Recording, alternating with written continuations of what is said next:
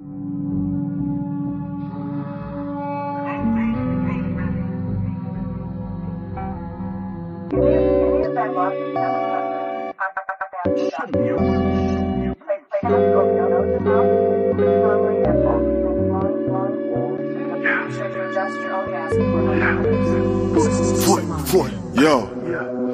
Two guns up, everybody get down. If you heard that phrase, then you really know 40. Back then was the same old story, something on my hip like a walkie-talkie. But there's no communication when I'm in a nation, P-land, I'm corky. Got a show in the crowd, there's 1,000. Told the promoters I'll be there shortly. Sweet one, trying to get my attention. Tell her it's cool, as I'm just pouting. Deep down there's a stretch, no doubt. I'm trying to smash bros like Captain Falcon. But the game is the game, I guess. Can't say that I stress for the feeble specimen. Cause I was in a tea house scheming. Runners, they had more dark than melanin. It's imperative. Enemies keep them close like relatives. I was down in the dumps and negative. Came right back, Hector Bellerin. Now I'm coming out taking a sedative. No competition but still competitive. Plus, the Jezebel's predative. Want it raw like a pic unedited. Not credited. Even though I made vast improvements. Hopping the coupe push start, I'm cruising. When they look at their past, they're fuming. I bust up ahead like Arsene Lupin. Can't be a part of this movement. Barbies think we're the hardest humans. Still target my target booting regardless of any other armies trooping. Well, if you come to visit me in Toronto, I mean, you could always go see the St. Lawrence Market. What are you up to tonight? Because it's late in London now. And yeah, we could definitely like FaceTime or call or whatever you want to do. Two guns up, everybody get down. If you heard that phrase, then you really know 40. Back then was the same old story, something on my hip like a walkie-talkie. But there's no communication when I'm in a nation, P-land, I'm corky. Got a show in the crowd, there's 1,000. Told the promoters I'll be there shortly. Sweet one, trying to get my attention. Tell her it's cool, as I'm just pouting. Deep down there's a stretch, no doubt. I'm trying to smash bros like Captain Falcon. But the game is the game, I guess. Can't say that I stress for the feeble specimen. Cause I was in a tea house scheming. Runners, they had more dark than melanin.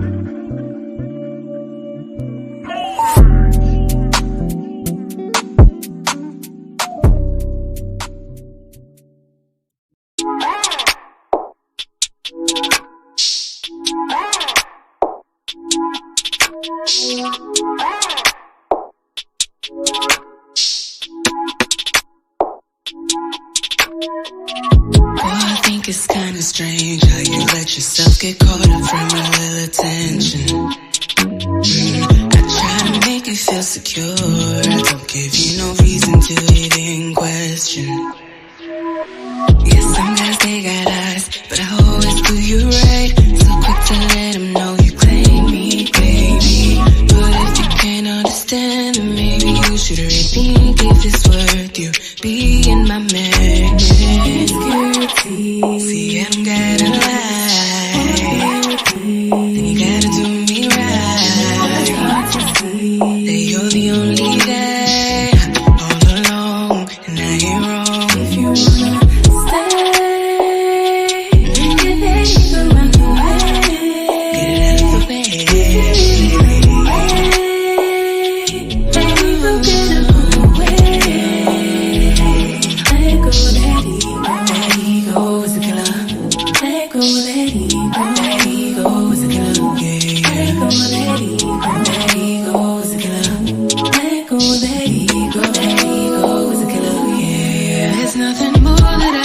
To convince you that I ain't the one that's entertaining none of these dudes.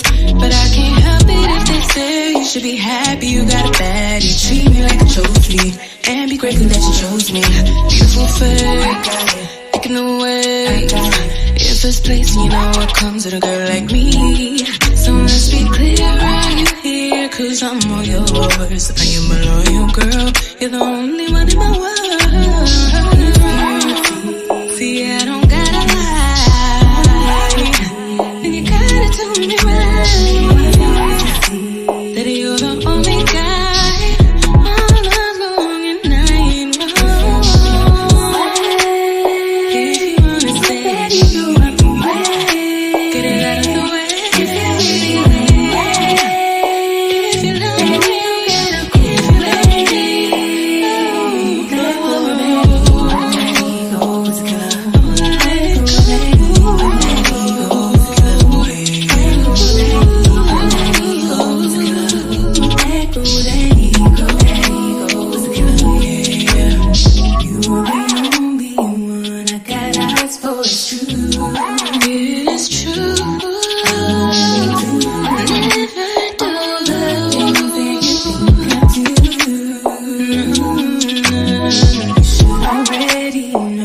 find out it's nothing new. No, it ain't. Baby, it's you. And where do you go? Can't go to you.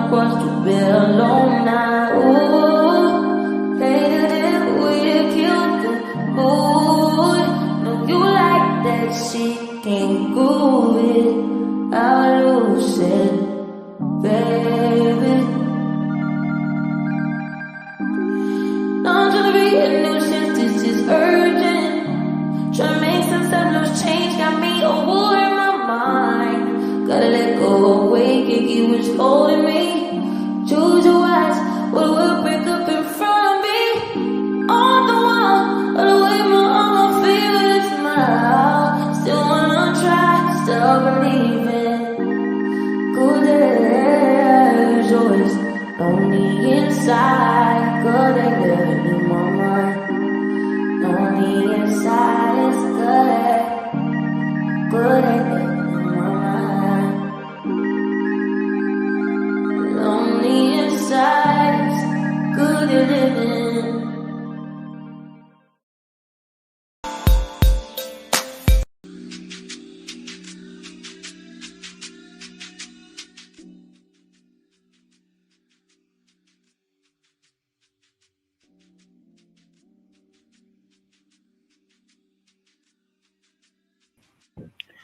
All right. What's going on? Shout outs to everybody in the building. Yes, I am him.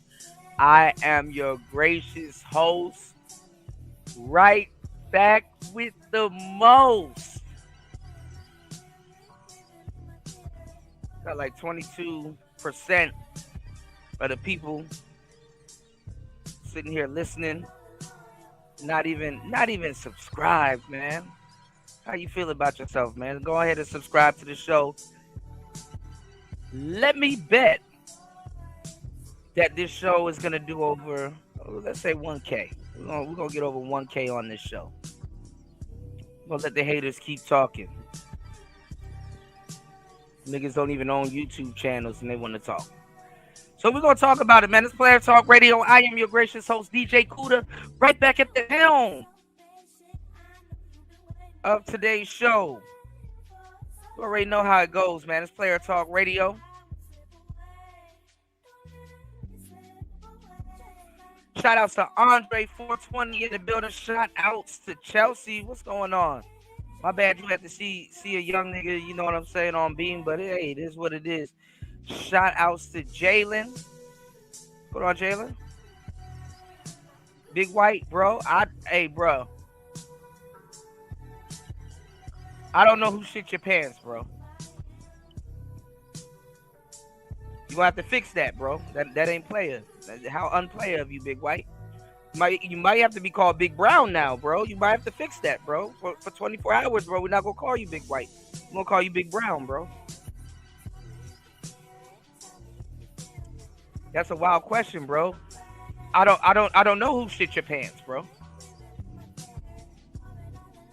You know, that's like a big comfy couch moment, bro. The camera might zoom in towards you, and you might have to say me. Who shit my pants? Shout out to the trolls, man. What's going on, Toya in the building? You heard that bullshit over there? And Broke Genius.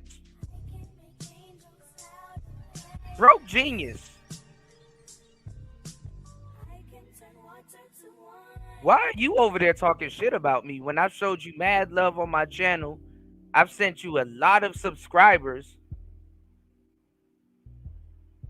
and gave you a lot of airtime on Player Talk Radio. Broke Genius, why are you over there talking shit about me? DJ Kuda went from his mama's house to Thailand. I'll be watching some of y'all in the chats, man. Y'all don't gotta say shit. I'll be wondering, I be showing people love, and I'll be wondering, damn, dog, when did the love stop? Niggas be falling out on their own time. It be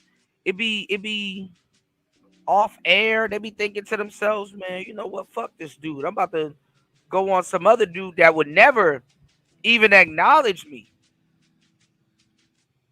show me any type of love, can't even promote my videos or my channel on his channel because he's struggling to get his channel off and got to use another nigga that would do all of that stuff for me for content. I'm gonna tell y'all, man, serving niggas ain't where it's at.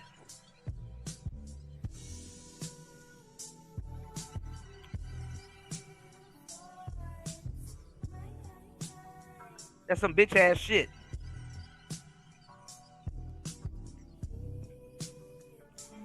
And Gino, you a bitch ass dude, bro. I ain't gonna say no more. You a bitch ass dude, and I see why you get picked on. I don't feel sorry for you no more.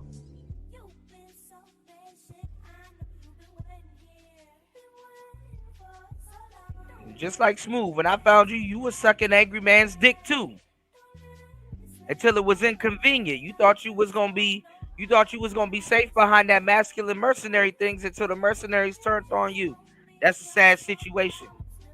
Being that every time y'all see DJ Kuda go somewhere, why every time y'all see DJ Kuda go somewhere, I gotta get jumped?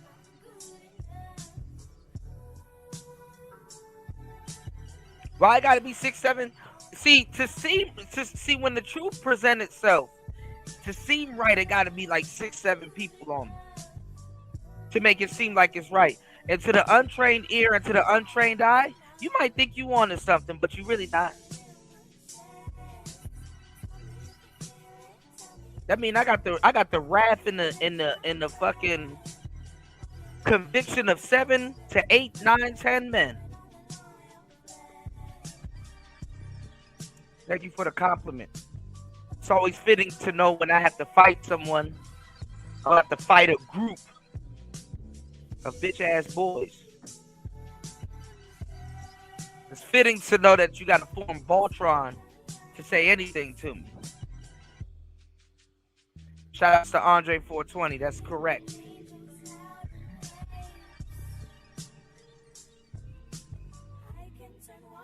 Shout out to Andre 420. That is correct.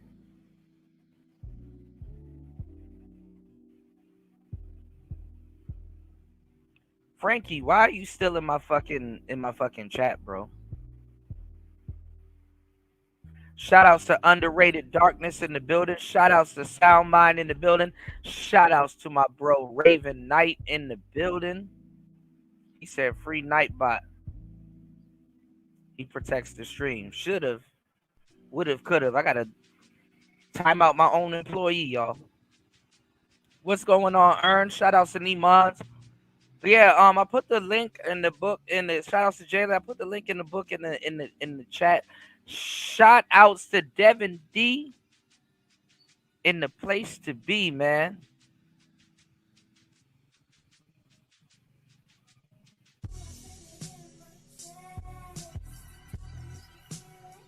What's going on, Devin D? You said your mom passed away while you was young, didn't it? Nah, my mother did not pass away. What's going on, D Mac the trucker? Nah, man. Y'all gotta stop listening to these niggas. Don't try to. Y'all gotta. You look.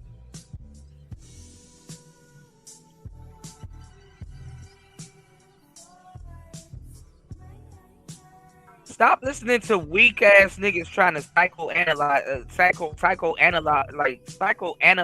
me.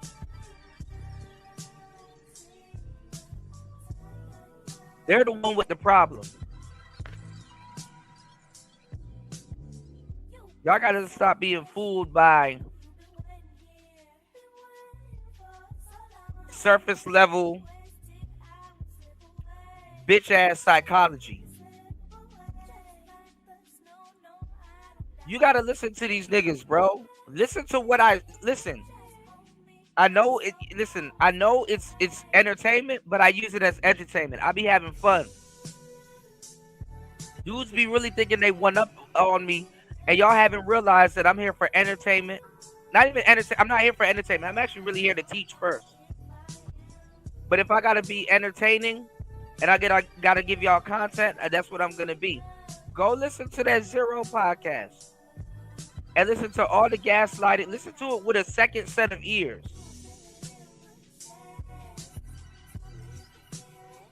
Because I got some questions for you. Have you learned anything from any of them niggas?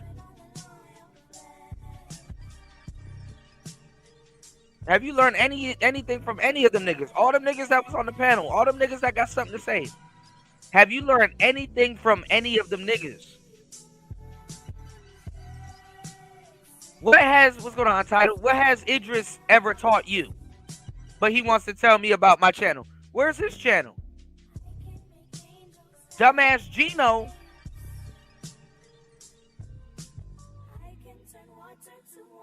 And I'm about to go in on Gino because he a bitch ass dude for that. And listen, this is him. This is not for the city of Flint. Gino been drinking that Flint water. Gino been drinking that Flint water. He been drinking too much Flint water. This nigga go to Texas and order Flint water.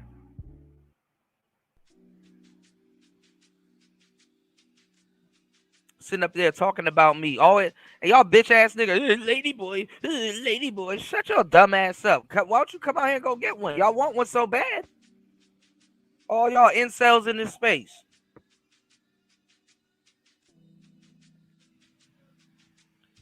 So let me tell y'all some real shit.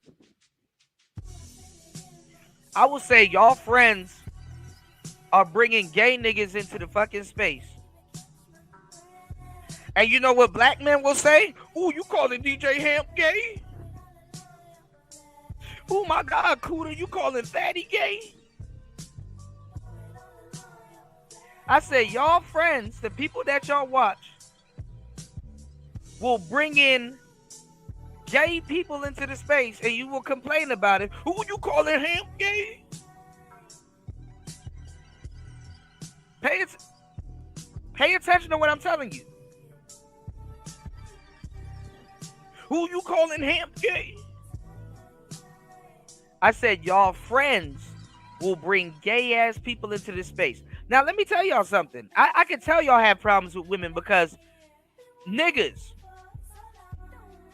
that don't read, because you don't read, you know you don't read, and you know you don't read. You a picture book ass nigga. You sit up here and you listen to fucking live streams all fucking day and wait for some pictures to appear on your damn phone, nigga. You a little illustrative ass nigga.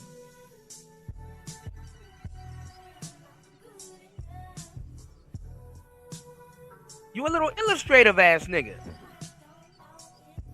If the pictures don't pop out, you don't pop out.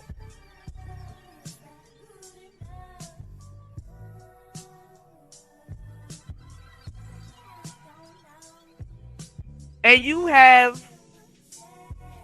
a fucked up comprehension skill.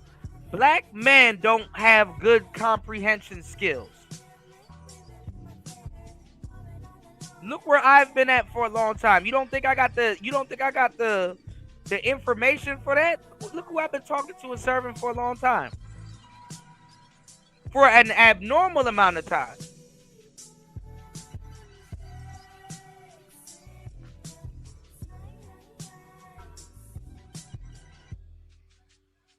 And I can't touch y'all. I'll let y'all nerds have it. I will beat the shit out of one of y'all. I will beat the dog shit out of one of y'all. I will beat the fuck out of one of y'all.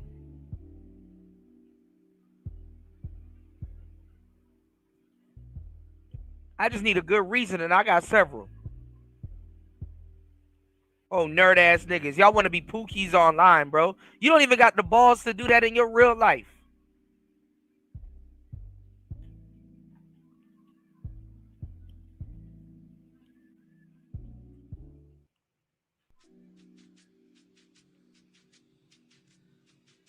Black men don't have good comprehension skills. Black men don't have no good comprehension skills. And they can't decipher what's being said to them. And they cannot figure out what's being conveyed. You are bitches by nature. Black women have successfully cucked out a vast amount of black men. Black men do not have good comprehension skills, and they cannot decipher what's being said to them, and they cannot figure out what's being conveyed. If I say your homeboys is bringing gay people in here, where the fuck do you get the, oh, you calling DJ Hamp gay? No, you a bitch and you a tranny for real, for real. Let me tell you some real shit. I'm wondering why straight men keep asking me about Thailand and ladyboys. Let me tell y'all something. me up when I seen how much quote unquote straight dudes come out here to go fuck with some shit like that. And right there and then I realized that the West and the East is completely different.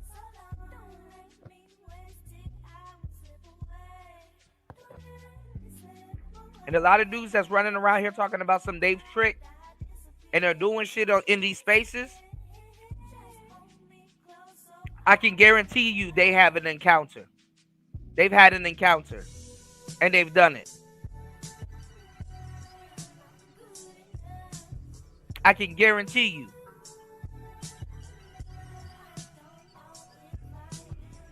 I can guarantee you a good amount of dudes in this space, and I've protected them from years. For years, a good amount of dudes in this space is gay as hell. You're just not going to see it. See, what y'all don't understand about me, I'm 2 years ahead of y'all.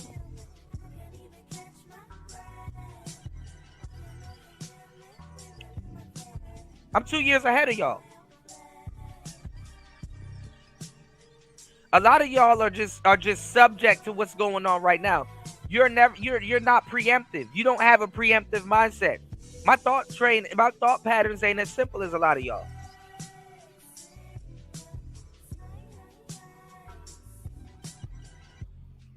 I'm telling you. It ain't even about me thinking that I know it all, because I don't know it all. As a matter of fact, you right. You know it all. You know, I know nothing, y'all. People say when I go live, I got 3 people listening to me. Why there's 21 people in the chat and there's about to be more? Huh? Why is this video about to do over 1K while dumbass niggas are in Discord talking about something? How much people listening to you? You can't even get 10 people to like your comments. Y'all hit the like button on this channel. I bet you I can get 10 people to like my show.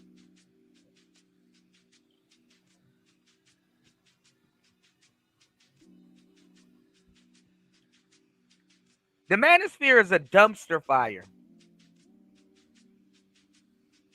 You can't clown me for reading up on relationships and books and stuff like that. That's like, hey, I'm about to go learn how to be an accountant, but I'm not going to read an accountant book.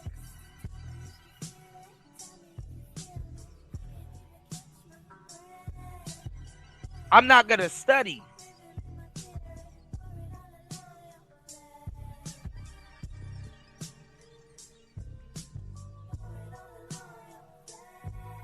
I'm not going to learn about the shit that I'm going to be doing. What's going on, Shattered? Peace to you, player. Real player right there.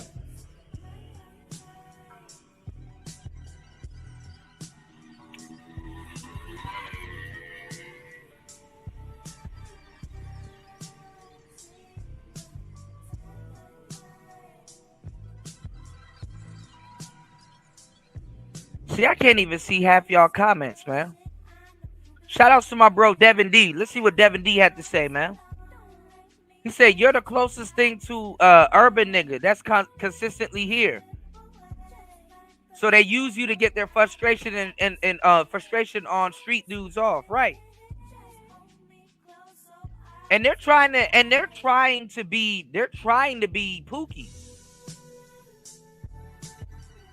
If you're, listen to me, let me give y'all some real game, and y'all never heard of Manosphere niggas never say no cold shit like this. And consistently I give y'all game because that's what I'm made of. Y'all know what cloth I'm made of. Stop fucking with me. I'm not the same as y'all. Nothing around me is the same as y'all. Look, nothing is ordinary about me. I'm not in no ordinary country. I don't give y'all no ordinary game, and I give y'all some really. If you sit down and if you have experienced something, I give y'all some full-fledged lace material. If you go and listen to a bullshit stream after this, it's not my fault.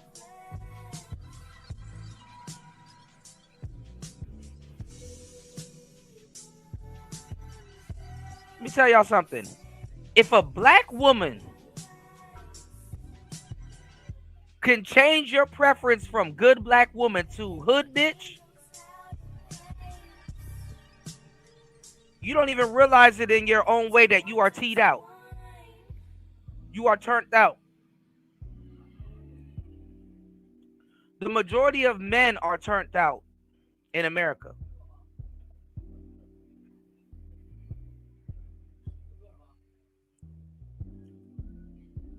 I've listened for years hearing y'all talk about this bullshit. Oh, I'm about to go monk mode. Oh, I'm about to take control of my sexuality. Let me tell y'all the race and the sex that can truly take control of their sexuality. Women. Women. Women are the only race and the only true gender that can take control of their sexuality. I'm about to lace y'all with some good game. Y'all hit the Cash App. Hit the Cash App. You already know what the Cash App is. It's scrolling. Hit the Cash App. It's at the top of the screen. Listen to what I'm about to tell you.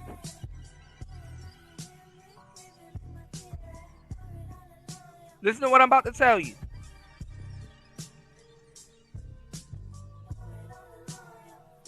Men have never, especially in the West, have never been in control of their sexuality. And the closest thing before you come to that, before you start settling, I would even say is your whole phase, if you have one.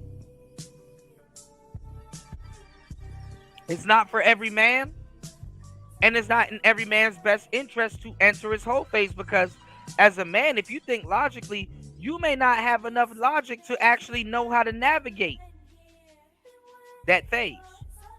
You may not know how to deal with it. And then depending on your circumstances and how you have things set up, it might not work for you. It might not work for you at all. And any little attempt when you first getting your feet wet is a feeble attempt to control a dating pool that you must create. Why do you think so many dudes surrender to tricking and the tricking argument?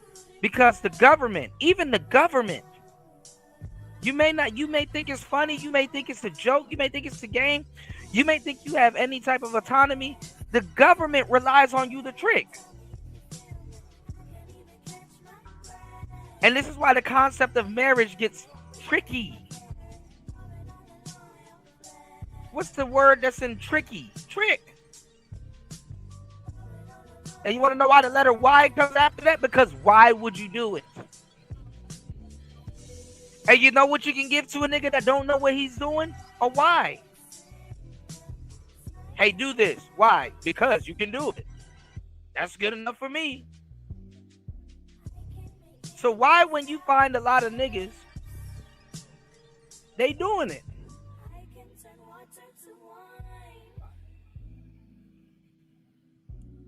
You niggas believe that your sexuality belongs to you. No, it belonged to women the whole time.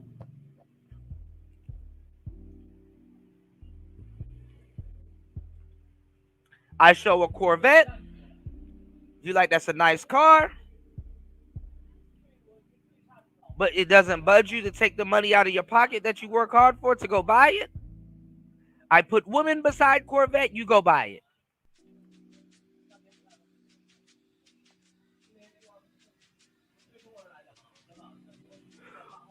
Women have a kid from you, they get to keep the seed. There is no kid, no homo without your nut.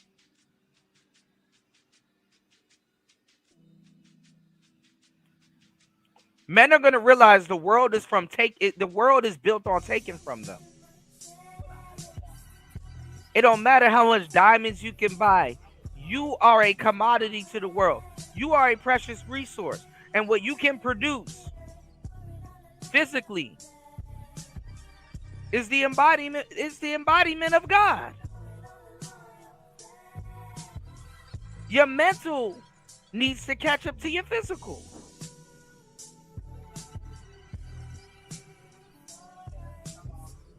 But the funny part is that your mental should be in control of the physical. And the person that's watching both of these things go on, mental and physical, is the soul.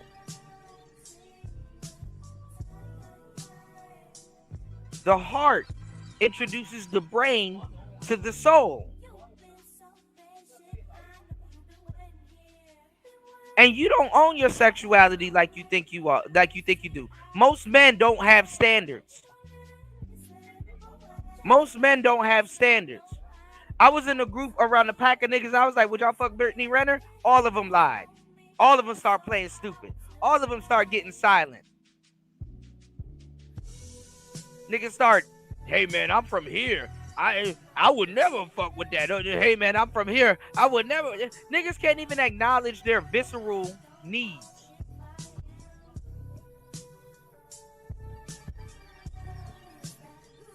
They become hostile. Hostile ass niggas, man. Got a gaslight. I said your friends brought in gay people here. Who you saying Hamp is gay? These are the niggas that y'all are listening to interpret what a woman says. These are the people that y'all listen to say that, hey, a woman says so. These are the people that y'all gotta say or listen to and say, yo, a woman said something to me. I comprehended what she said and I made the correct choice.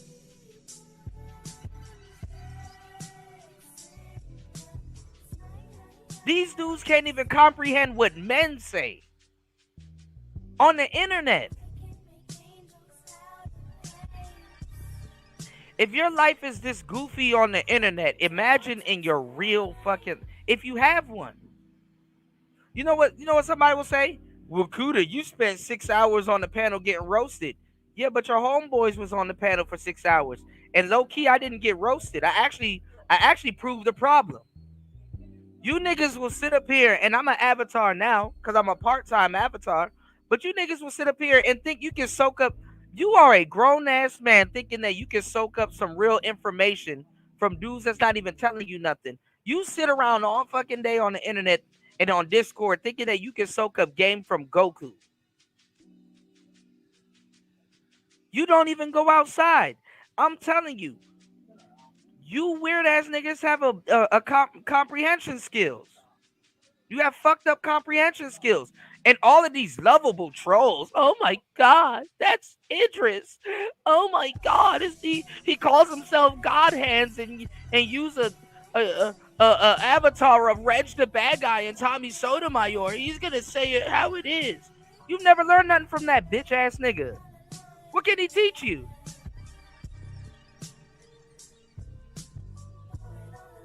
It's going to be a real thing in the future where people are going to say, you know what, I wasted my lifetime trolling.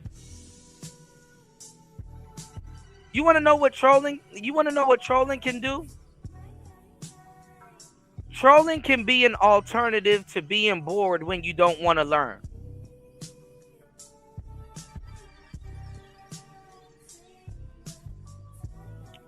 Oh yeah, it can be a source of entertainment, but it can also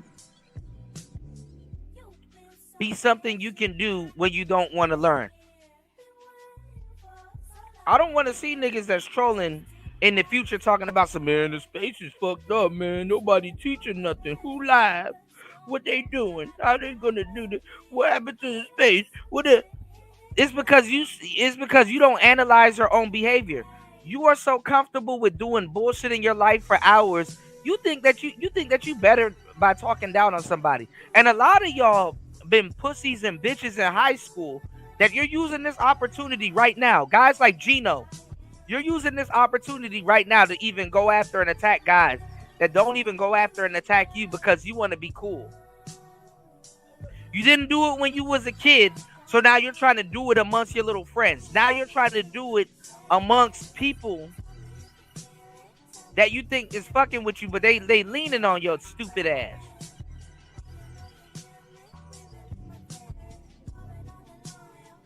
They leaning on you.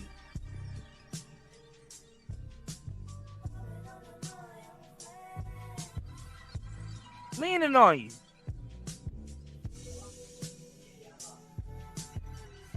What's going on, Eric Bird? Thank you for the $1, man. Y'all hit the Cash App, man.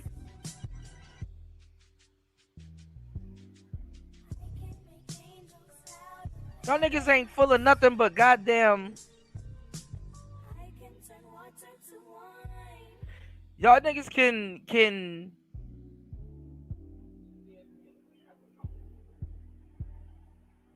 All y'all niggas are just full of talking points. No women and stupid ass conversations for hours, man. No, they're damaging themselves dealing with their whole phase.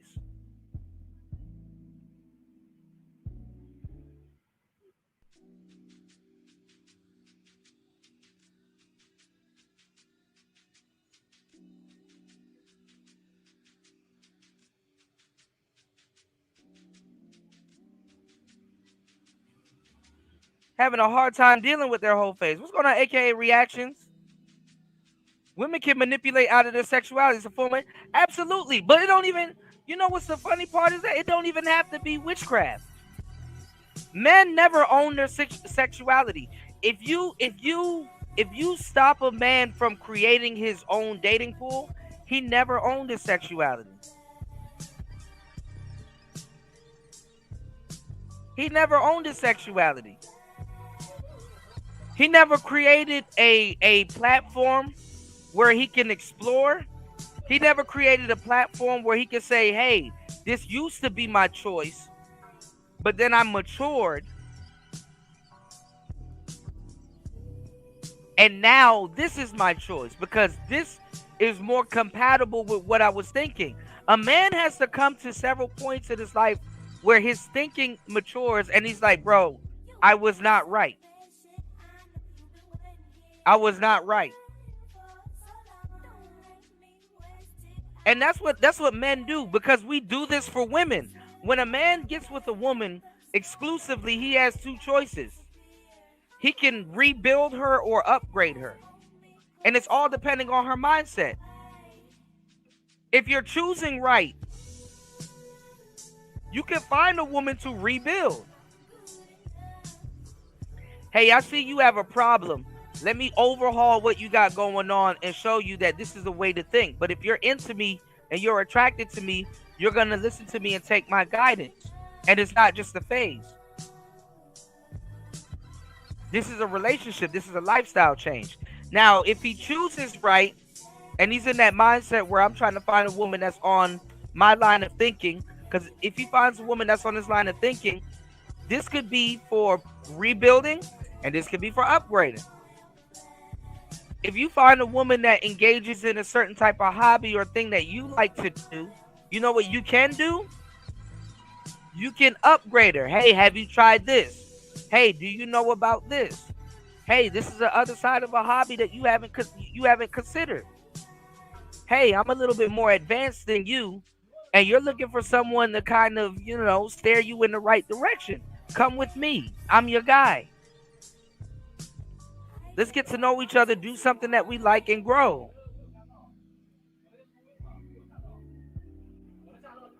A lot of dudes cannot comprehend any of this shit. They are not preemptive. And it's also the opposite. When you meditate and stuff like that and you're living for today. Because let me give y'all a fun fact about today that you never thought and considered.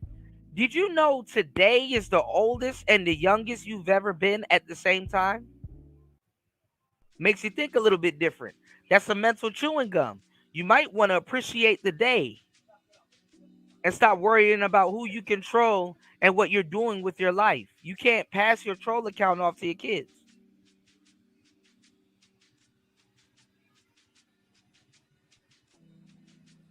And you definitely can't pass some of y'all bum-ass opinions off. Today is the oldest and youngest you've ever been in your life. Go figure out if you're optimistic or pessimistic.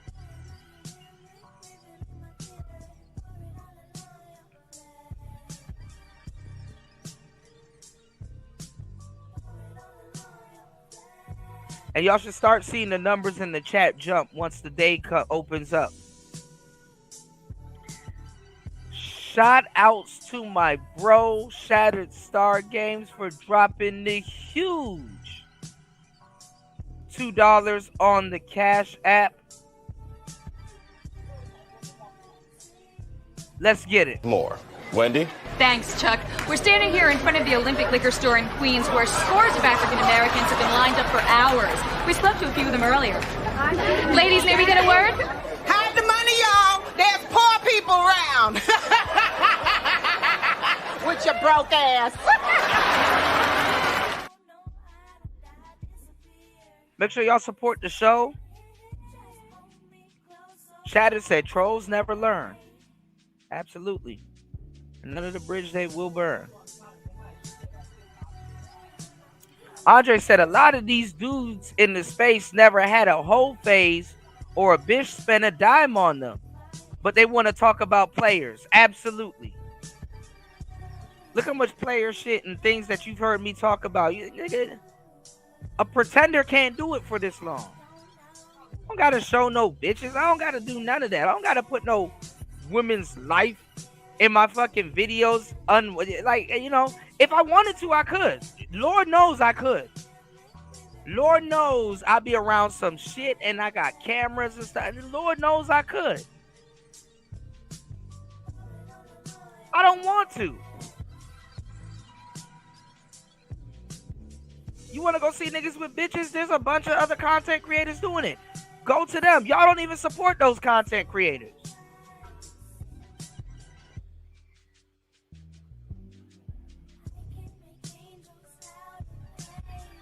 Telling me, Akuda, show us the bitches where you're at. You're never going to come here.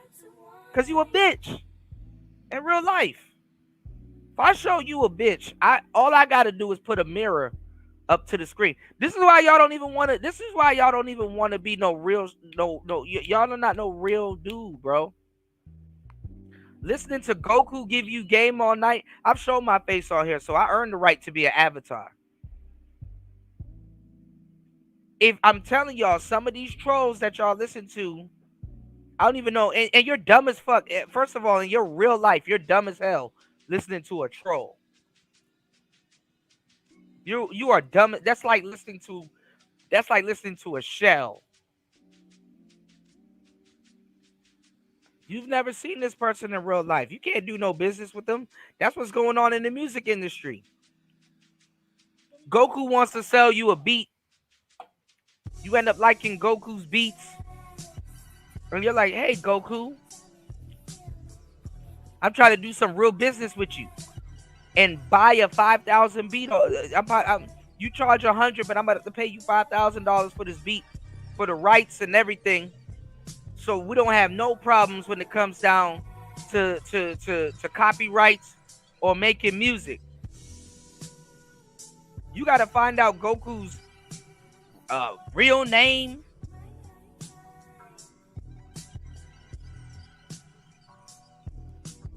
You got to figure out what the hell he's talking about. Okay, yeah, you know, you can't even do serious business with the avatar.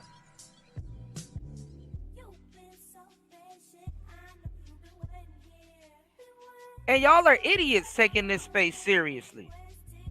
These niggas just got here.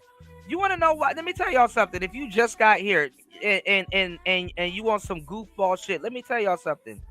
It's just a bunch of bitch ass niggas y'all see talking to me on these fucking panels.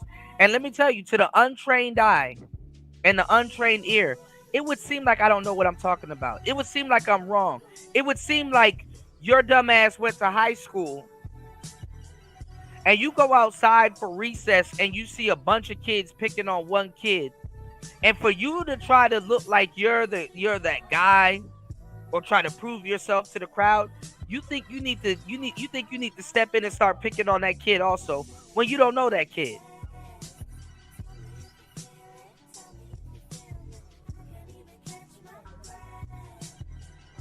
And you a bitch ass nigga. You a little follow the crowd ass nigga. Ooh, I need to strike up a live stream and say the same shit that other people were saying in the chat and on that live stream. Ooh, I need to start singing.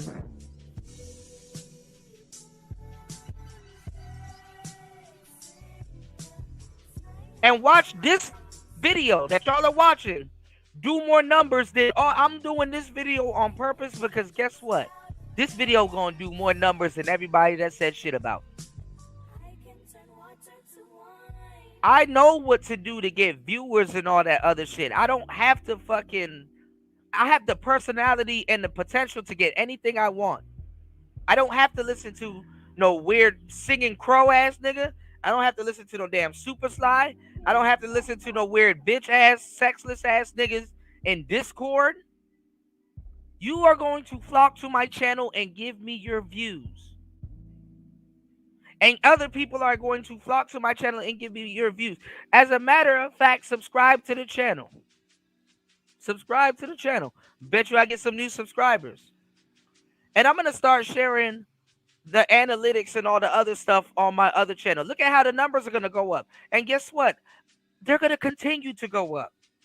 And you're going to continue to be mad. And you're going to continue to talk about me on Discord. Yes, you. The one that's listening. Kuda, why you still using the Griffith avatar? Because I want to, bitch. Kuda, why you circle out your avatar? Because I'm breaking records, ho. You niggas are mad because nobody's listening to you, and then your bum ass get mad when somebody tells you to go start a channel. You are fake tech niggas. You are not into tech. Tech is bullshit right now. You are fake crypto niggas. You are not into crypto. Crypto is bullshit right now. You don't own no real stock.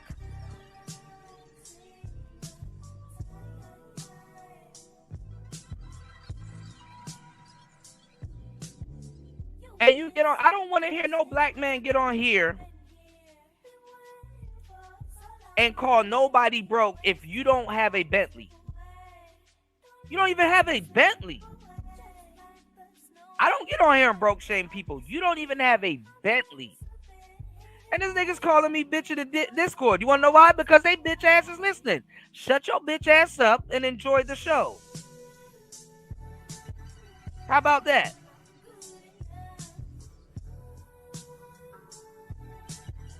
How about that?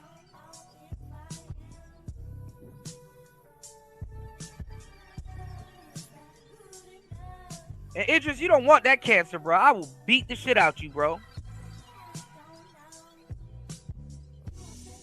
Nigga, your name is Idris, bro. You were born cooked.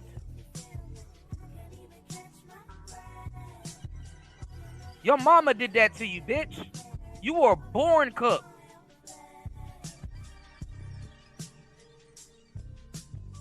Listening to no nigga named Idris, I bet you do got a troll.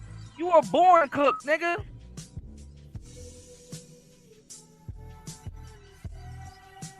Fuck, I look like taking advice from a nigga named Idris.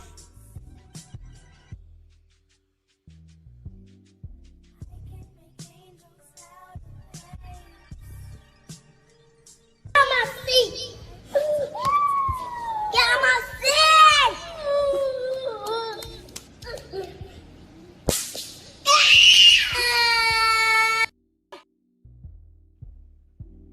Nigga named Idris. Boy, I wish I would take you seriously, bro. And y'all some bum ass dudes for taking trolls seriously. I forgive you. You'll find out in the future. Half these niggas ain't even gonna be around in the future. All they do is suck dick in Discord all fucking day. This person said this. This person said that. Oh my god. All they do is talk about niggas all day in Discord.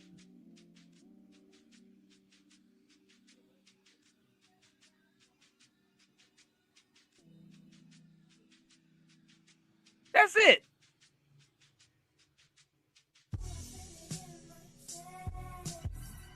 Shut your bitch ass up. We just joking, nigga. Shut your dumb ass up. Nigga, you pussy by nature. Shut up. Oh, incel ass niggas. Fucking niggas came out your mama pussy and having a hard time getting back into some pussy.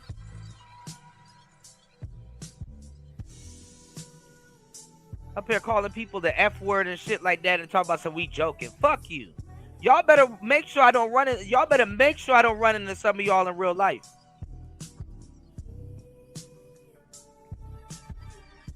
Y'all don't go outside, so it ain't gonna happen.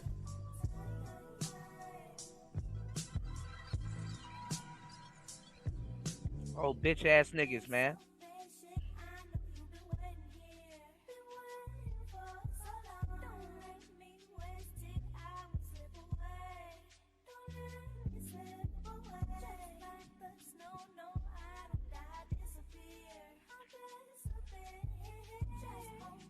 Right, trolling leads to living in your mama kitchen. And right, Andre, right, Devin D.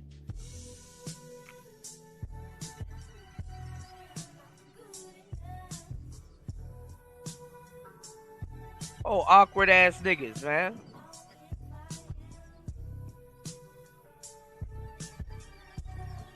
Absolutely, Andre.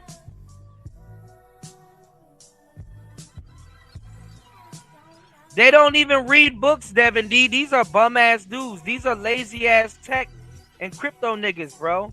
Best believe there's a lane for lazy ass tech and crypto niggas, man.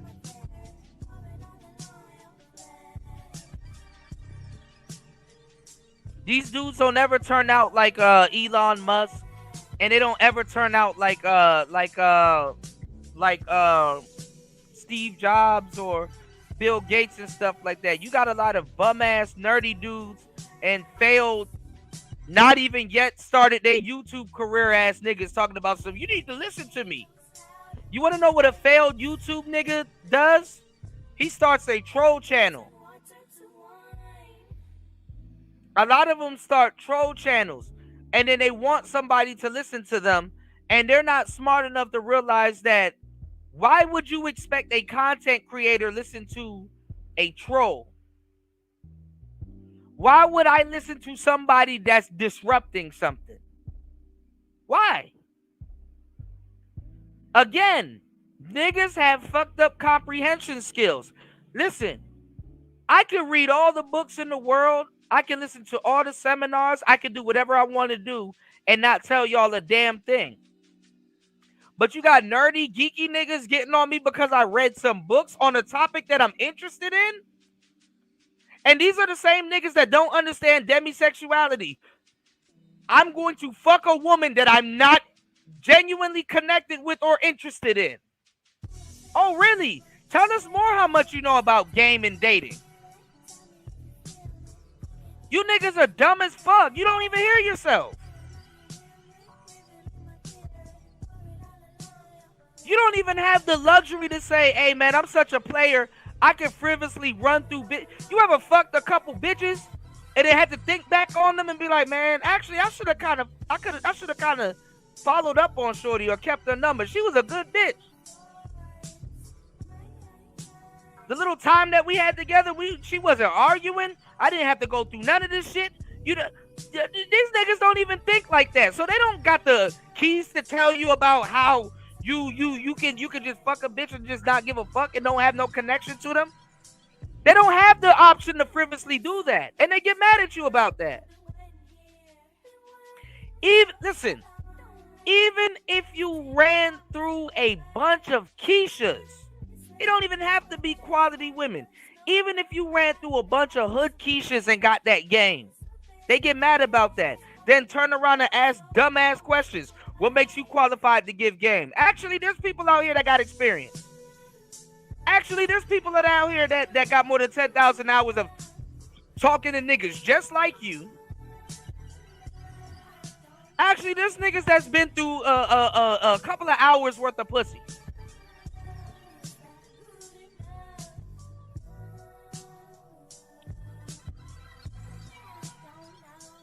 And a lot of people on this bullshit ass internet don't even understand. Did you know that even qualifications don't make you qualified?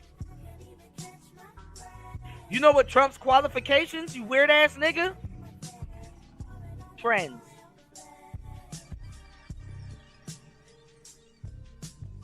Trends.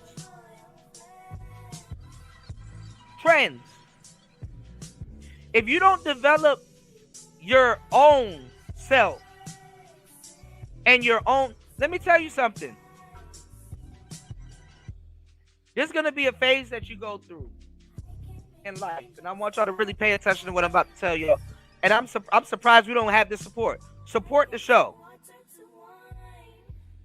Support the show. Listen to what I'm about to tell you.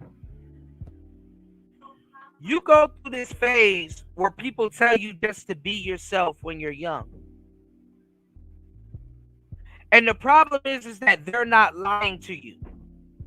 The problem is that most dudes do not know how to be themselves, and they got to do little bullshit things to try to be themselves. And the fucked up part is that the older that you get, the more little bullshit shit you gotta get into to try to be yourself. Because the thing is that age is in today's society and today's thinking, age is supposed to dictate a certain thing.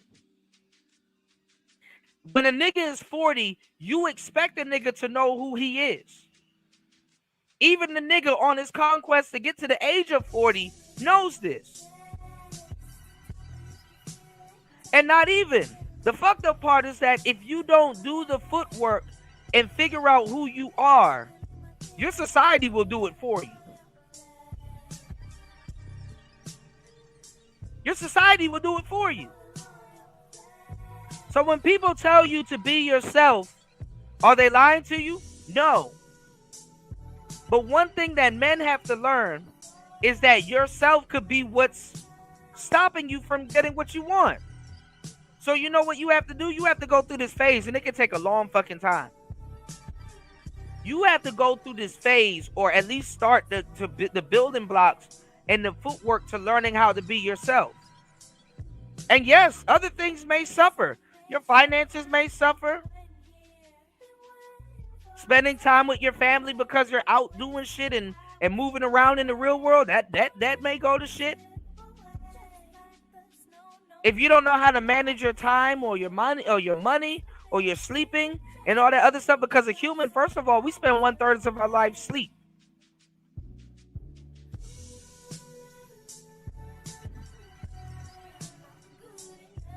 So you gotta learn how to be yourself. Whatever that means. You want to know what somebody with a troll account trying to talk to somebody, showing their face is doing ultimately? You're learning how to be yourself through another character that doesn't have your face attached to it.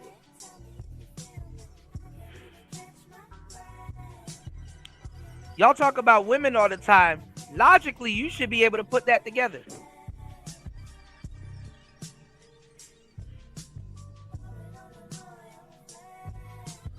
Especially if you're a full-time troll.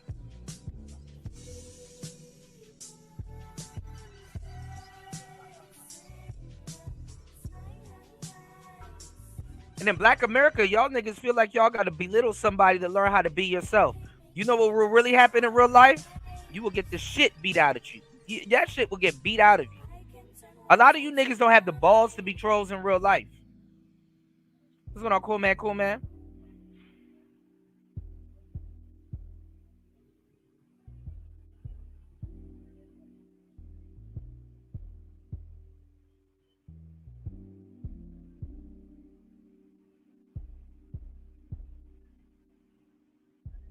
Shouts to Bronze Flat Power God. Give me one second, y'all. Let me acknowledge everybody in the chat. What's going on, girl dad? Sly is goofy. He's just as bad as the people he talk about and criticizes. All these niggas. Gino too. What's going on, D?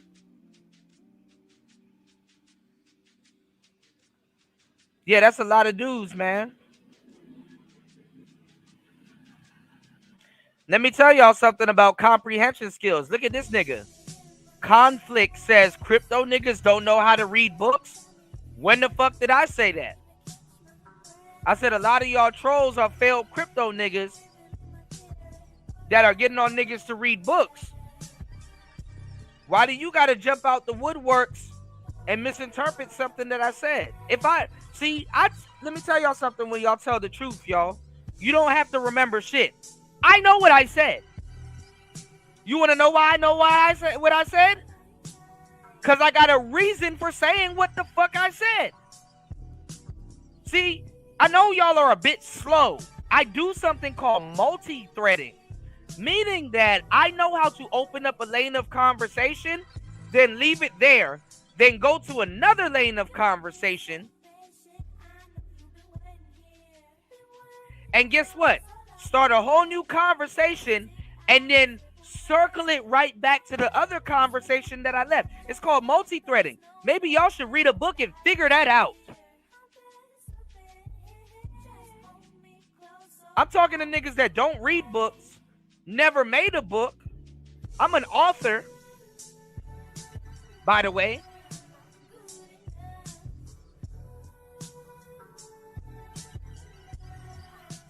You think I don't know what the fuck I'm talking about? You think I don't? And this is the funny thing. All these little weak ass, bitch ass dudes that are trolls, they'll be coming in here.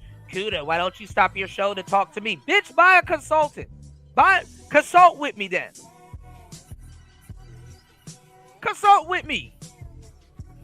Nigga, you think I'm supposed to stop the class to personally teach your stupid ass? Cause you just found me. Oh my God, Kuda. You've never dealt with niggas before, Kuda. You don't know what you're talking about. My number's gonna continue to go up. And this stream is gonna hit over 1K. More than every single person that does videos on me. My stream is gonna do more better than yours when I hit this end button.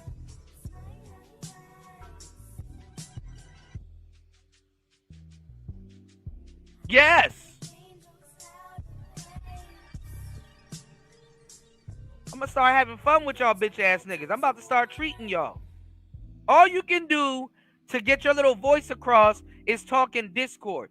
You can't do a YouTube channel and get 40 people in your damn chat. You want to know why? You don't have the personality. You don't have the words. You can't communicate yourself. You don't have comprehension skills. You don't know how to convey your point to an audience, much less a bitch. You think I have a hard time talking to bitches? I'm talking to 41 people in here. What's a bitch? What's a bitch? I can get a bitch because she's seen me talking to 41 people, you dumbass. Ooh, he got influence. Nigga, you gonna fire up a live stream talking shit about me and be talking to yourself for hours.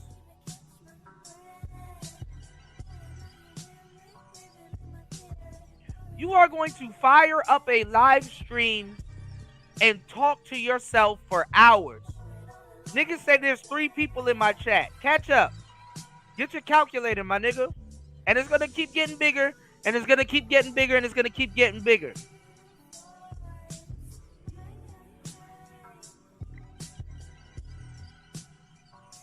Because I know what to say. And then the funny part is that you want to know why I got some weird exotic trolls, y'all? Because I'm going to say something that you like. People be hating on me. Oh, I don't like this nigga Kuda. Oh my God, I come to Kuda's chat. I don't like. I'm gonna fuck around one show and say something that you like. Your little dumbass gonna be over here because you ain't got shit to do anyway. Let me tell you what's the pure sign of a loser. Don't ever trust a troll calling somebody a loser. If you know anything about hate, people hate up. They don't hate down. If that person was unlikable and he was a pure loser, you would unsubscribe. You wouldn't listen to him. You wouldn't listen to him for hours. I don't know who listens to somebody they're not interested in for hours. Or a person that you're not interested in has hours of real estate in your brain.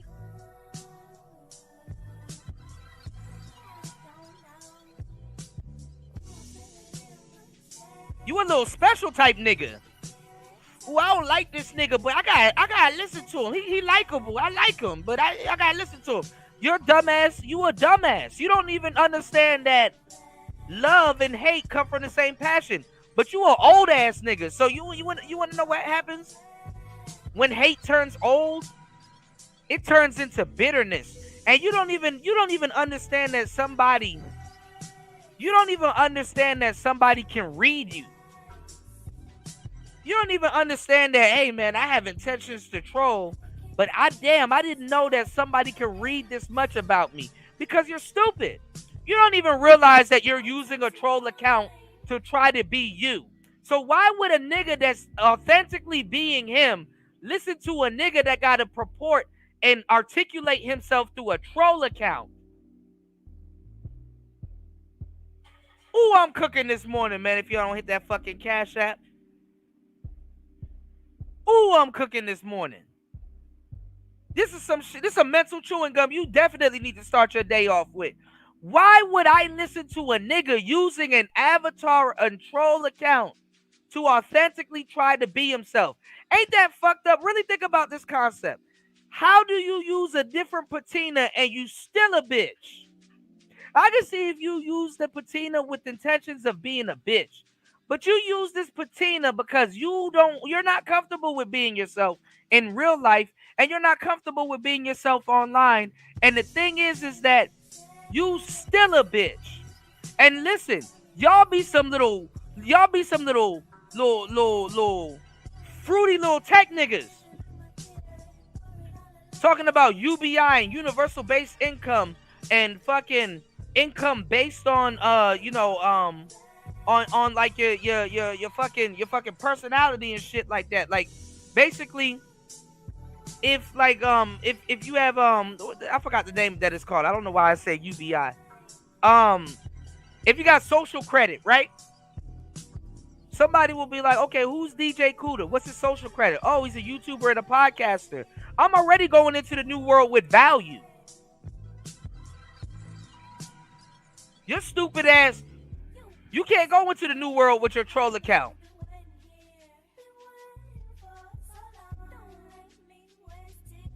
Your troll account is not going to hold no value in the new world.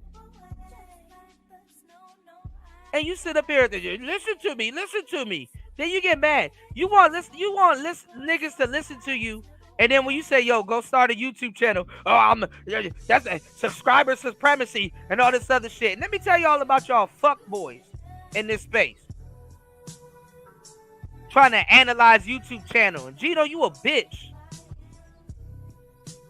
And the Crow dude, you a bitch. And Superstar, all the even YouTubers, you a bitch. You don't know how shit works. Niggas be talking about some women lie, numbers lie, women lie, men lie, numbers don't lie. Shut your dumb ass up. Shut your talking points. I heard somebody else says it, so I gotta repeat it and sound like I'm smart to y'all. Shut your stupid ass up. Numbers lie all the fucking time, you bum ass nigga. You just as dumb as a bitch on the fucking balloon show talking about some, oh, I don't like you because your pants. Bitch, I can change my pants.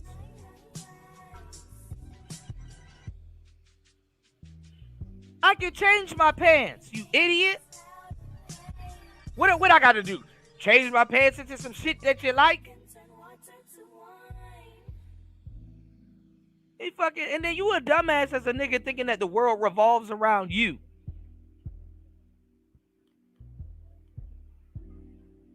Listen to the game I'm about to tell you. Why the fuck are you idiot ass audience ass member talking about subscriber supremacy? It doesn't matter. Do you got a monetized YouTube channel or not? Because I know YouTube channels that got millions of views and they ain't making as much money as the smaller channels. They've never seen that type of money. There's YouTube channels with millions of views. They never went live before. They go live, the algorithm confused, their audience confused, and they confused. Hey guys, I'm finally going live on this 1 million subscriber channel. Do you guys like me? I know you guys heard me in pre-record form, but can I talk to you in real life and kind of really resonate with you so you guys can really build a community and really support what I got going on? And shut your stupid ass up. Stay in your lane. There's no problem if you're an audience member. If you're an audience member, be an audience member. And do what audience members do. Content creators and audience members are two different things. For me, when I want to be an audience member, I got to revert from being a content creator to be an audience member. Yes, when I come on your little bitch ass show, I'm going to conduct it as if I'm on a actual show. The way if I'm on Vlad TV, it's not just me sitting here talking to Vlad. It's going to be a whole bunch of other people listening. But your stupid ass don't know that because you just get on the internet all day and talk. If I talk to Vlad, yes, I'm answering Vlad's questions, but I would have to add context because guess what? It's a loaded question because millions of people are going to listen to it and interpret it. You dumbass nigga. You don't know what you're talking about. Stay in your lane as a troll or an audience member. Yes. If I go on a platform, there's the person that asked the question and there's a whole bunch of audience listening. Yes. That's how it goes. Fucking black people are the only idiots in the world that you gotta just keep repeating yourself. I'm just so dumb, I forgot that the shit I learned yesterday. He gotta repeat himself before he can move forward.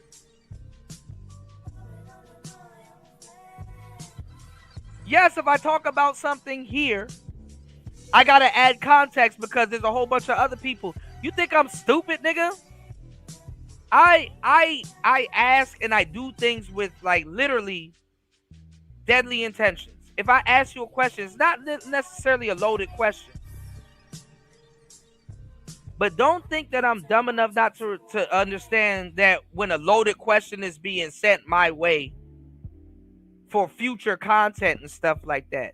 Y'all are so dumb that y'all are fucking begging for future content and y'all don't really see it. Imagine the Manosphere fucking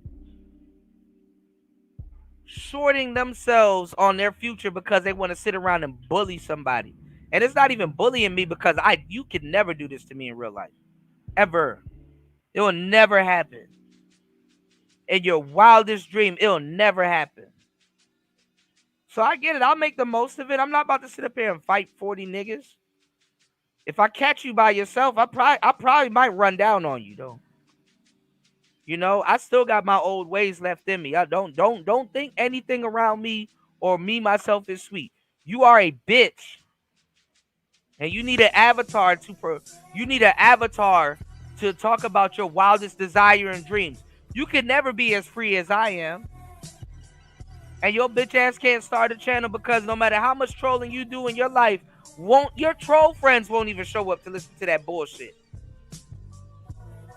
Trolls will tell you how to get a bitch all day and then go talk about a dating coach, about how this dating coach is trash and bullshit. Well, it's like, okay, nigga, you got an opinion? You tell them how to get it. I don't know, because guess what?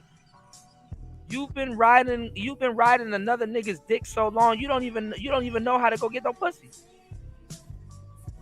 That shit is sad, but guess what?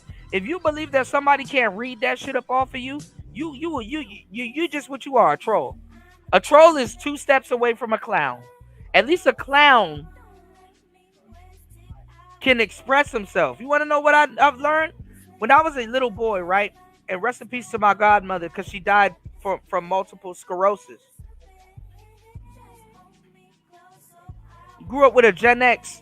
And not even, maybe, I don't know. Maybe she might, I don't know. Maybe she might have been a early Gen X or boomer. I don't know. But in the early 90s, I grew up at my godmother's house. And she used to have like a bunch of clowns and a bunch of mimes. Just statues and stuff like that. And y'all Gen Xers know y'all used to have like those little statues that you could put. We call it scatter cornered, right? Or, whatever. Those little displays that y'all can put in the corner of your house and stuff like that. And fish tanks and all kinds of stuff. I ain't gonna lie, Gen X is probably the best generation ever. Going into the 90s when it comes to nostalgia. But my godmother used to collect all of these little clowns and stuff like that. And I would see each and every little clown. Like as a kid, I would think it was a toy, but I would know it wasn't a toy because the clown was a figurine and they will be in certain poses and they will be portraying certain things.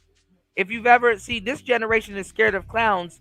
This is why they have a block out, because they don't know how to express themselves. And me getting on here and telling you how, to a certain degree, being a clown, it helps with expressing yourself. I'm gonna tell you some real shit. Me watching those figurines, I realized that when somebody determines that they're going to become a clown, they take on a certain patina. All right, they take on a certain patina. You could be, what's going on, Ed? You could be the happy clown. You could be the sad clown. You could be the depressed clown. You could be the joyous clown. You could be the all different types of clowns. And there's other depictions of it also. If you go look at Snow White, all of those dwarfs that were around her, even though they were dwarfs in general, which is a framing, they've took on different patinas. You got dopey, you got grumpy, you got all kinds of different. You understand what I'm saying? But when you're a troll, I'm not even gonna lie, it's actually an insult to your trolling. People got to determine what type of troll you are. You can be an idiot troll.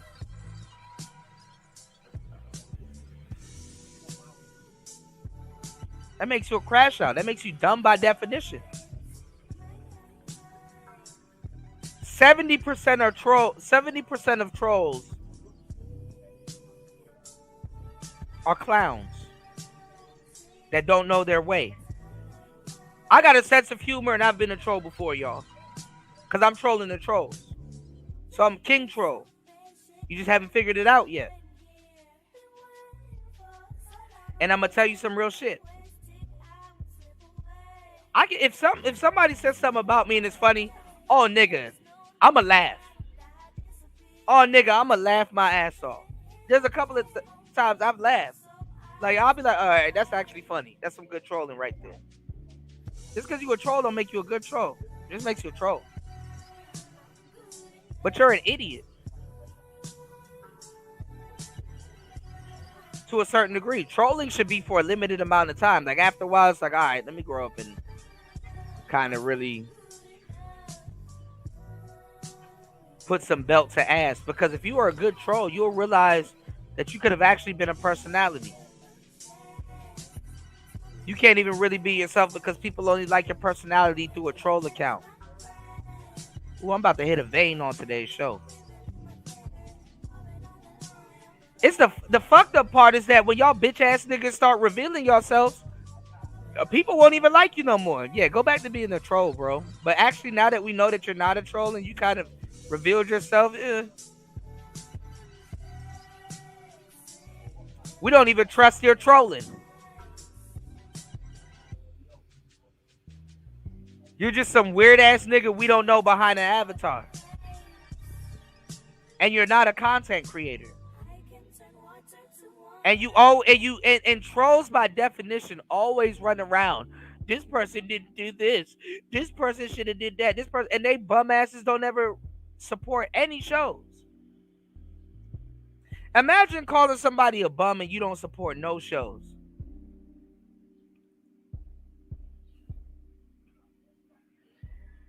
And you don't have a reason behind it.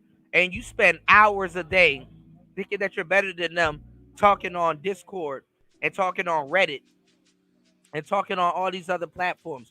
Ooh, this person didn't do this. Ooh, this person did. Shut your big Days of Our Lives ass nigga ass up. I gotta turn my notifications off. I don't want to hear how much times, Kuda B and Stefano today. Why he do that to Marlena? Okay, I get it, nigga. I'm Stefano. I'm the bad guy. Shut up and enjoy the show.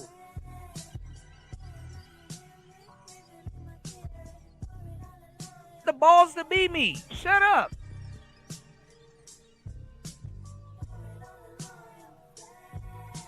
Oh, weak ass nigga. You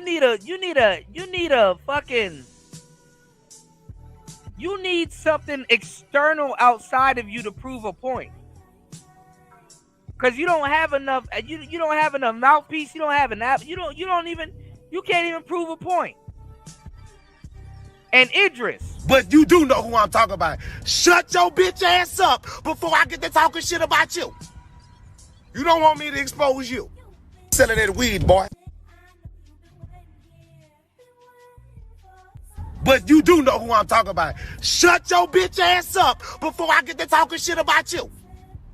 You don't want me to expose you. Selling that weed, boy. Wait till y'all little hoe ass niggas start start beefing with each other. Everything Cuda gonna say, oh, Cuda was right. You are a little bitch ass nigga. Y'all think y'all can be friends as troll for a long time? I try to do some real business with you. I try to really fuck with you and stuff like that because we troll friends, remember? Y'all are idiots. Y'all don't even realize. Let me tell y'all something. And I'm not even going to be mad at you if you're an audience member. It's not to make fun of you. It's not to belittle you. It's not to do none of that shit. Listen to me when I'm telling you. Everybody on social media. And I want this to really soak into your membrane. I want y'all to really hit the Cash App and the PayPal and support what I'm telling you. Listen to what I'm telling you. If you're on social media at any capacity for free, you are stupid. You can be an audience member on YouTube. You can be an audience member on Instagram. You can be a regular channel holder, whatever. But social media is not social. Social media is a business. If you're on Tinder with your stupid ass and you do plumbing and you're local and you got your notifications set to local bitches and you have in your job description, hey, I do plumbing, and you don't have a business card or business funnel on your Tinder profile, knowing that it gets thousands of views just for no fucking reason because you pay for a subscription. And you on there looking for pussy, and you don't have your business card uploaded, and ain't nobody told y'all no game this cold. And you don't have your business card as one of your photos on there. You an idiot. Yeah, this bitch don't gotta give me no goddamn pussy, but she sure can get her toilet fixed, nigga. And I can go get paid. You don't even know how to use free sales funnels.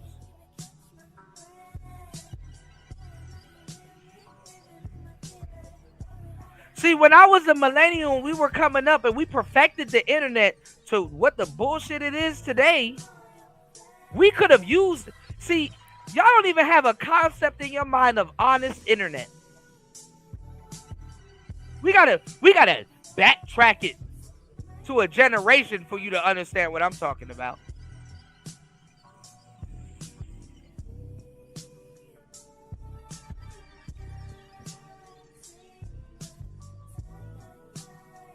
Niggas don't even have a fucking online store set up for none of they shit.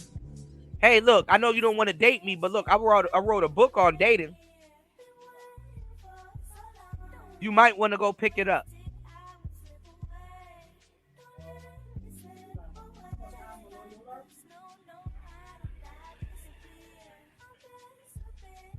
So I don't mind if you on YouTube and you like, hey, I'd like to watch YouTube to get some game education or probably some entertainment.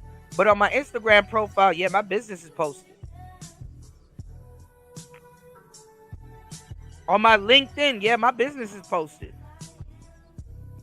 On Facebook, yeah, I'm into some groups that are dealing with something that has to do with my business. And here I come to kind of decompress, see what's going on, and blah blah blah, and maybe get some information.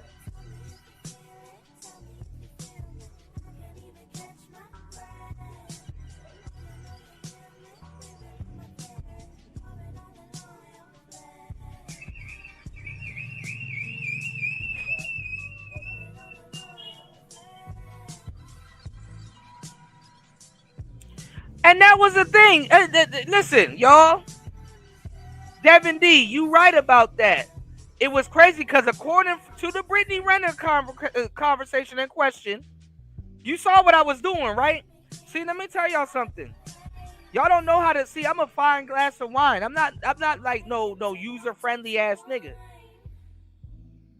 New when you listen. When you went to not even new, my bad, Devin. When you went to Zero's chat and I asked that question, you should have already known what I was doing. See the crazy thing is that a lot of people think that they're trolling me, and they don't even realize that I'm trolling them. If you are Player Talk alumni and you go on those channels, you should. This is advanced trolling. You should be like, oh, okay, I see what Kuda's doing, and his name ringing bells in these streets. Oh, okay, I see what Kuda's doing. He about to make a lot of dudes that I was. He will make himself look dumb today to be right tomorrow. Y'all don't even get it, cause these niggas ain't preemptive. See, when you live for today, it can fuck you up because tomorrow gotta come. I will never tell you not to live for today because guess what? You gotta preserve yourself for today to be. You gotta be in the picture tomorrow. What the hell is tomorrow without you? Dudes are slow.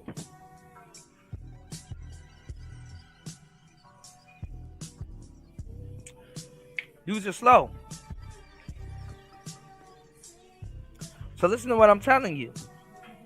When I asked that question, I just set the trap. Okay, watch.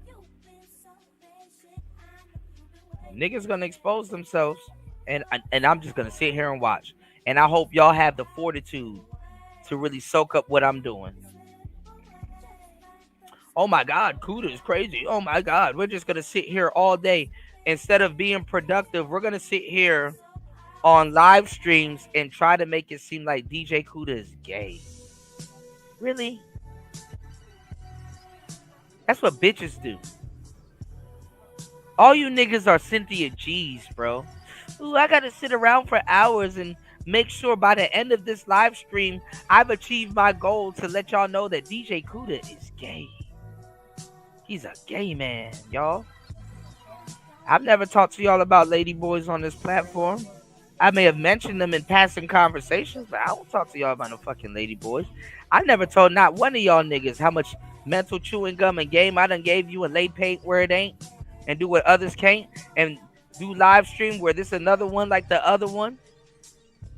Niggas don't even got the fortitude to even have any type of ism. And I reek of it, nigga. I ain't never told y'all weird ass niggas to be demisexual. Even if you were a real player or a real follower of mine, I've never told y'all niggas to be demisexual. If I've ever told y'all anything on how to get and score a bitch, I told y'all to build comfort with them. Because that's what you do. I practice speed seduction. You want to see why 33 people can sit here even if they like me or not and feel connected to me? You want to know why? Because I build an atmosphere. I have a level of conversation to make it feel as if you've known me for a long time. I know how to get you into my room. I know how to talk to you. I know how to make you feel comfortable enough to have exotic and different type of conversations with you, abnormal type of conversations with you, uncommon type of conversations with you that only your best friends could have. I can hit a vein that you didn't even know existed. So I don't blame you for being a goofy ass nigga and not understand or not being able to comprehend because it's real. It's real. Some of y'all niggas, right? Some of y'all niggas can't comprehend what I'm saying because you've never had no real women fuck with you. You've never had a real friend. You've never been around a real nigga. You're not a genuine nigga. You've spent your whole life invested into troll accounts and panel hopping. And then you've tricked yourself into believing that you know as much as a content creator when you don't have a channel. And you want to start talking about numbers?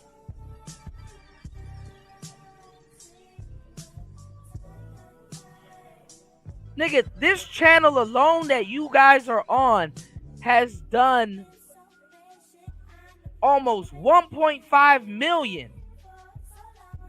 The fuck is you telling me? 1.5? I've gotten 1.5 million on this channel alone. And actually, it's almost 2 million. I had to get rid of a lot of my. I got to get rid of a lot of videos. I've deleted a lot of YouTube shorts and videos that boosted me over 2 million.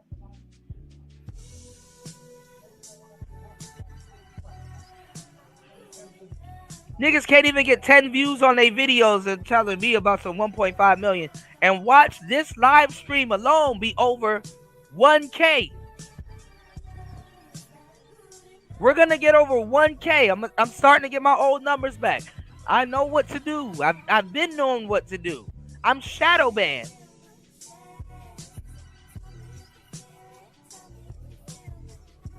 This live stream is going to get over 1K and you are going to be mad.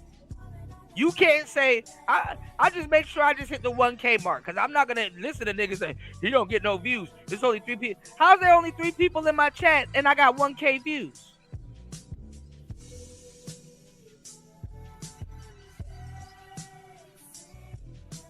I got more than a classroom of people to talk about. I'm chilling.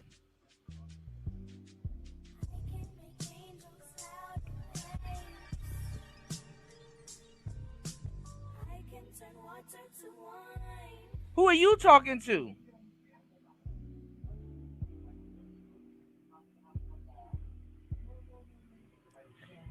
Shadow said it's the brothers in the adjacent spaces who are not trolls doing business but doesn't get the views. Trolling is more bankable. That's true. If they know how to do it. We just created YTFL league, paid league, all brothers from YouTube. Hey man, put me onto some game, man. Andre, my email is playertalktv, player, not playa, but player, ER, talktv@gmail.com. And that's the thing too, when you entertain the trolls, you become a part of the circus. But I'm comfortable with being a clown. A troll is only a clown with no intention. If you're a clown with no focus, you are a failed troll.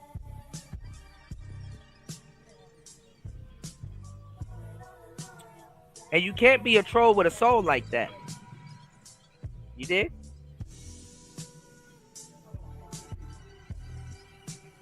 Hey, look, I appreciate you coming through. Shout out to the new people. Y'all subscribe. Let's make the haters mad. Let's get the 5K before the end of the year. Y'all subscribe, man. Ignacio says, I'm a reformed troller. It's a sad lifestyle. Hey, man, I understand it. You know, I'm not even mad at you, bro. I'm not mad at the trolls. I'm just going to say, if you're going to do it right.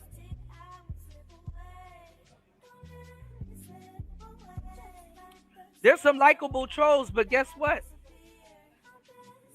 Eventually, your audience is going to grow up, or whoever was looking towards you, they're going to grow up. And other trolls are going to start copying you. And guess what?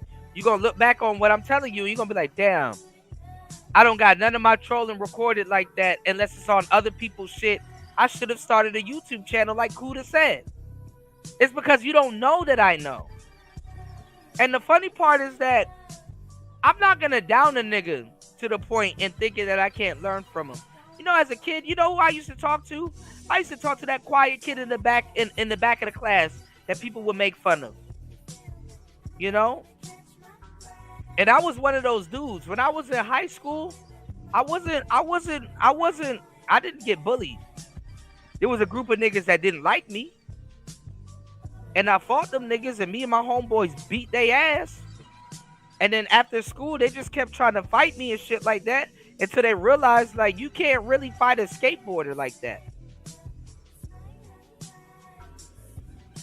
I gotta rhyme in one of my raps. Keep thinking you hard. Get hit with a skateboard. Nigga, you will get hit with a skateboard. Skateboarders will beat the shit. Nigga, I fall from trying to jump down a 6 stairs. You think I can't take an ass whooping? I've taken Muay Thai. I've taken Brazilian Jiu-Jitsu. I've taken Taekwondo. I will kill somebody, bro, if I black out. My thing is that if I'm fighting, I just hope I'm conscious. Because if I black out, I don't know what's going to happen to both of us.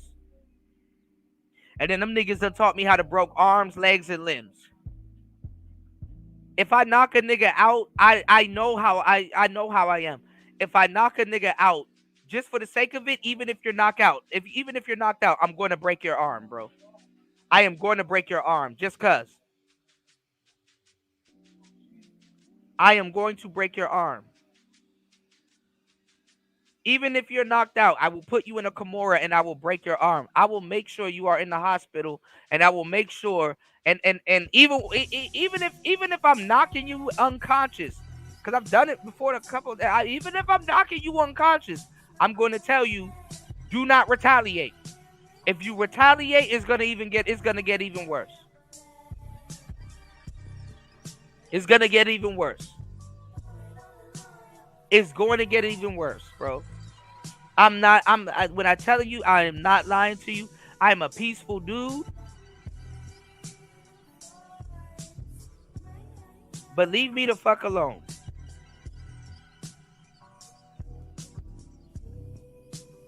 If I knock you out and I know you're knocked out, just for the sake of it, I'm going to break your arm. I know how to do a triangle. I know how to put niggas in a Kimura. I know how to trap a limb and do some damage to a limb. I'm not stupid. I am going to neutralize you. You are going to need medical attention.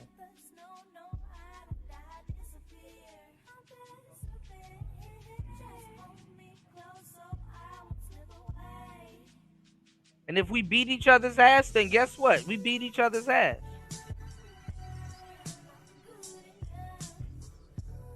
Now, some of y'all were talking about Grinch over at Game Changers channel. First of all, y'all don't know what y'all talking about.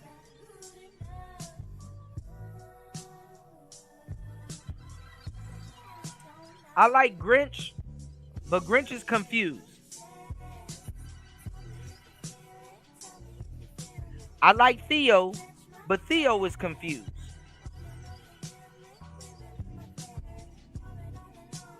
And I'm not gonna lie, when you learn this game at an older age, you can afford to be a goofy. You can afford to be a goofy, but that doesn't stop you from being a goofy. Theo, I like Theo, but honestly, the doctrine that he has to use to mentally cope with whatever he got going on in his life makes him a goofy. This is why it's better for you to learn the game at a younger age, because you can adopt it as a future tool. You can adopt it as a future tool. You can use it as a future tool so that you aren't a goofy. When you adopt this game at a younger age, you're basically going to be a goofy because you're going to be spending a lot of time adopting a philosophy, trying to put the toothpaste back in the tube. Go ahead and try to put the toothpaste back in the tube. I'll watch. Go ahead and try to recreate a train that's left the station in your older years. I'll watch. Because at that point, it doesn't even matter if you have the money to do it. People that really understand money understand their time. And when you understand your time, you'd be like, damn. Damn. It's not even if you have your money into something. Have your time into something.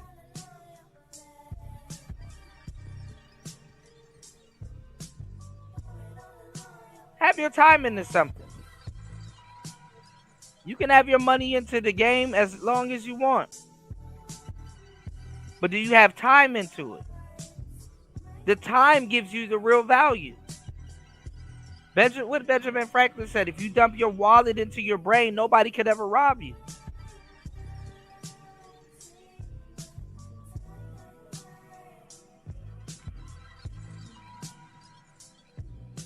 If you could dump your money into your brain, nobody can ever rob you. That's the difference between being rich and the difference between being wealthy.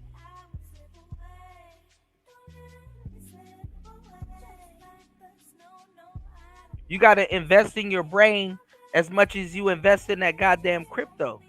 Because see, that crypto will plummet. But your brain, when that knowledge is stained into your, your membrane, yay, it's going to always be there.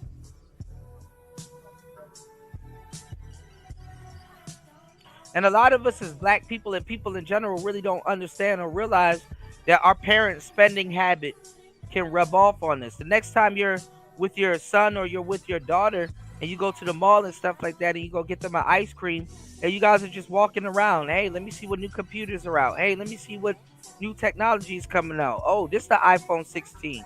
Oh, this is that. Oh, okay. And you're just chilling and you just, you with your child and your child like, hey, I wanna get this, or I wanna buy this, right?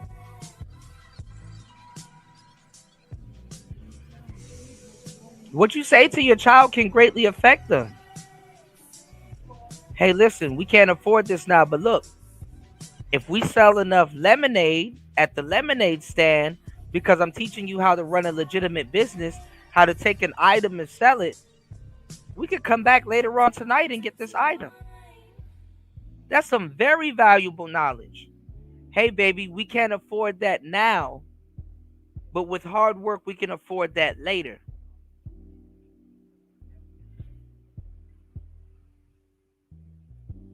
You know what I'm saying? That's some valuable information instead of, yo, we're broke, we can't afford that.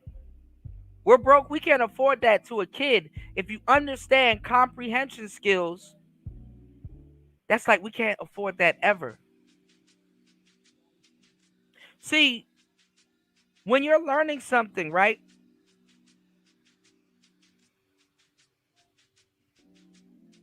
When you're learning something, somebody says that you need to learn how to articulate yourself in a way that you're able to explain it to a 7-year-old.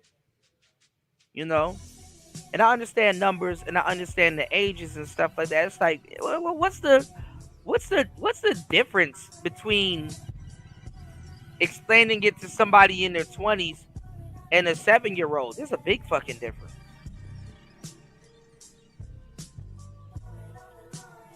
If you can explain something and a 7-year-old can get it, you actually know what you're talking about. Honestly, I remember when I was learning how to day trade and trade crypto, and I'm telling you, I'm about to give y'all some valuable game. Really listen to what I'm about to tell you.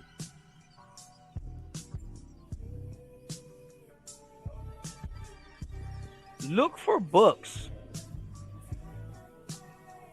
or topics. Like, if you want to learn YouTube for 7-year-olds or for kids. Let's just say for kids.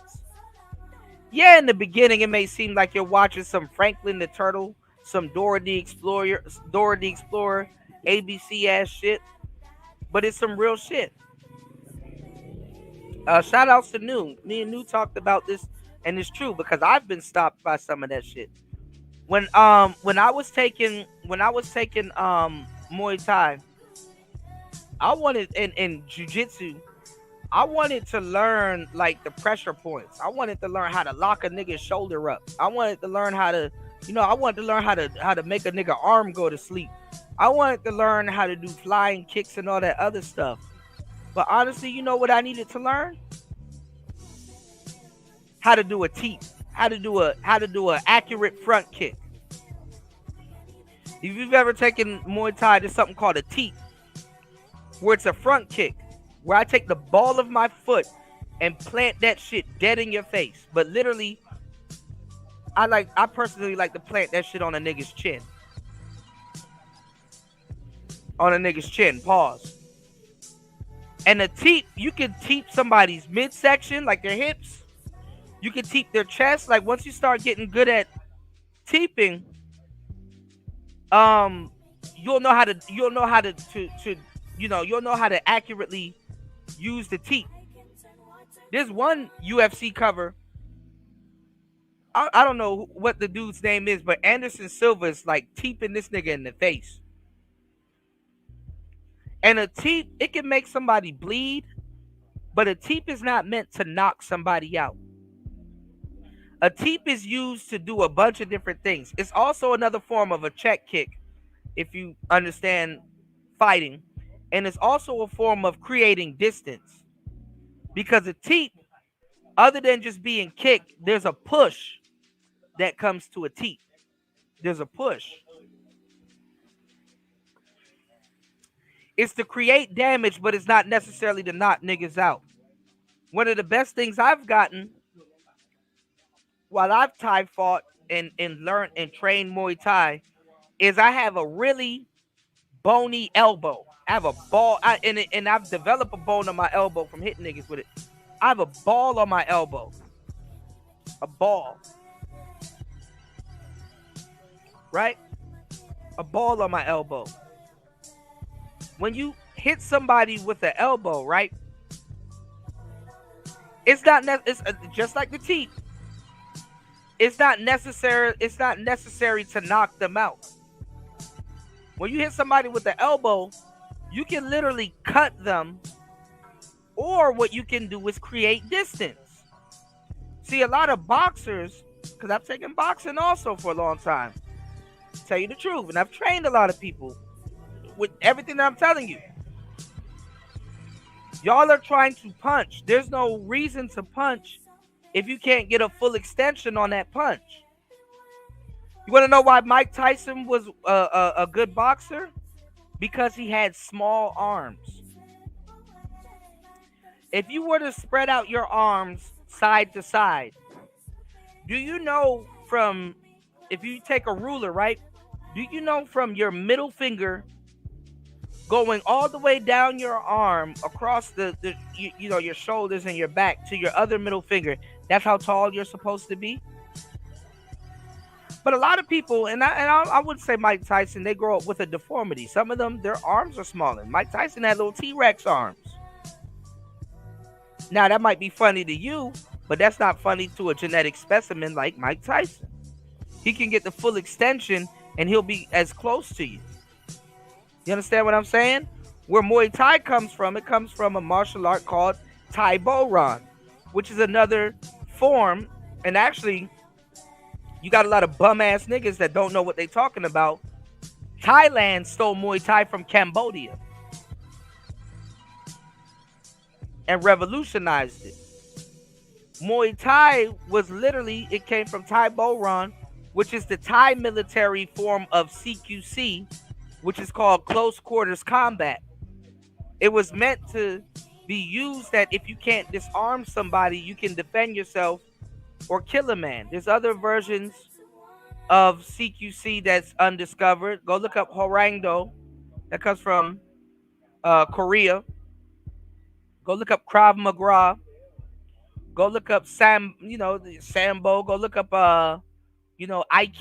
Go look up, there's different martial arts that's designed. But like if you go look up Hwarangdo from Korea, every single technique is designed to finish you or to finish an opponent. It's not even designed to play around with an opponent. It's not even every single thing is designed to finish or train or kill an opponent. CQC, it varies. It's to disarm an opponent. It's to subdue an opponent. It's to also immobilize an opponent. And when you're using Thai Boron, it's a form of neutralizing the opponent. All right. So instead of trying to punch somebody where you don't get a full extension, you're better off using an elbow.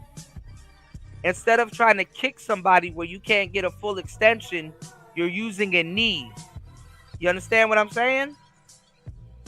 So if you don't understand these concepts and you think you know it all and you want to run back to Discord and start bitching and you've never fought a fly, I'm going to tell you some real shit. This is where the clinch comes into effect. Everybody talks about Muay Thai, but nobody talks about the clinch. The clinch is a completely different game.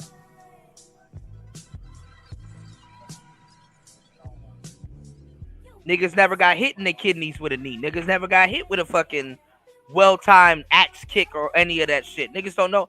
Imagine axe kicking a nigga in a street fight. He doesn't even have a line of defense to block something like that because he don't think you can do it. You've never had a sharp heel come down on you diagonally. And y'all listening to a lot of unqualified niggas on the internet tell you about shit. Give me 1 second. Let's get more into these comments real quick. My bad, y'all. Oh, shit. Look, you don't got to do all of that, Eric Bird, because I ain't into that. But he called this nigga Super Sly Sylvester Hill. This nigga's name is he looked like a nigga named Sylvester.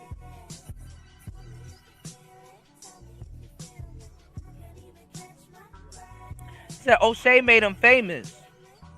The P humiliated Sly on the Sunday Rumble panel, and he's been bitter since. Sky dissed Tom Wills. Okay, I didn't know about that, EB. Super Sly is a fake husband player that likes to wife up prostitutes, square prostitutes.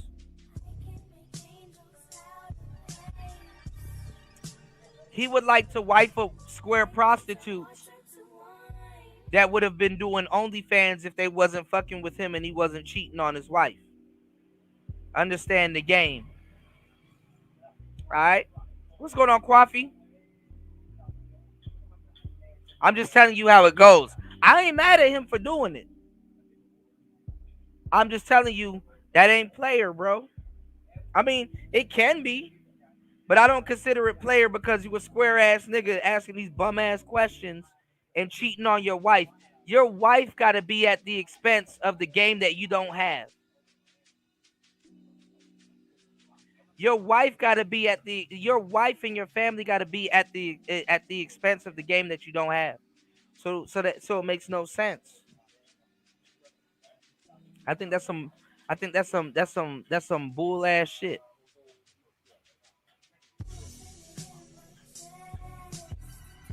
Shout outs to D.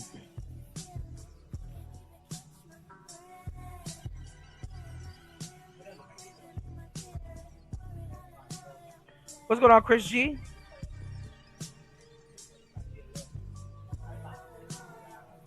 Yeah, I'm here hate watching Cuda. That's all they do is talk about me, man.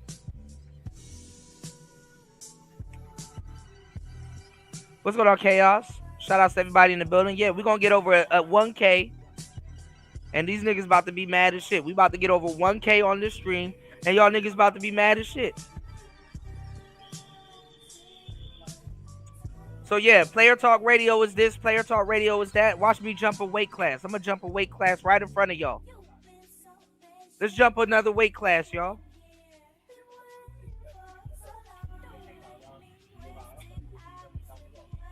Spawn, I have no idea what you're talking about, but welcome to the show. Make sure y'all hit the like and support the show. Gino was bragging that he shut down Tito. I don't give a fuck what Gino's bragging about. I wish him best of luck. But he a bitch ass dude and he wrong.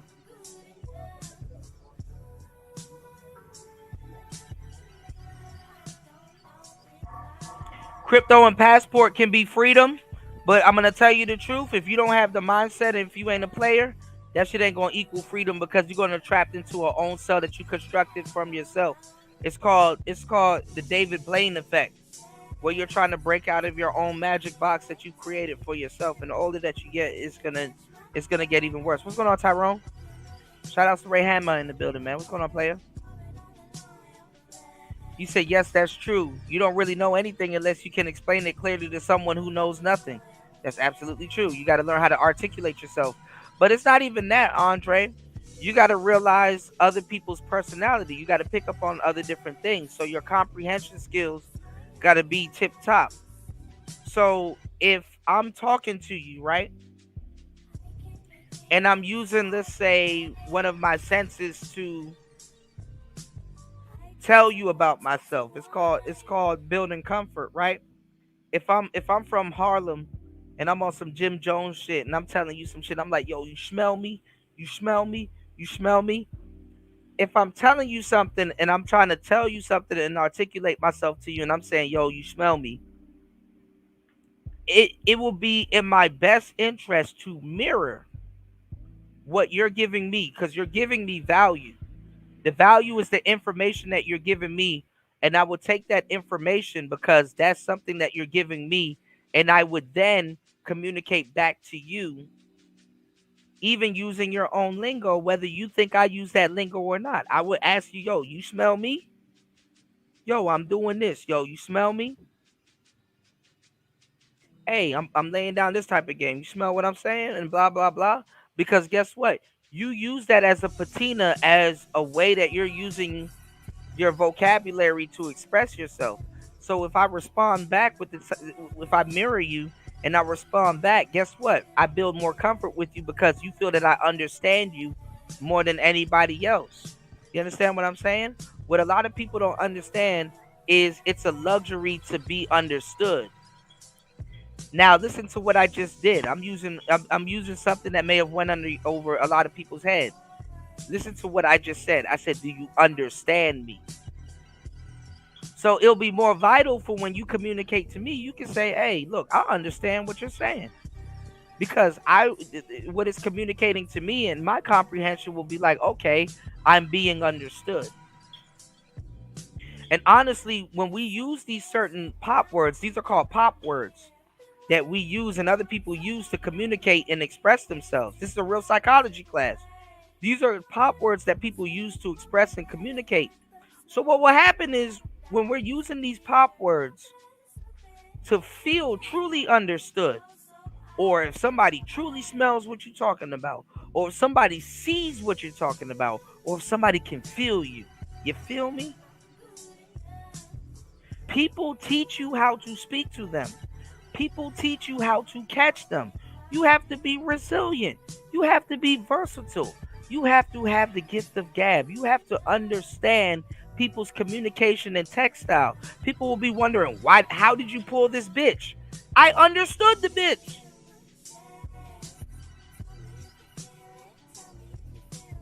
How did you pull this dime? I simply shut up and listen. I didn't do anything extra. I simply shut up and listen. D, what's going on? Yeah, I studied capoeira for a good minute. Honestly, that's what I'll be more interested in to getting into. A lot of people don't know about Jenga. A lot of people don't have no Jenga. They don't know about Jenga. They don't know about telegraphing the kick from cocanilla. Do you know about cocanilla? Capoeira has the strongest kick. And when I was telling y'all about the axe kick, I didn't even give y'all the full game. A lot of dudes don't even know about the street cover or none of that, or how to even block a fucking inside axe kick, because the kick don't even got to come from the outside and come down. It comes from the inside, just like an uppercut. Every single martial art teaches you how to fight your opponent right side up, but they never teach you how to fight your opponent upside down, and that man is comfortable walking on his hands upside down. And it don't even matter. The blood don't rush to his head. He not worried about none of that. Actually, before I got into Muay Thai and Brazilian Jiu-Jitsu, I was looking to learn capoeira. And the school that I went to an academy, and I got trained by a Thai teacher named Nakapan Fungforn. And I'm going to tell you some real shit. They stopped their capoeira classes as soon as I started the school. So that's why I picked up Muay Thai. And the extra class that would have been capoeira would have turned into Jiu-Jitsu. Jiu-Jitsu, I'd rather Jiu-Jitsu actually a lot more than Muay Thai, to tell you the truth. Stand-up really don't mean nothing because I took boxing before. And I'm going to tell you the truth. Using your feet and your legs is actually trying to be fancy. If I got knowledge that I'm going to fight somebody and he knows how to kick, I'm going to take his feet away from him. I'm going to sweep his feet. As a matter of fact, most street fights go to the ground anyway. So like I said, I will break your arm, no problem. I will break your arm, no problem. I know how to do it. Because I've studied and been kicked a lot so many times by not listening to my coach and not moving my head And I'm not gonna lie, once you have a kick move your head, that's gonna change your whole. You know, I've done it before. I've gotten kicked in, and you know what's funny? My boy that was out here that was training Muay Thai last year, I didn't even really train him. I took that summer off. I was tired as fuck. He knows a lot, teach me a lot, taught me about a lot of the new different stuff and things like that. I got endless footage of it. But y'all niggas ain't used to no real shit. Y'all niggas gotta get on YouTube and learn. Oh man, that's what it's like to be kicked in the head. Yes, that's what it's like to be kicked in the head. You ever got kicked in the head before? No, I don't go outside, Kuda. Well then listen. And stop talking all the fucking time. You're a troll. Some of y'all, if y'all run into me, you're gonna get kicked in the head very soon. I may pull a muscle doing it because I haven't done it in a good minute, but you won't get kicked in the head very quickly. Soon. Let me run into some of y'all. You are going to get kicked in the head very quickly. Soon. So keep talking. Keep talking.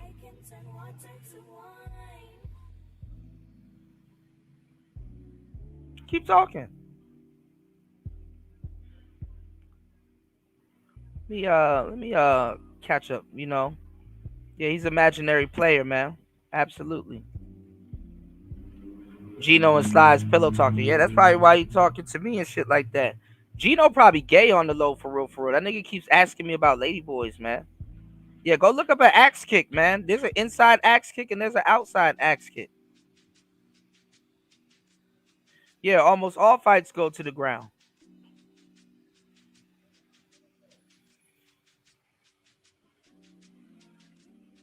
All right.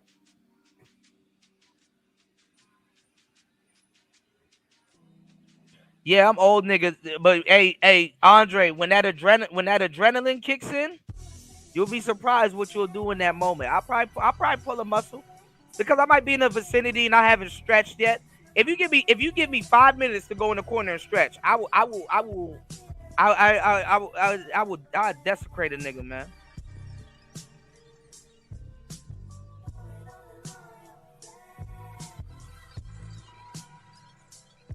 I'll destroy a nigga, man. But honestly, all of this shit about to go back into the you know, into the past, because like honestly, I'm about to cut out really the beer drinking. It's the beer drinking, y'all. You know, I did that beer tower with what's going on with John not too long ago. Y'all hit the Cash App. You can support the show at $PTV888. That's $PTV888. I got a P.O. box. Shout outs to War Master for supporting the show. I got a P.O. box and I got a screen coming. Right? I got a monitor coming. So I'm using a small monitor at the moment, y'all. So my bad if I'm reading y'all chats a little bit late, right? But I'm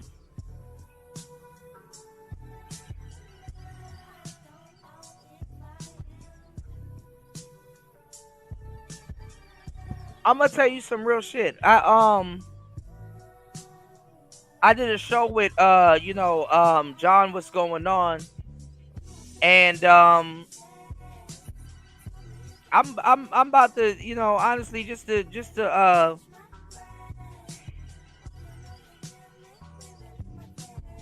get back in the spirit. I'm about to be back in the gym because and I've been going to the gym for a little bit, but I've been going to a small gym, so I've been swinging the kettlebells and stuff like that. But the gym I'm about to go back to before I might even, you know, consider getting back in the Muay Thai training has a punching bag there, so I can do my kicks and I can do my workouts and stuff there, and I can also listen to podcasts and study. So I'm like, it makes no sense, you know.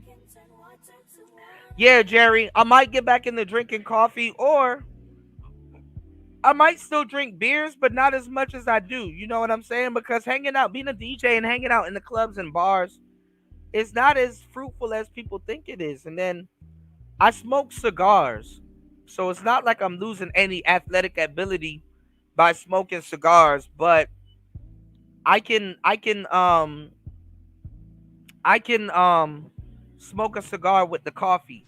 You know what I'm saying, or a glass of whiskey or something like that. So I'm just gonna get back into shape. But honestly, going to the gym unless you got a good diet and a workout regimen really don't mean shit. I mean, the best thing I tell people to do is to go learn a martial art. You understand what I'm saying?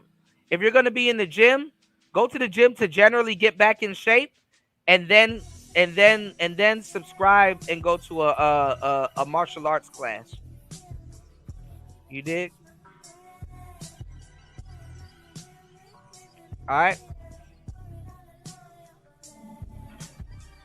So the best thing to do is you go to the gym, get yourself relatively back in shape when it comes to your cardio. Make sure y'all hit the subscribe button. Get yourself back in shape when it comes to cardio, and then what you do is after like 2-3 months in the gym, go sign up for a martial arts class. Don't even stay in the gym. Go sign up for a martial arts class because it makes no sense having all that muscle and you don't know how to move and protect yourself. A lot of dudes, trust me, I personal trained dudes before. Listen to what I'm telling you. A lot of dudes go to the gym just to get bulk and stuff like that, and then you don't even fucking know how to move with all of that bulkness and that weight that you put on. All right. So what you need to do is when you go to the gym, learn basically get your cardio up. Out of anything that you do in the gym, fuck muscles and all that other shit. You can tone and get all of that shit later. Get your cardio up, and then you go to a martial arts class. You know what I'm saying? Then you go to a martial arts class. That's what's gonna help. You did?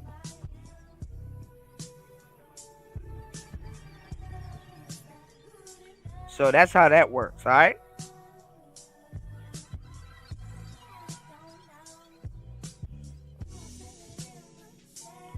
And the espresso and the coffee game, man. Listen, if you ain't drinking Ethiopian coffee,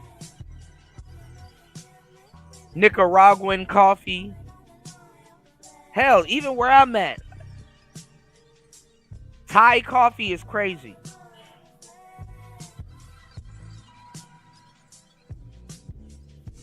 All right.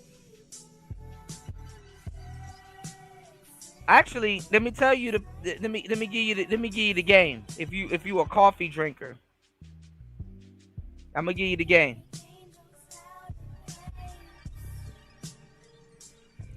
Go to a house brew. Go to like a where they home brew coffee. Like you have a house brew, like a locally grown coffee place. Especially if you somewhere exotic, you'll get the best coffee ever, and you'll get it at a cheaper price. All right. Now give me 1 second. I'll be right back. It's Player Talk Radio. I got the game for y'all. Let's go. Let's get it. All right, all right. Yeah, man. Shout outs to everybody here. Shout outs to everybody here, man. Yeah, man. We getting it in, man. The haters are mad, man. They writing paragraphs and shit, bitching and crying, bitching and crying all day. Hold on,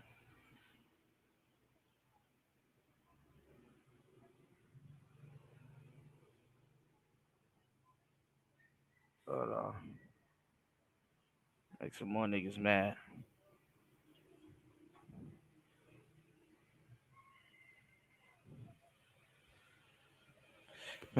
Make some more niggas mad.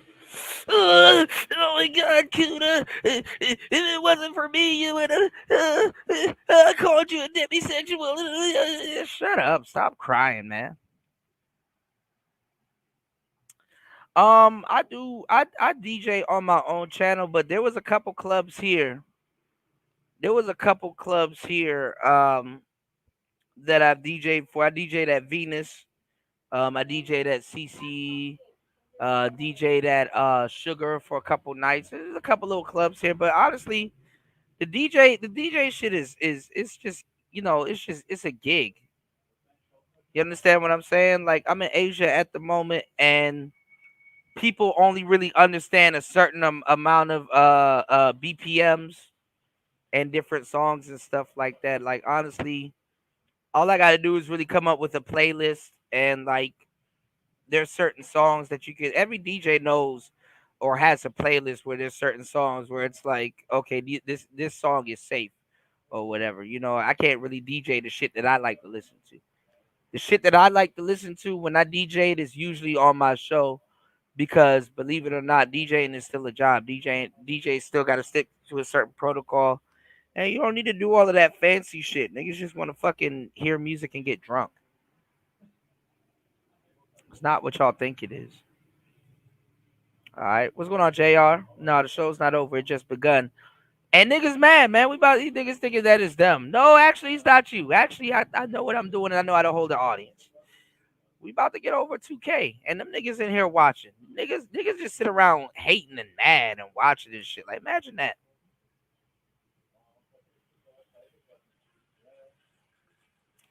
Imagine you telling me that I do 12-hour live streams, but you in Discord for 24 hours, not even 36 hours, 72 hours out of the goddamn day. Trying to tell me what the hell I do. I'm a content creator. What's your problem? What's your excuse? At least if I say, hey, I took 12 hours and did something, I can say I'm creating content. What's your excuse? You're a troll.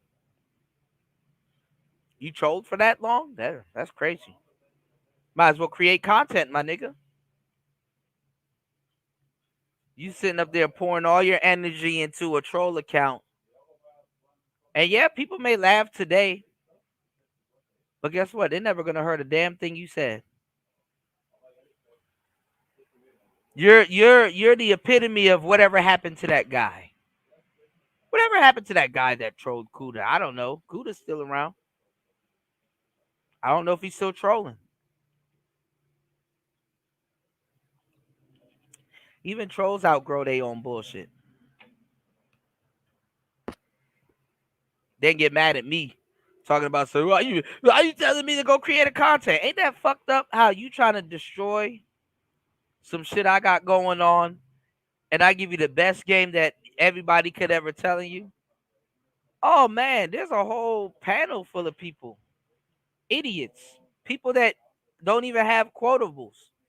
I was on Zero's panel because they dick suck. They dick suck Zero. Zero is like their god. Zero is like their last hope. Their last hope channel. They might fuck that up too. You know? They might fuck that up too. They fuck. Shout outs to my boy Marco. Marco, wherever you at, man, I got some stories to tell you, bro. You should see some of these niggas around here and what they've resorted to doing and talking about. You know, all of them listen to me. You know, they like to lie. Ops listen to ops, and I wouldn't even consider them an op. But the funny part is that so many people hate me, so many people consider me an op. And guess what? You giving me a view. We gonna get over at 1K. Hell, tonight's show might probably hit 2K, or this morning's show. You know, it's 4 a.m. on the East Coast, 4:30 to be exact. Good morning. More people about to start coming in here. Yeah, I made sure I started this show extra early. Ooh, we're gonna get them numbers. Ooh, my YouTube analytics about to be green. Green, green, green, green, green, green, green. We're gonna I said, you know what? Let me start doing vertical live streams. Let me start putting out more shorts. Let me kick it up on the content. You know what? Niggas be like, oh, Kuda, you only got 3 people in your chat listening to you. You know what, my nigga? You right. You right. You right. You right, bro. You right. How could I ever do it without you? Dudes that don't even support the channel. You know how much people been watching me for years?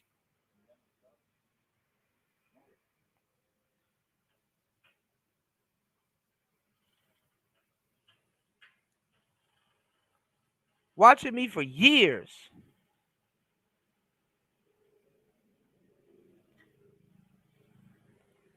I have yet to support the channel. Make sure y'all support the show at $PTV 888. That's $PTV PTV 888. We might do the whole shift tonight just to piss a couple people off.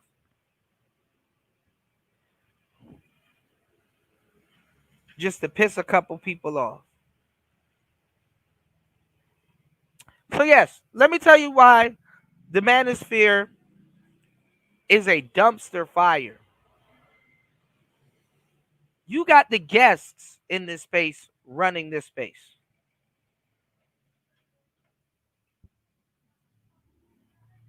Yes, Spyro, he ain't do nothing wrong. You get the inside joke. Genius, ain't it? You got a lot of guests in this space running this space that don't know what they're talking about. Dudes, and respectfully, because I don't got no problems with these dudes, but you are a guest. Dudes will be like, oh, I like MTR. You know, I like MTR. But go ask MTR what the red pill is. He can't tell you. Hell, Kevin Samuels. Rest in peace to him. Kevin Samuels couldn't even tell you what the red pill is.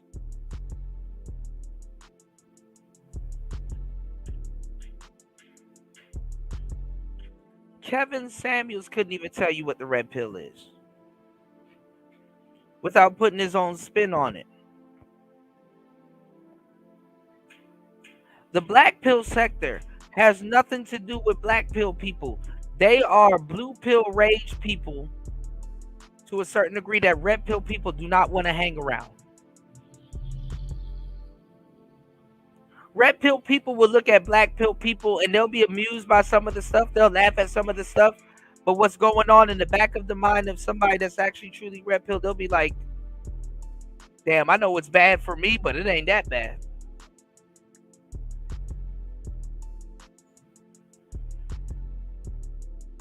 I'm glad it didn't get to that point.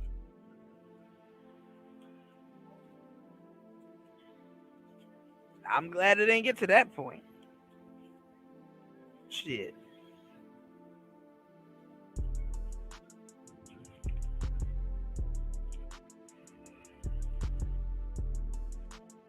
Use a filter, nigga.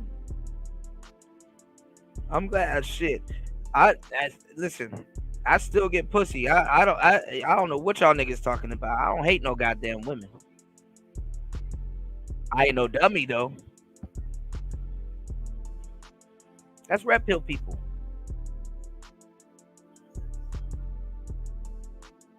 Black pill people, red pill people, they worship women, but nobody worships women are pseudo gay,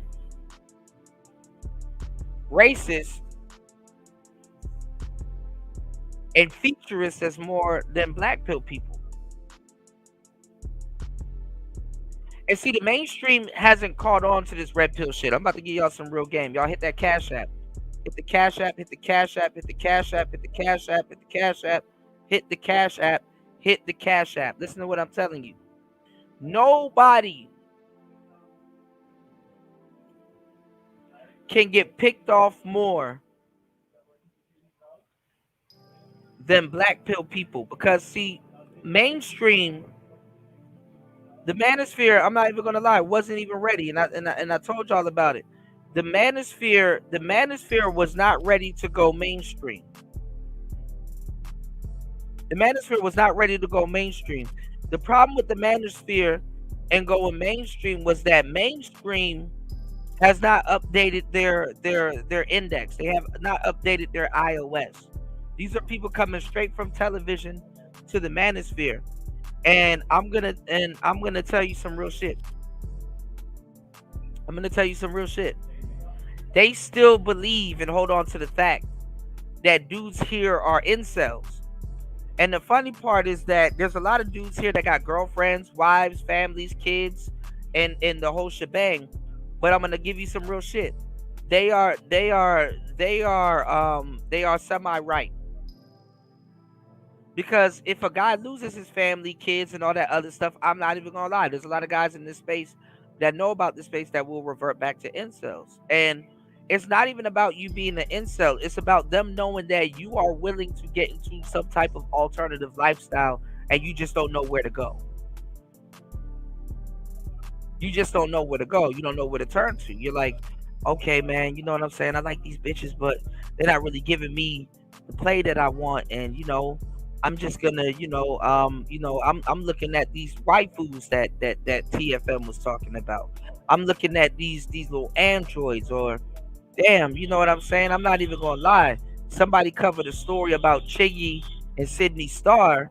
She could have got me fooled. I thought she was a woman. There's these new prototypes of women that kind of have the allure of androids, but they really not. But they offering the girlfriend experience. And the more I stick around them, I'm thinking, you got dudes that think like that. Let me tell you something. You know how you got post-nut clarity? After you hit a bitch and you promised her all this shit, and then after you bust a nut, you like,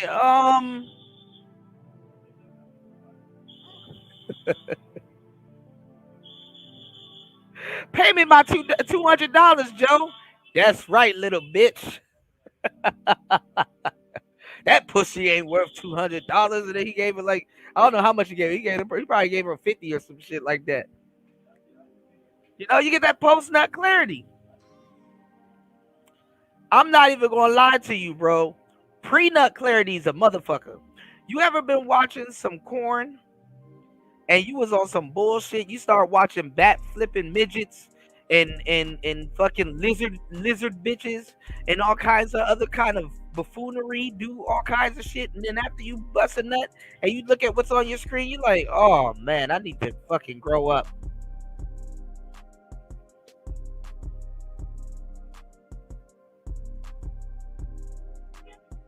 I didn't even know the internet could get this deep.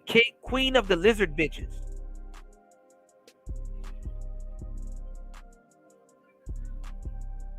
Damn, where did my imagination take me?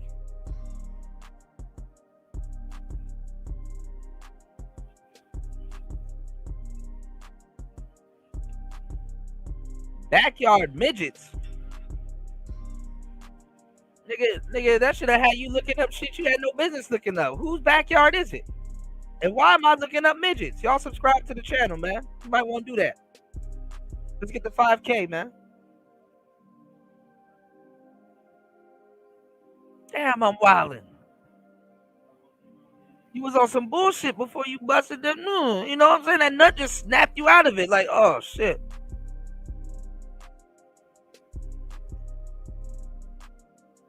And I didn't know until I started messing with this girl. This girl really broke it down to me. She was like, Kuda, for men, there's different types of nuts. I'm like, I don't really listen to women like that, but you kind of seem to know what you're talking about. Like, what you saying? Like, what you talking about? She's like, well, and I didn't know this later on until I really started going really deep into the esoteric shit. Man, I got some shit to show y'all, right?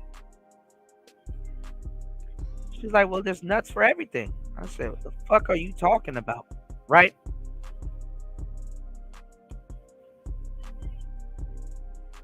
She was like, there's nuts for people that's stressed. There's nuts for people that been working a lot. There's nuts for people. She said that the different type of orgasm you can have is depending on your convenience. I thought about what she said. I'm like, your convenience? Like, what do you mean by that? She was like, it's how you get it. And I was like, you know what? That was true. When I was, a player and I was like, just running through hoes and stuff like that, I ain't gonna lie, I just start busting frivolous nuts for no fucking reason. Fucking around with bitches and doing all kinds of stuff like that. Then when you lock in and you damn, I've been working. Damn, I've been working all week. I got some pressure built up. Damn, let me call up such and such and see what she's doing. I know if we go out and have a little dinner or whatever and do something, at the end of the night, I'll get my desired effect and stuff like that. It's like there's different types of, I hate to say it like that, but it's the truth. And I'm gonna tell you some real shit. It's like if you don't Like, if you don't have certain things in order, I'm not even gonna lie, it's gonna affect the way you look at sex. It's gonna affect the way you look at. It's gonna affect the way you look at women. It's gonna affect the way you go about certain things. It's gonna affect the way your course of action. It's gonna affect a lot of different things. And a lot of people, when they go into like retention and stuff like that, they don't realize this. And then the internet and social media puts you on a specific itinerary to look at certain things. And the itinerary that it puts you on, because you know, a lot of men feel like they're nothing without a mission. You know what I'm saying? A lot of men feel like they're nothing without a mission. So it puts you in a certain mindset. It puts you on a certain type of mission. And you just got to make sure that pre-nut or whatever you finna do, it's aligned with what you're trying to do and what you're talking about. You know what I'm saying? Because frivolous, that frivolous shit, that tricking shit, when dudes resort to tricking, they don't realize, like, when they get a taste for that trick sex, you're assembling yourself. You're aligning with something that you may not know how to manage, and then what you're doing is that you think that you're backing it up with like a commodity. You know, you think that you're backing it up with something that's an endless supply. See, your emotions and your feelings and your hormones, there's an endless supply. You know, it's damn near an endless supply, especially when you're going through it. You look at animals all the time. You ever raise a pit bull or have a cat or whatever that you haven't spayed or neutered, and the cat is just walking around in heat? The cat hasn't figured out how to manage, or its environment doesn't put those things around it, so that cat is like at the mercy of its own body. See, humans socializing themselves dupes us into thinking that we're above that. We're above our visceral, animal, carnal, you know what I'm saying, feelings. You know, it's some interesting shit when you really think about it. You know, it's some interesting shit when you really think about it. It's like, you know,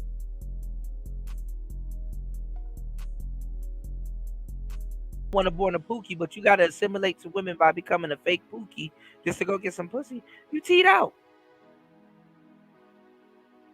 You can't even revert back and say, hey, you know what? I want to go back to being the square dude that I am, even after I go get the pussy after pretending to be a pookie.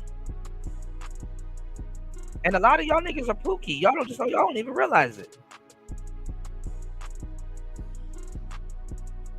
I got a whole Discord of bum ass dudes mad at me talking about some, oh, you a loser ass nigga, Cooter. Oh my god, you didn't let me say some stupid shit in your channel, and you didn't let me derail your channel, and you didn't, you know, I'm gonna make some memes about you, and I'm gonna talk more about, bro, your jokes are getting old, bro. And you're still sitting here watching and listening. Like the fuck boy you are. Just be a fuck boy. It's okay. I get it.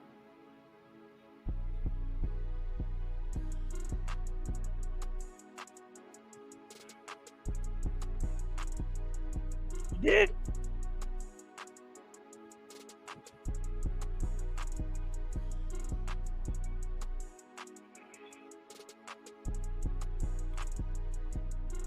And y'all hate together. Y'all homo ass niggas. I'm making y'all come together to hate me. Because y'all don't really fuck with each other like that. He says the people who repeat things and use them to their own advantage in the wrong way that are a problem. Absolutely. He said, I just think any cat can find a decent looking freak like whenever. They can, if they open their eyes, pay attention, and go outside, you know. Chris G said she got less than that, like $2. Uh-oh. He said on the internet and social media and popular apps, there's constantly assaulting of our psyches, our tastes and preferences, and we are attempting. Most women aren't comfortable with a man's preferences when he states them, because they run into dudes for the most part that really doesn't have any preference. And this is why women are attracted to cameras and mirrors and stuff like that, because the thing is that to a certain degree, they don't want to give it to you men 24/7. The thing is that women don't care if a man has a preference. If that man doesn't have any perceived value and he's not like a certain type of archetype of man, she don't care about his sexual preference. But the thing is that that doesn't mean that that man can't win with that same woman.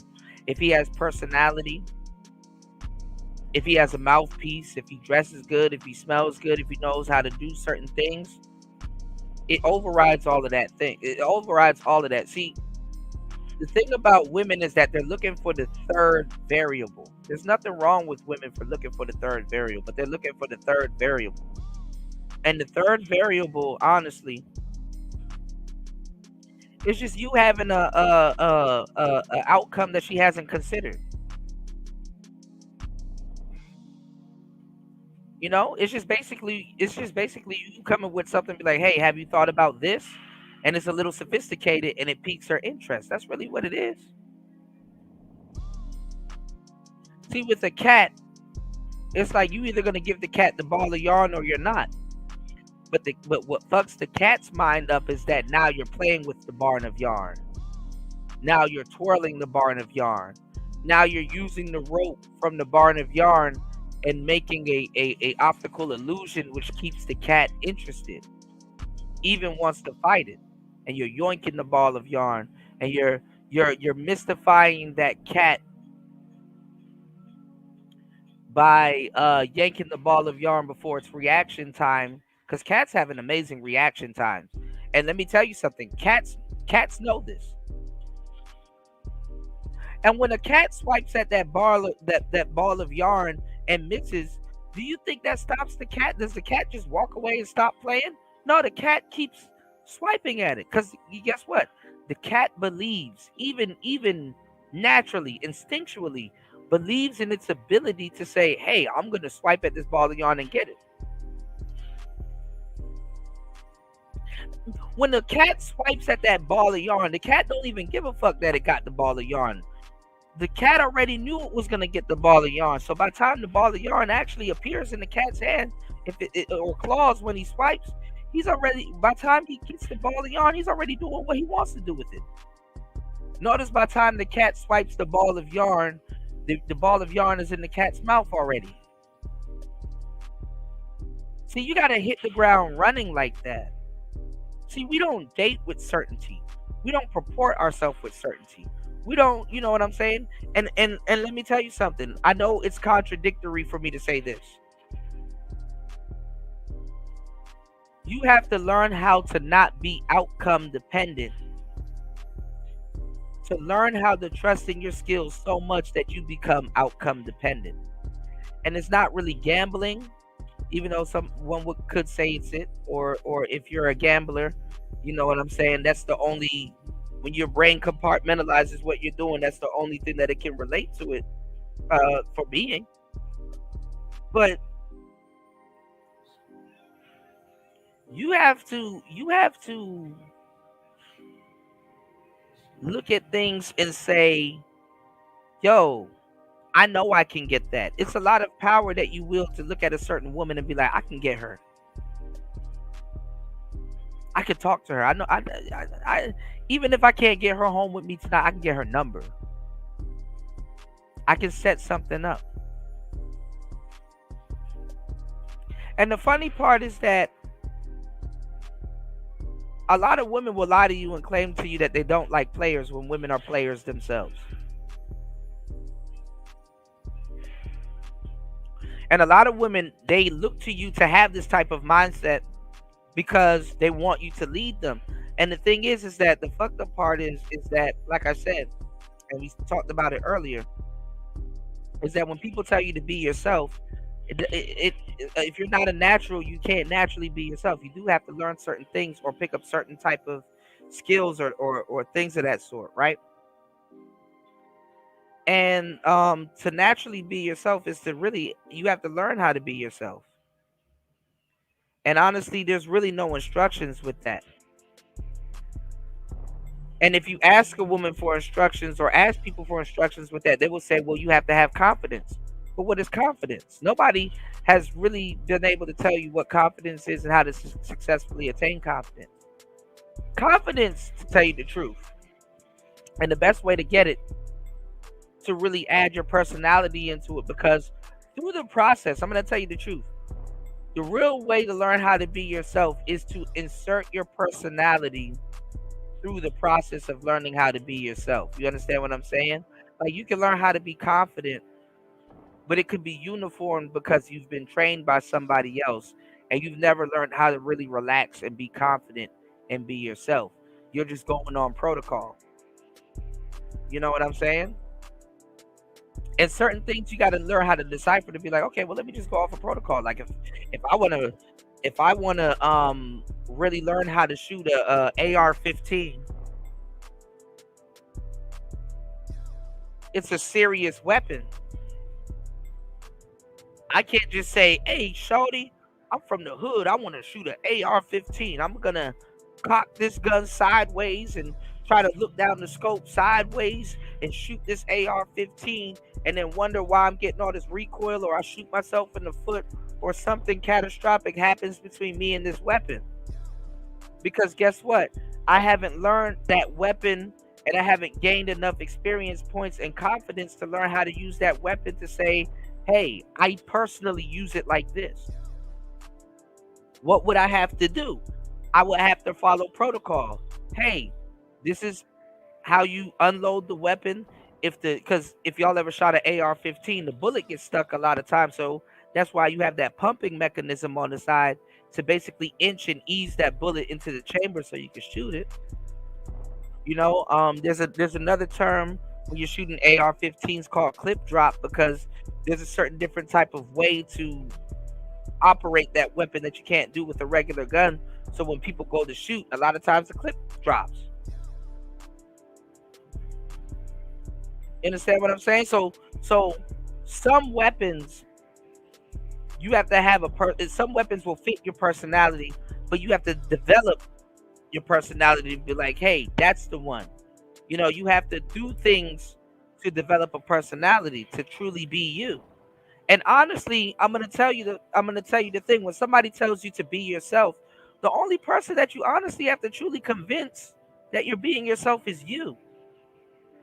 You know, a dog chases its tail, but eventually he can catch it. And when he catches it, kind of really doesn't mean nothing. But if you're learning how to be you, when you catch your tail, it means something. So listen to what I'm telling you. Learning how to be you is one of the most craziest journeys that you can embark on. A woman will say, hey, be you, and she's not even being herself. As a matter of fact, when you become you and you become more comfortable becoming you, you can literally tell who's faking. It's clear as day. You can start reading people because you can actually see the work that people actually really put in to become themselves. And people will call you stubborn. People will call you all kinds of different things because that's what they know. But true, genuine people that understand the dynamics of being yourself, they will see certain things into you. They're like, oh, this person's not being stubborn. He knows a thing or two about a thing or two, and he's sticking to something. There's a difference between sticking to something, and there's a difference between being stubborn. And sometimes that difference may be information. Hey, I have enough information to know that eventually if I bet on this stock, no matter how up and down this stock goes, it's going to eventually shoot up. And the people that want you to change, the people that want you to do all kinds of things, they're literally just telling you, and you have to be able to decipher this. Like, are you sure that stock going to go up? If you've done your homework and you've done your due diligence, then hell yeah, it's going to go up. You got little weird bitch ass niggas running around here talking about some, hey man, you an idiot if you read a relationship book. You an idiot if you study up on something that you're gonna be talking about for hours.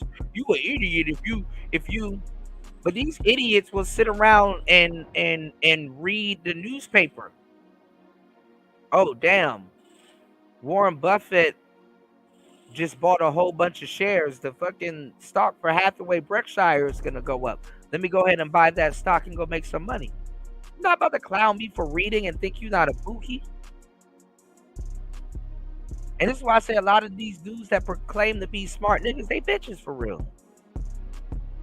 I'll beat the shit out of you with the same book that I'm reading, if it's physical.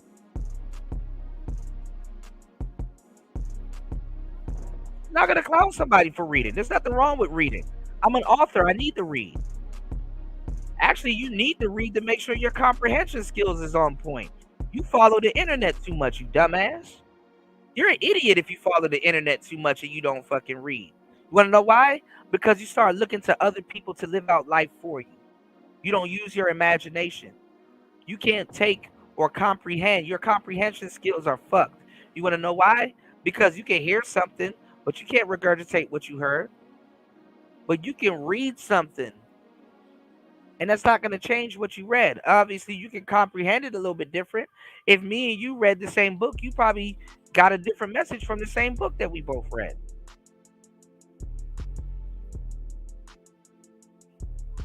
But guess what? If you were really paying attention to the rubric and what you were reading, you would see the words. You'll be able to put two and two together and be like, it makes sense. And also, if you read the same thing, you can also see where other people came to a certain conclusion. When I listen to people talk, I listen to the conclusion they could have came to, because I'm an empath. I put myself in people's shoes, or I have already been in your shoes, and I understand why you would come to certain conclusions.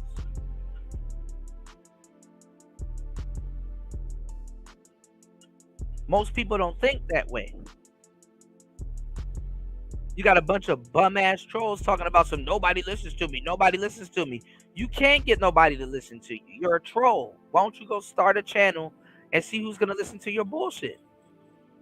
Even if right now on the internet, what I'm telling you, in it's up to the 30 people in here, the 30, 35 people in here to decipher it.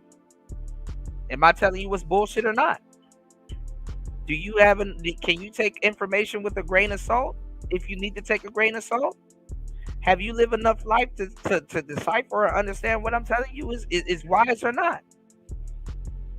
Are you brave enough to support content that you listen to? Oh, he's lying. Listen to me. Let me tell you something. If I'm giving you some good game and you soaking it up and it makes sense and it's a solution to some of your problems. It's a solution to some of your problems. Even though I criticize people for repeating certain talking points, yeah, the gesture could be somewhat noble, but the wisdom isn't there. But if I give you information to fix your problem, why the fuck do you need to see me go through it? If I have enough wisdom to give you information to fix your problem, game don't recognize game. If it doesn't work for you, why the fuck would you use it? Why the fuck you need to see if it works for me? If you're going outside and I tell you, hey, this is a good way to build comfort or seduction, if you don't go outside or you never thought about that or you never speed seduce somebody and stuff like that, of course, I can see why you're not going to believe it. But your initial knee-jerk reaction to be like, okay, that shit don't work. You don't got to keep following me. You don't got to stalk me. You don't got to criticize me. You don't got to tell me about myself. Oh, Kuda, your channel is this, that. Where's your channel? You've never had a channel. So let me get this straight. You're going to criticize me and talk shit about me, about things that you think I haven't done, but I can physically ask you to produce a channel that you cannot produce. And that's a web domain. That's not asking you to say, hey, go make a YouTube channel right now and then start a video and entertain me. No, that's a web domain. That's something that you previously had. When you say, Kuda, can you pull a bitch? You're telling me to go do that shit in real time. I'm telling you, I've done it in real time, past time, and I can do it again. Just because I don't want to do it for your goofy ass doesn't make me no faker or realer. If you can't decipher the information that I'm giving you, listen, to a certain degree, players, we have language and we have vocabulary and things and certain things that we use. When we say certain things, it might not mean the same thing to a square. When we mention certain things and you pick up on it, it might not mean the same thing that it might mean to somebody that's not privy to it. It's called a secret language and it's a secret code. I'm learning accounting and I'm learning bookkeeping. And the average person actually uses a lot of what they use in that world wrong. But if somebody is talking about that world, and I'm talking to you about the chart of accounts, the general ledger, I'm telling you about the P&L, I'm telling you about certain things, and I'm using that terminology and stuff like that. If you have knowledge about it and you know about it, guess what? You have history with it. What the brain does is it compartmentalizes things and breaks it down into small increments and relationships that the brain knows. The brain is nothing but a recall mechanism. You might not become a chef because when you were a kid, you touched the stove and burnt the shit out of yourself, and your parents never told you how to properly use a stove. So you believe that a stove will cause you harm instead of cook food to nourish what you got going on. You understand? It's all about comprehension. People may be so scared of the unknown because guess what? They've never gone that far. Hey, I don't know what's on the other side of that fence. Why? Because I never been on the other side of that fence. There's people that have lived on the other side of that fence and came back and given you the knowledge, and you won't shut the fuck up to listen. You wanna know why I respect people that read books than niggas that watch podcasts, and I podcast more, but I give you literature, I give you books. You wanna know why I respect them more? Because they have more of an imagination. Instead of having a bitch ass knee jerk reaction, they can sit down and be like, well, let me apply a little bit of imagination to what he's talking about. Let me actually apply some type of thought to what he's talking about. No, I haven't gone through that, but is there a certain, like, nigga, can the stars align and the day and the time and the sun be at a certain place in the sky and everything just align, and maybe a situation like that could happen as to where that would work? Like if I was to tell you that a woman that turns you down, there's certain days out of that month where she would actually be all over you. Even the most fucked up bitches of the most fucked up bitches that's not compatible with you, there's at least 1 to 2 to maybe 3 days out of the week, out of the year, that same particular woman would be attracted to you because you're in a certain mindset, you smell a certain way, you took a certain shower, you glow. You're in rare form today. There's something about your personality that she's like, damn, I would have rejected you, but you're actually a cool ass person. Anybody. And these are coming, and a lot of dudes won't believe in this, right? But in so many ways, when you talk to black men and men in general and stuff like that, they will tell you how they believe in chance encounters. They will preach to you how they believe in chance chance encounters. You dig? Now, shout outs to my bro, because I'm talking about a lot of psychological things that you guys have yet to soak up. Shout outs to my bro, Ebo Sosa. Dropping the huge $15 on the Cash App. Let me catch up on y'all comments, man. Thank you to everybody that's hitting the like button and supporting Player Talk Radio. We about to get over 1,000 likes and views. I wouldn't say likes.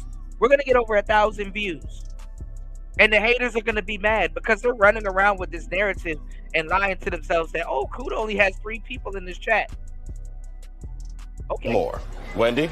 Thanks, Chuck. We're standing here in front of the Olympic Liquor Store in Queens where scores of African Americans have been lined up for hours. We spoke to a few of them earlier. Ladies, may we get a word? Hide the money, y'all. There's poor people around. With your broke ass.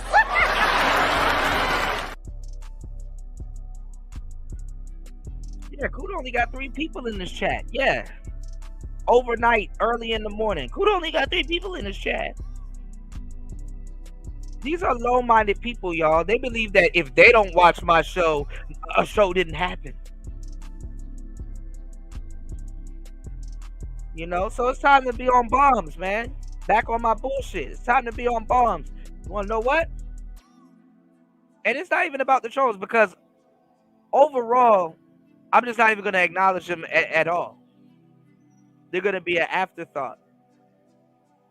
They're just trending right now for a little bit, right?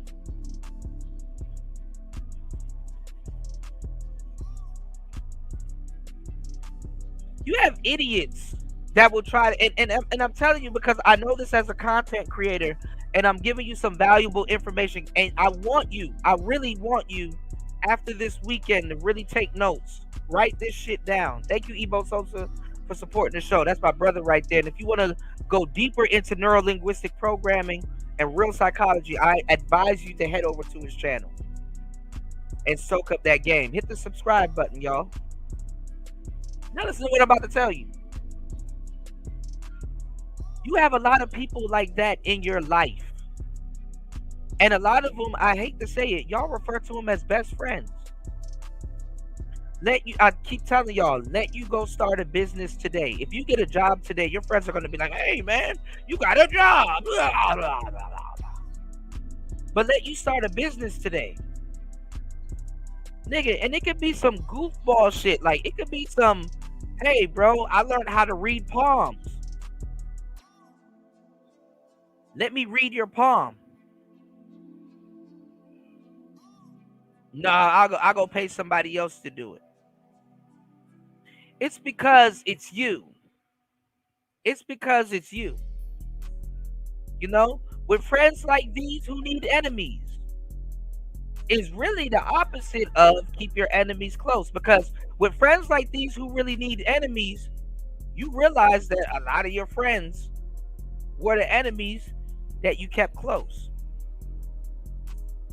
You just got to learn how to walk a fine line. A lot of people ain't around you to learn a damn thing. They're around you to soak up information to use against you. You understand what I'm saying? If you were to start a business today, you cannot rely on those same people that you believe that are friends, people that you would have shared that fortune with. You cannot rely on them to support your business. And not even support your business, sustain your business. And how is it that these are the same people that you want to spend your fortune with when you get it? That's ironic, isn't it? That's ironic that if you were to come out with a mixtape today, your friend would post Boosie Badass, but won't post your mixtape.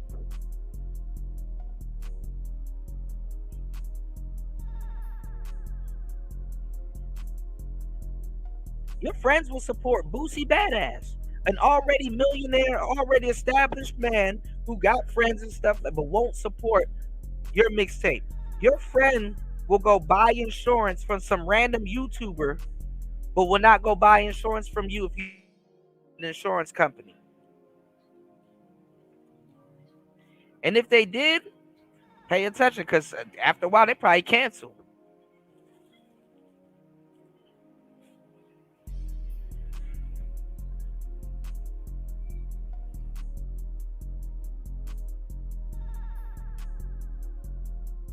What's going on, Deacon Dave?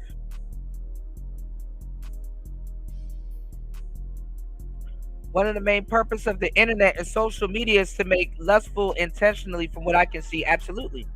That's why Generation Z is fucked. All you see when you get on the internet is sex, sex, sex, sex, sex, sex, sex, sex, sex, sex, sex, sex, sex, sex, sex, sex, sex. And let me tell you, when you see an abnormal amount of sex, see, when we were regular humans, we could understand a night out. I could go on a date, and I've done it before as a player and as a pickup artist. I went on dates with women, and the night didn't result in sex. What am I gonna do? Get mad? Oh my God, she didn't have sex with me. No, there'll be another night. I'll go get some damn sex. I ain't nobody sex crazed and sex lust like that.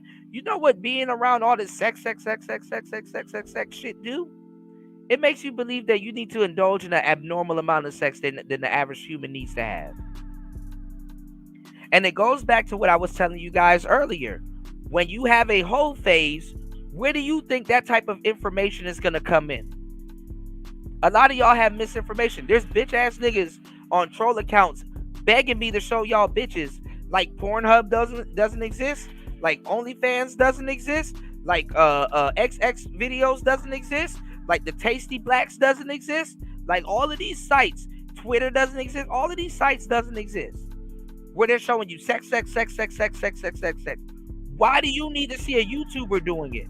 I can lose my channel doing shit like that. But you're not a YouTuber. You don't know. Floyd does it. I'm not Floyd, nigga.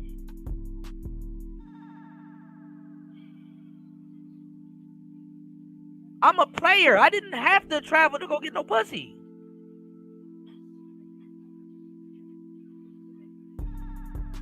And I didn't have to come on YouTube and beg for years. Begging niggas to see pussy. Go on Reddit. Go on Twitter. Go on Tumblr. If you on the internet looking for some damn coochie from your favorite YouTube, bro, you're not interneting right. And you need to learn how to do the computer. You're not interneting right. No homo. Bust a nut before you watch my damn channel. Get that trick energy up off of you. You can't even utilize your hand to get that trick energy up off of you. You gotta go spend $100 when you could have got that shit for free. Ain't that crazy? Hannah Han and Linda Loshan has failed you. Niggas spending $100 putting themselves in the trenches. And you think I'm gonna turn around and listen to you? Shout outs to Evo Sosa. He said form, feet, and legs. Form, arms, and torso. And then form the head. Trolltron. Absolutely, Evo. What's going on, LSP? Shout outs to Evo Sosa. Kuda, this game will go over their heads. And they have basically baselined themselves and somehow perform hypnotherapy on themselves. Yeah, absolutely. Imagine hypnotizing your own self with the hatred. And then believe that it's normal and then get mad when a nigga don't want to listen to you and tell you the best thing he can tell you to do, which is go start a YouTube channel. Go start a YouTube channel. These are the same niggas that will tell you, oh, if the content is good, people will flock to it and support it, which is bullshit. You're not a YouTuber, so you don't know that. Fuckery gets supported all the time. So go figure out how hard it is to go on a YouTube channel. Nigga told me, oh, Kuda, you got 2,000 videos on a platform that got millions of people. You got 2,000 videos and almost 1.5 millions of views. That's bad. By whose metrics? You're an idiot. You still think subscribers count. I still got to explain to you that subscribers don't make the content any more better or truthful. And then you're a fucking idiot because I can still go viral tomorrow and none of the numbers that you're looking at right now counts. But you're not a YouTuber. Stay respectfully in your place as an audience member. And just enjoy the content. You're doing too much. You a little nosy little bitch. Let me go. Gino's bum ass. Let me go check his channel and see how much he made. More than you. Where's your channel, Gino? Oh, why you deactivated it? I have a job. That don't mean shit.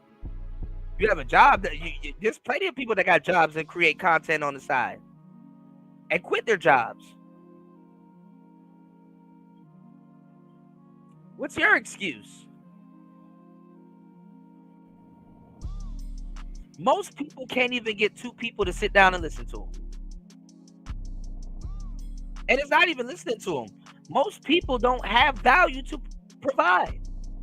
Look at all these new YouTubers right now stealing from the Manosphere. You're regurgitating shit that you've heard other niggas say.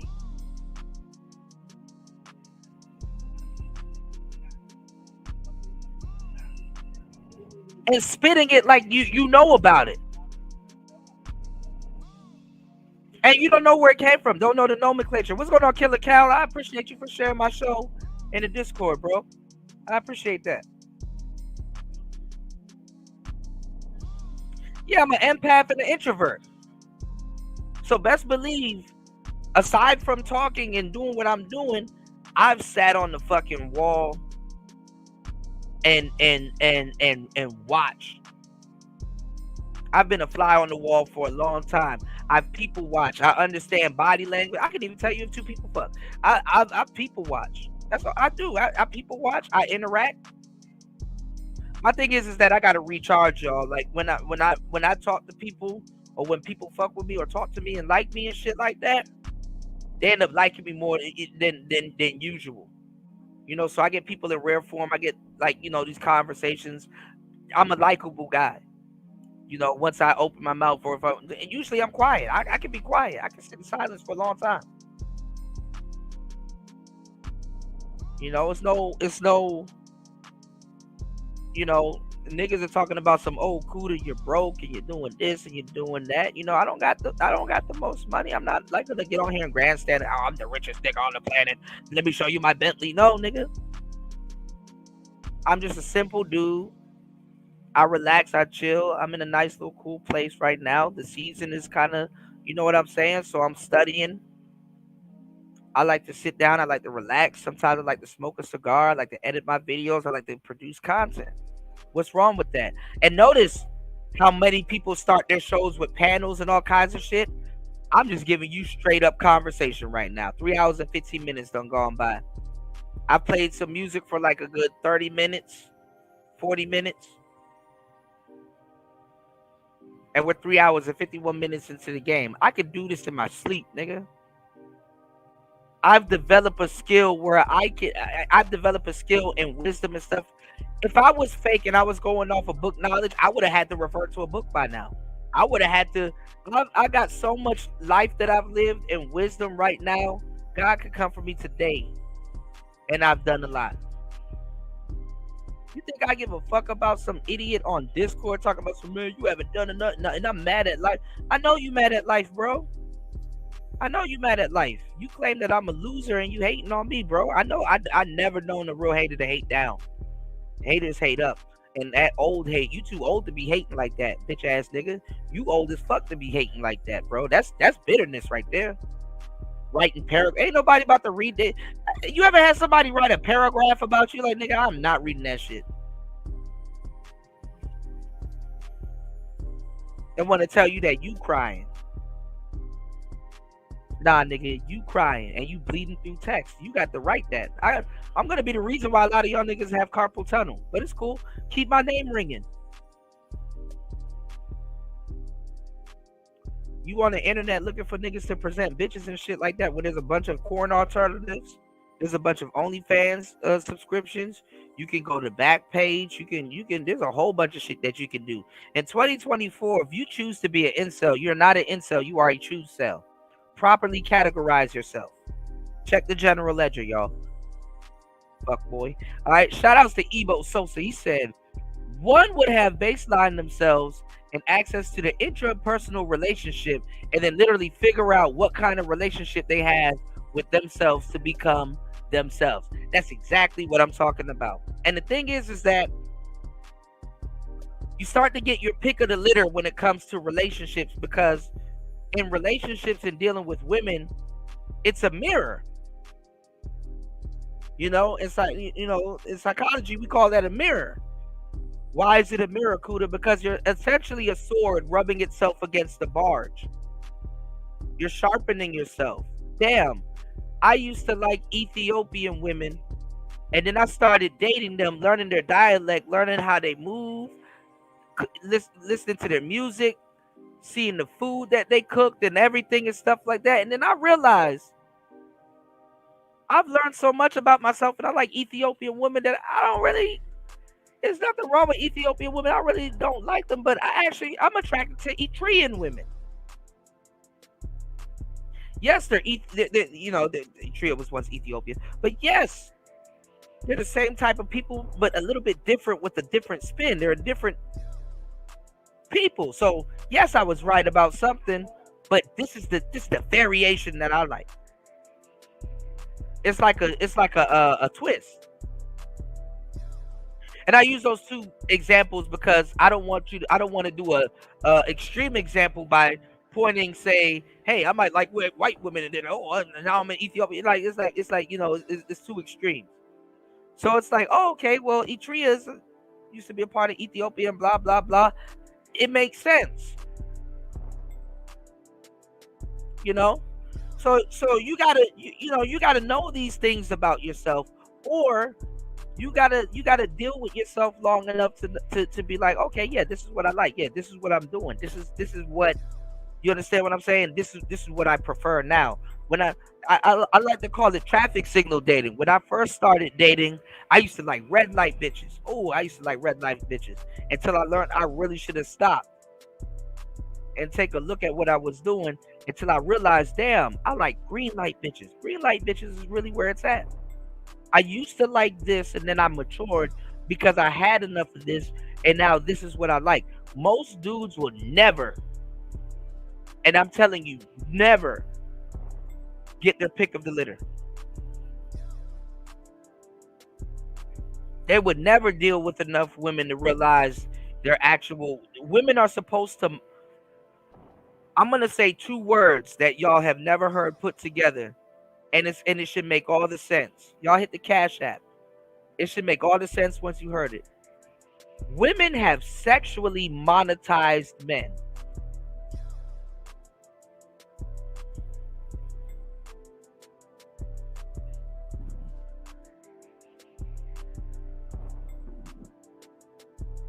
Women have sexually monetized men. Women got men duped into pleasing them for life, while they get pleasure out of it. Sexually monetized you. And when you create your dating pool, guess what? You're taking that and giving it to another woman that could also potentially sexually monetize you. And men, we get into a whole bunch of different stuff. Listen, I'm a player, and I know about all of this shit. The pimping. Not all players know about the pimping. All right, so let's just stop with the bullshit there. And I'm not preaching any type of pimping, but I'm telling you, when it comes to monetization and sex, men have to turn it into a sport. Men have to turn it into a sport. Women have monetized men sexually because sex is given to them. Can you receive sex? Obviously. But guess what? If you don't go out and go create your sexual pool, your sexual dating pool, if you don't kick up no dust at some point in your life, if you don't kick up no dust, nothing will happen.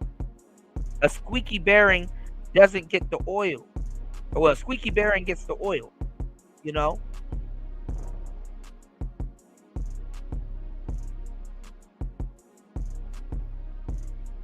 Yeah, you can put a mixtape out, KP, and your family will not support it. Absolutely, love. Hopefully you a lady. God damn it. You said, If it's all that you look for, that's all you're gonna get. Yeah. You said explore and learn yourself. You have to know yourself before you can give it to anyone else. That's somewhat true, but I know what you're talking about.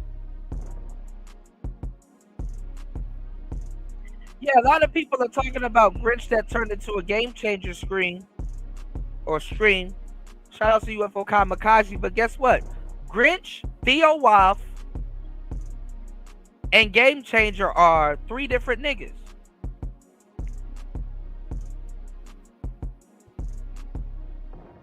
Grinch, Game Changer, and Theo Wolf are 3 different niggas. Y'all hit the subscribe button.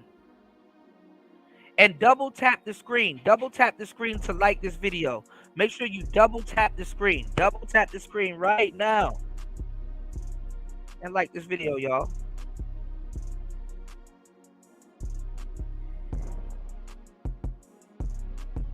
Game Changer is a geek that ain't gonna really do nothing about his situation. Theo Wolf is a naive worker.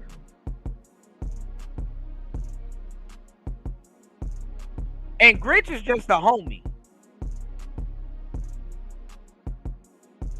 What's going on, New? Yeah, but you don't sit up there and say no goofball ass shit. I got a job. Shut your dumb ass up. You can have a job and have a successful YouTube channel. So, you know what I'm saying? I was listening to Gino with that goofball shit. It's like, okay, another nigga that don't know what he's talking about. Really think about what I'm telling y'all. If let's just say you are a YouTuber for 2 years. And you get all of this feedback. How many niggas do you think you can listen to pertaining to your YouTube channel? Out of 10. You can really listen to about 2 niggas out of 10. You don't think I have a filter system when somebody tells me to do something with my YouTube that I'm like, okay, let me hear what you got. I'm running you through a filter system. I'm running you through a filter system, and I'm like, okay, what do you actually know? Do you know about this? Do you know about the updates? Do you know about the new changes that's coming? Okay, you don't know nothing about any of that. So, respectfully, anything you say is inadmissible. You don't know what you're talking about. Right?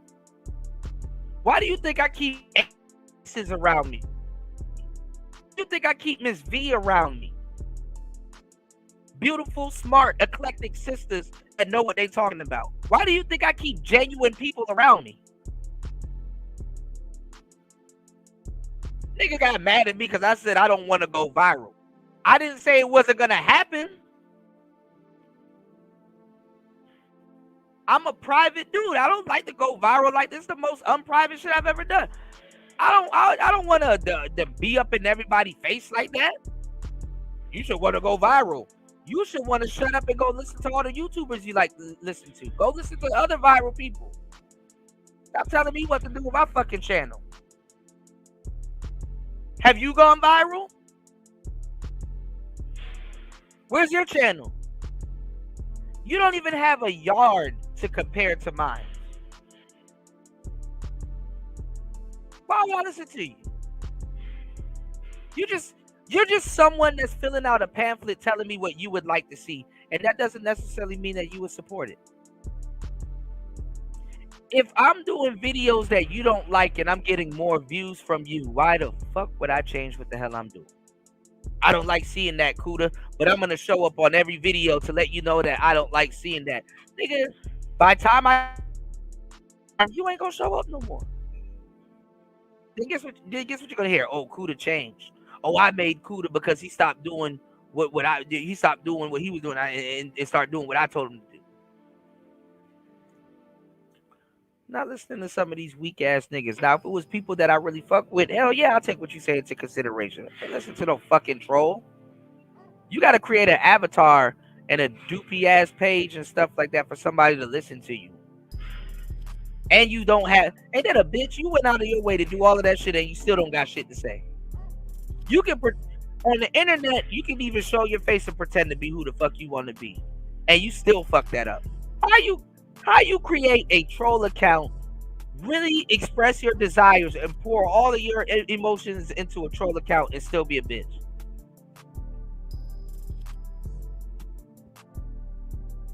That shows me a lot of things. That shows me why you became a troll. And that also shows me why you'll be 5 years a troll.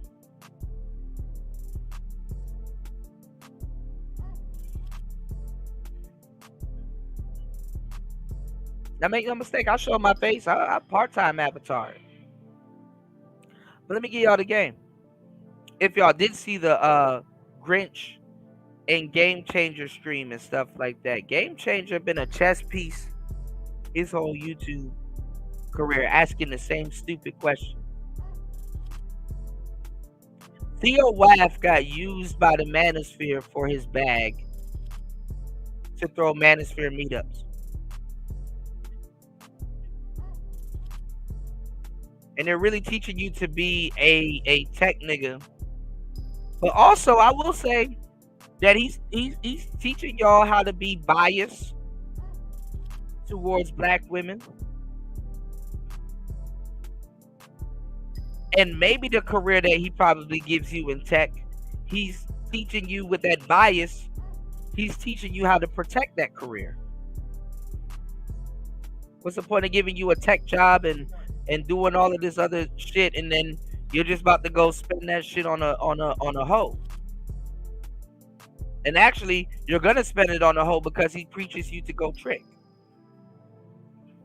You got tricking niggas now that are pookieing up, or not even, they nerding up, and all these other little weird ass trick dudes, they are fucking mad because guess what? They are pookie and they're in the street for the dirty meat also, but you got a secret collective of tricks that's like, hey, we about to monetize the bag, and we about to come over here and be in a different society. You're excluded from the bag that we're monetizing, and a quarter of that bag to go get the goddamn broads that we're trying to talk to.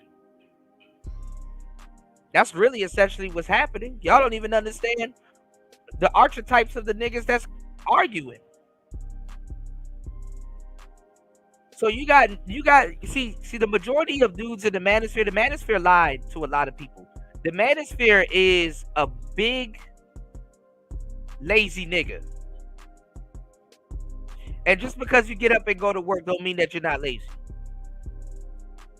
I hate to say that. When I say the word lazy, I mean I'm talking about somebody that's putting in some type of footwork to move the chess piece in their life. Going to work can just maintain your spot on the chessboard. And I hate to say it like that, but it's the truth. And some people, they may be content with that. There's nothing wrong with that. You know, if you're like, man, I just want to work. I don't really want to do shit. I just want to go be lazy. I mean, if that's your itinerary for now, that's your itinerary. But I'm talking about this nigga, he doesn't want to help himself out with the bitches. He doesn't want to help himself. And he just sits down and complains. He stays in one spot on his phone for the most part and complains. But then he's a know-it-all also. See, this is why the Manosphere has a false imposter syndrome. Why would the Manosphere have a false imposter syndrome? Because even the geeks and the nerds that can't get no pussy is gonna run around here and tell you how to get some pussy. And it's like, nigga, who you heard that shit from? Coach Greg Adams? You try to run around like that's the game that you got from yourself or from experience. And if you knew that, then why the fuck are you here?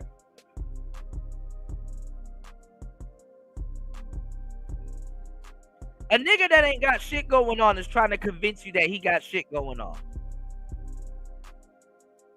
Now somebody will be like, well, Cuda, isn't that the pot calling the kettle black? Is that you? No, I came here as a content creator. I didn't come here as an audience member.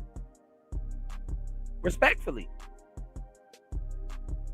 I know why I showed up. Why you showed up. It's like I'm a teacher and I know why I come to this facility. I get up and I come to this facility to teach. And also be supported by the game that I give. And that support will help me build the channel and also maintain the channel and resources and stuff like that, and supplement a better channel, and I, you know, I can give back. You know, channel's only gonna be as successful as the people that definitely supports the channel, whether it's a share, like, subscription, or you support the channel. Hit the Cash App. But the reason why that kid wakes up and puts on their clothes and goes down to that school is completely different. I came here to work. You came here to learn and work. Now, a teacher and a student is essentially doing the same thing, because teachers can learn from the students, learn better techniques and ways and how to treat them, and basically learn how to deal with students individually. That's where consultations come from, or after school programs.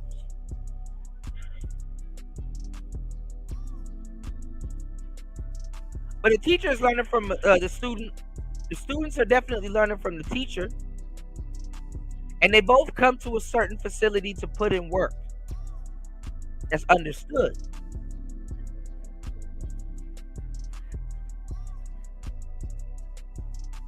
So again, I prompt you to ask yourself a question. Why the fuck are you here? Why are you in the Manosphere?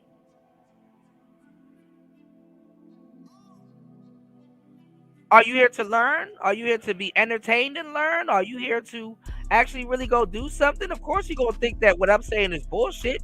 You don't go outside.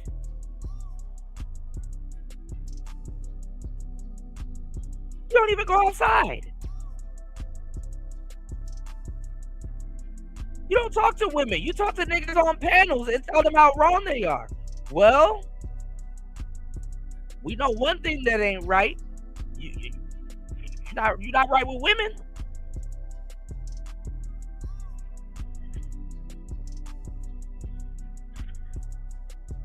I'm a lot more noble. At least I came here to somewhat help some shit. What's your excuse?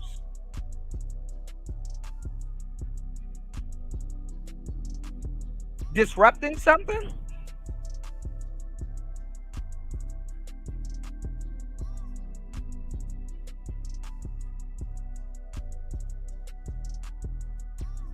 Imagine disrupting something and then giggling like it's cute.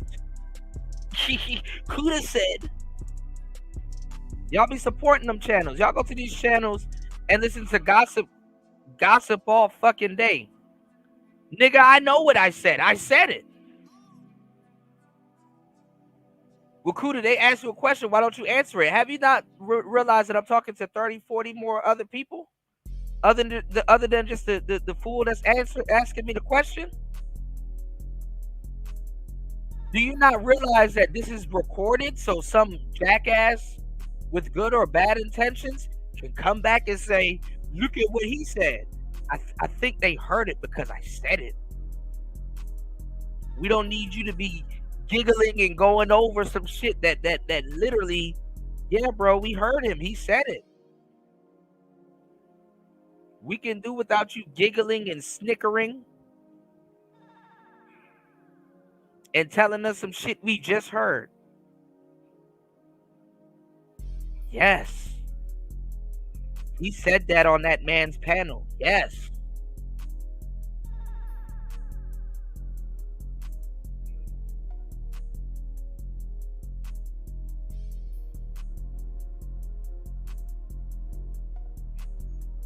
Shouts to Evo Sosa. He said, damn UFO, I left too soon. I saw a Game Changer asking him about why do they have to look like you. He was talking about Grinch, literally.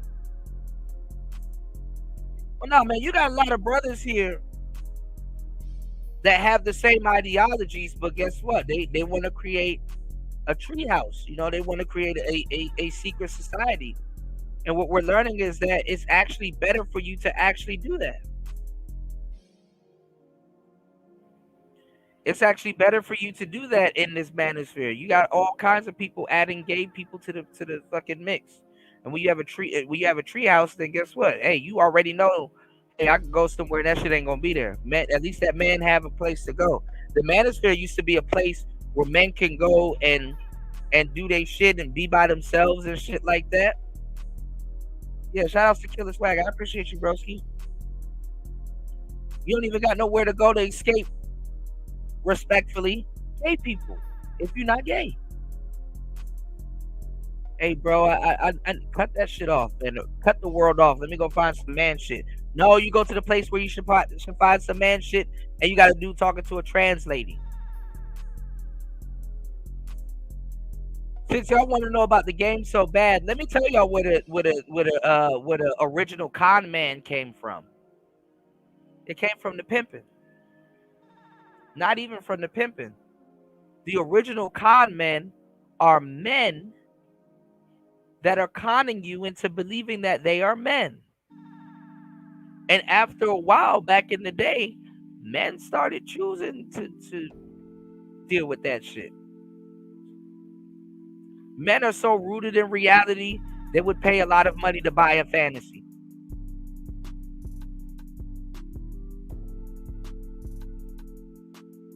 That shit is crazy. And another man, that I'm not even going to say that's a superior man, because you got people dumber than you making more money than you. If he knows this, all you got to do is supply it. And then guess what? Why you think a lot of those people come to the Manosphere? You already compromised in society as an incel, some of y'all. So whether it's true or not, they're going to pick off on y'all because what they're pushing is inconsequential sex. They're pushing inconsequential sex.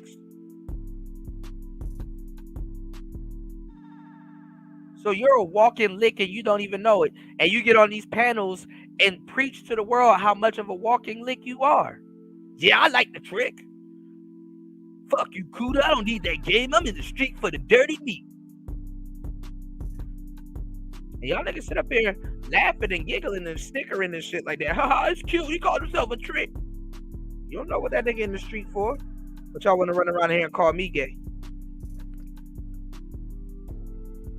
I can't even merch if you get pussy.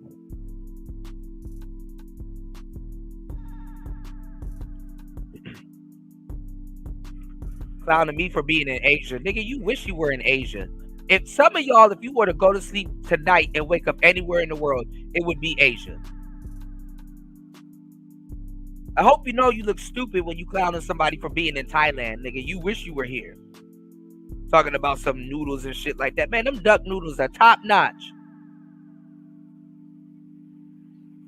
With the duck and the jalapeno. Nigga, I put peppers, jalapeno, all kinds of shit in them duck noodles.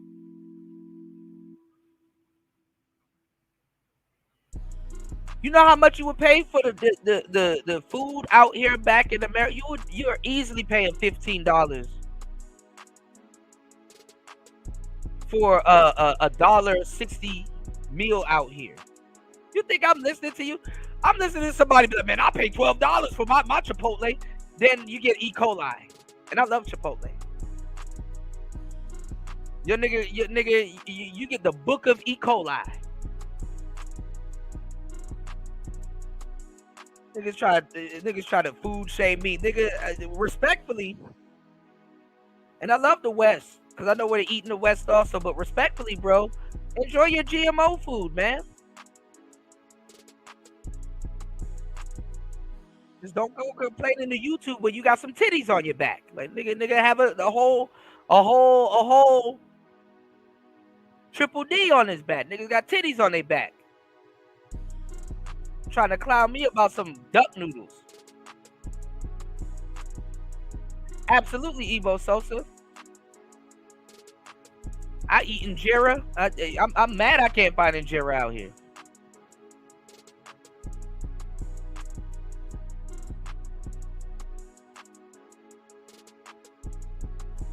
No, that's not true. By definition of a YouTuber, all you have to do is upload vids. That's not true. Going live and editing does make you a YouTuber if you're putting that video on YouTube. That's not true. Y'all got to stop spreading misinformation. going live. You want to know why most people go live? It's so that they don't have to edit.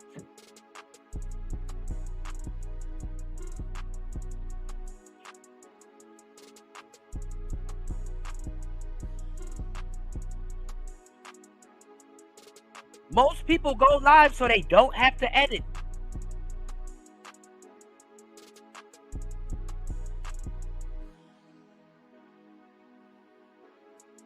Editing you a YouTuber. Have you properly edited something? Do you know about color grading? You know about LUTs? Voiceover, audio, sound effects, graphics. I'm saying in general, dude. A lot of people don't know what goes into editing. Editing absolutely makes you a YouTuber. What do you think about? You said that by definition, a YouTuber, all you have to do is upload vids. You got to film the video. And what do you got to do before you upload a vid to convey what you're saying and get the point across? Edit. And before you upload, and you're a good editor, you shoot the video with intentions of editing it. This is elementary school.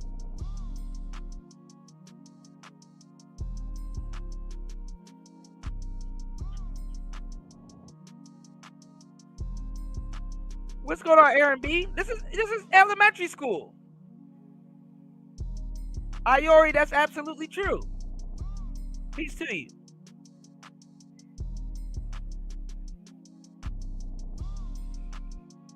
There is no taste in content. Niggas doing the same shit.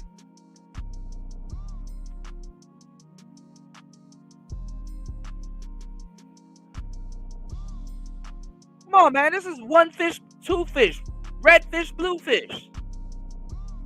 Don't have me up here sounding crazy because I'm telling y'all the truth. What do you think people do before they upload videos? Edit. You want your YouTube video to look like a movie, or you want it to look like you shot it off of your phone regularly?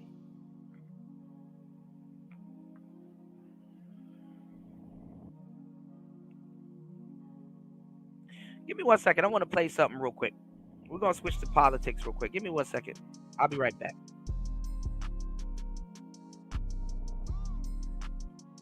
Okay.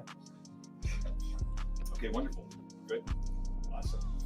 Madam Vice President, pleasure to meet you. Thanks for your time today. Our audience appreciates your time as well. Of course. As you know, we're sitting here in a state and arguably in front of an audience that 54 days from now could decide the outcome of this presidential election. You hear it more than I do.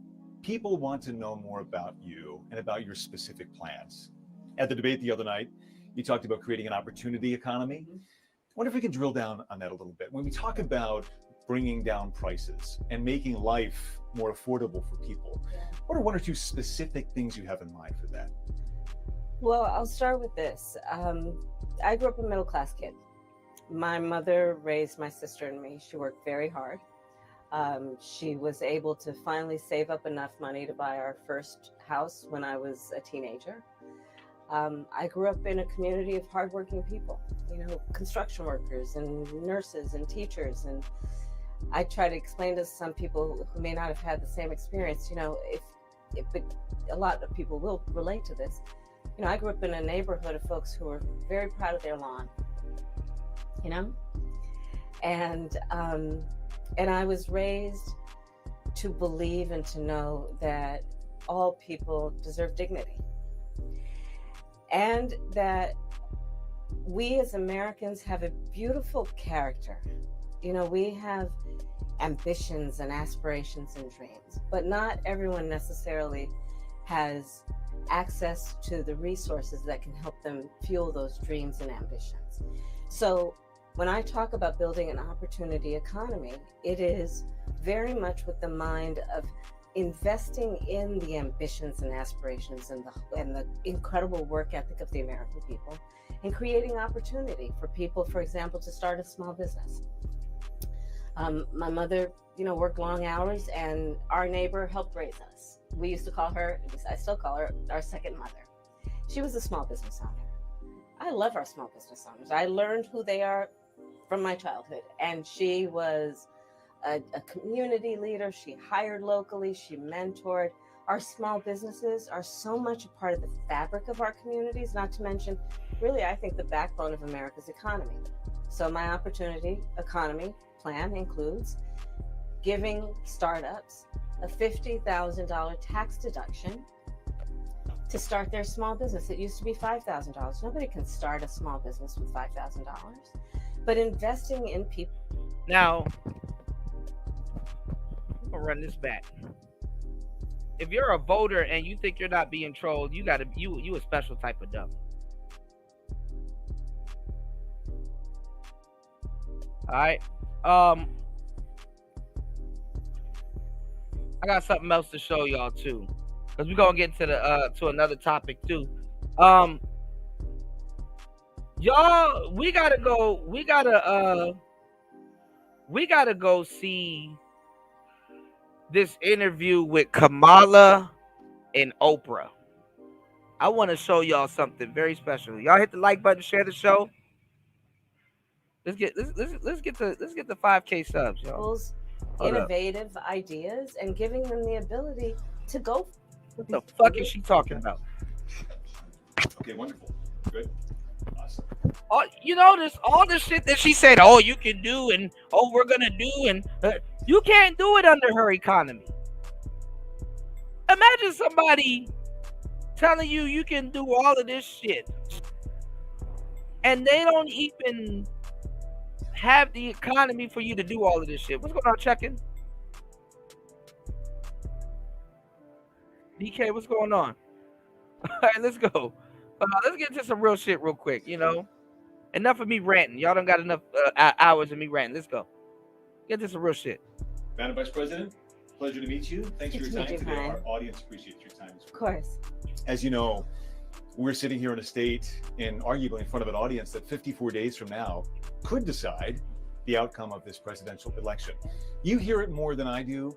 People want to know more about you and about your specific plans. At the debate the other night, you talked about creating an opportunity economy. I wonder if we can drill down on that a little bit. When we talk about bringing down prices and making life more affordable for people, what are one or two specific things you have in mind for that? Now listen, who here trades stocks and understand when the price goes down, something needs to go up? When the price goes down on something, something needs to go up. Just because I lowered the price on something doesn't mean that the value of that same thing that I put that price on went up. Especially if that thing was priced wrong. Like, hey, that's not worth $10. Yeah, but it's lowered down to $5 now. Yes, that's the price of it, but the value didn't go. You ain't doing nobody no favors.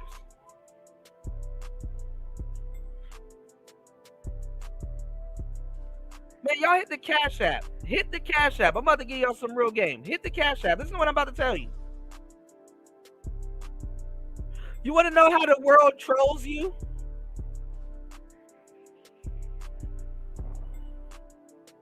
I want to charge you $20 for something, but just so you think it's not 20, even though you're going to round it, just so you think it's not 20, $19.99.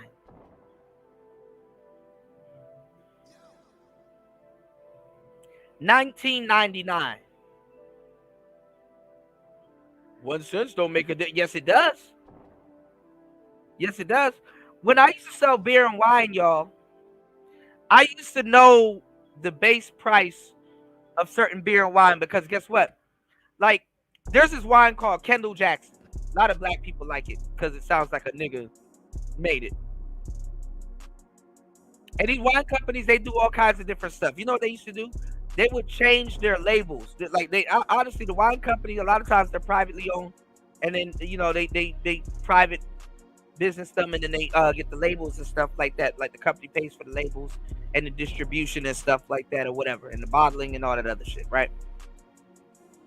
Kendall Jackson used to do this thing where they had their customer drinking a more sweeter wine, right? And then over the years, they changed the recipe to get it more drier, drier, and drier.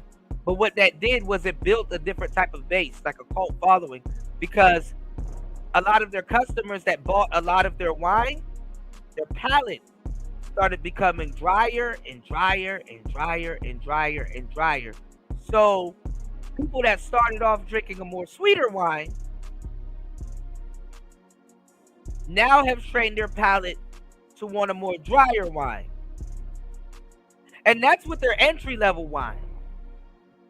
Then if you like that drier wine, you will buy a higher level. But what I'm saying is that the entry level, it was at a certain price. Like the wine will be like $20, but on sale it's 14 or 15, $14.99. You know, they can never, if you look on certain tags, they will never give you a definite price, because what that does in the customer's head is it says, okay, you should be paying no more than this. No, those prices got to periodically fluctuate, so you're not used to paying one price. And it makes you think that you're getting a deal. And you probably are getting a deal, because at a certain time of the year, hey, look, this is a $15 wine. Oh, it's $10 now. Let me get it. When the prices go down, we used to have to double our stock because of this.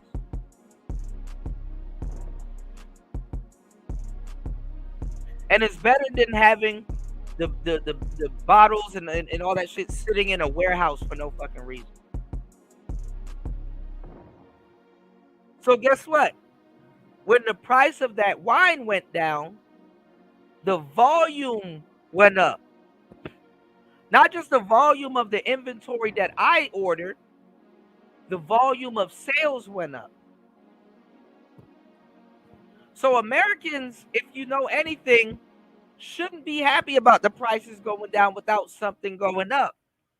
Quality in life don't go up. The price just went down. And the fucked up part is that, I'm going to tell you, if you're paying cheaper for something, the quality might go down because you don't know where the hell they getting that shit from. Oh, milk is $5 now. Yeah, but that's because they switched over to these type of cows. You need to look for quality to go up if prices are going down.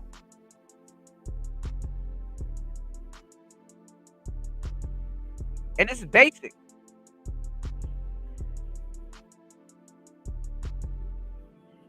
This is basic. That's why people be like, well, why do you like Trump? Well, believe it or not, America is a big ass business. America is a big fucking business. Run it like one. A good one.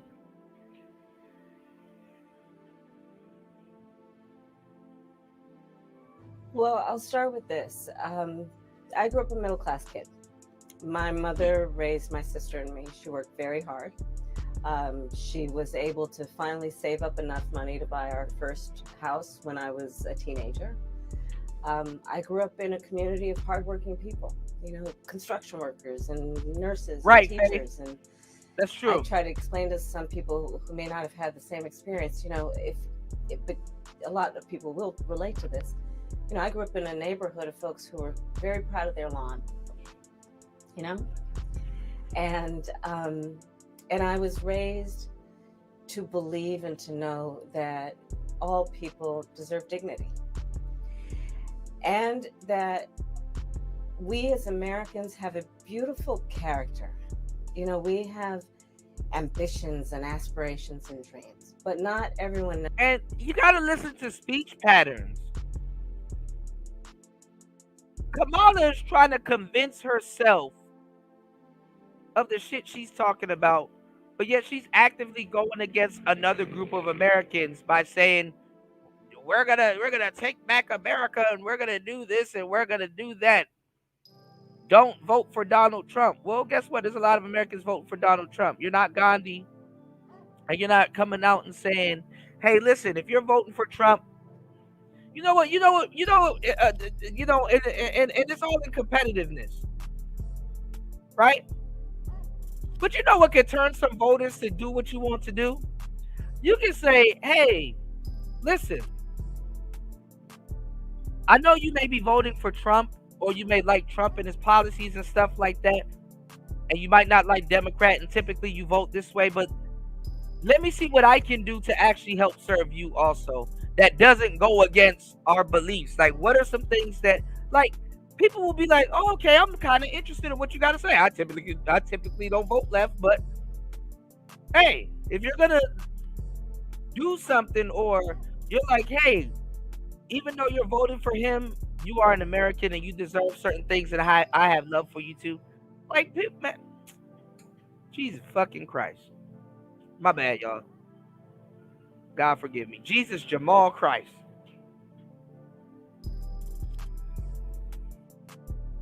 You can still be all inclusive. You don't have to say, hey man, you gotta pick a side.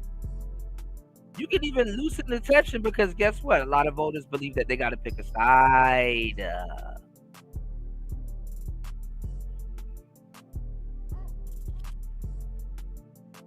See, that's what fucks up voting for people that actually knows how this shit works and what's going on. Voting in America is all inclusive. It's all inclusive. And it's not inclusive in the way that you think it is. It's all inclusive, meaning that, hey, you got to participate. And it don't matter who the hell you vote for. We just want to know that you're participating.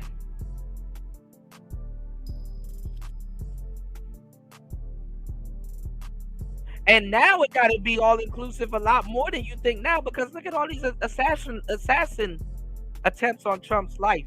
And I said this when the first one happened. I'm like, damn, bro, I don't want this to become a trend, because this will happen all throughout his presidency. And all it takes is one little lucky little idiot that don't stand for nothing to take out Trump. And it's a little bit different this time around, because who we got? I was about to say, he don't got Ramaswamy behind him. He got that other dude behind him. Niggas wasn't gonna take him out when he had Pence behind him, because it's like, man, who the hell is Pence? And why does nigga look like an android? Nigga, Mike Pence looked like Brian Fury from Tekken. It's a funny joke. Please go look up Tekken and Brian Fury. You will laugh. And just leave it there. All right. It's a funny joke if you know what the fuck I'm talking about. I was like, who the hell does this nigga look like? He like an android. He look like Brian Fury off of Tekken. We put some snake pants on him in no homo. Never mind. Anyway, let's go. Necessarily has access to the resources that can help them fuel those dreams and ambitions. So when I talk about building an opportunity economy, it is very much with the mind of investing in the What's going on, Ghostman? Ghostman said, I actually noticed that, bro. If you get that joke, bro, that shit is actually, that shit is, if I set it up better, that's top tier comedy right there. I was like, who these niggas look like? It's like, damn, you know, they like Brian Fury from Tekken 3. Yeah, let's go. Ambitions and aspirations and the incredible work ethic of the American people, and creating opportunity for people, for example, to start a small business. My mother, worked long hours, and our neighbor helped raise us. We used to call her, I still call her, our second mother. She was a small business owner. I love our small business owners. I learned who they are from my childhood, and she was a community leader. That's bullshit. That's bullshit. I love my small business owners. You know who got fucked up the most in the pandemic? The small business owners. Now let me tell you the fucked up part about business. An ending, and this is just in life in general. An ending is the beginning of something. Like, even if something ends, that's the beginning of death. Right?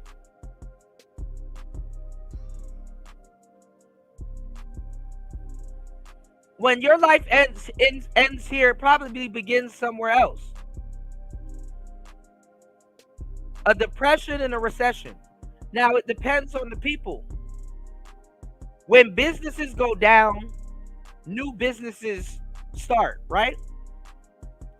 The majority of the business market are new business people. How do I know that? Well, listen, I'm becoming a bookkeeper. I need to know that.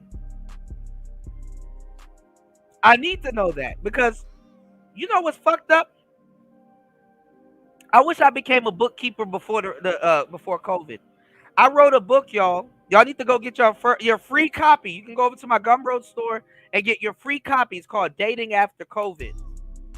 There's a lot of things I want to talk to you guys about that happened after COVID. And it's ramping up right now, so you don't got to believe me. But you're going to feel me. Trust me. You don't have to believe me. You know, I implore you not to believe me, but if you don't believe me, I do implore you to remember what I told you. So when it happened, you probably would believe me. When businesses go down, new businesses come up.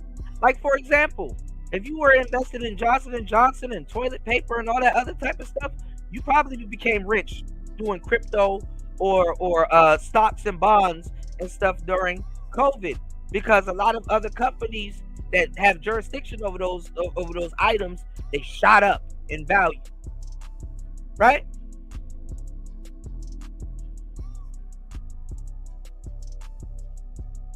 But you know what was happening during COVID?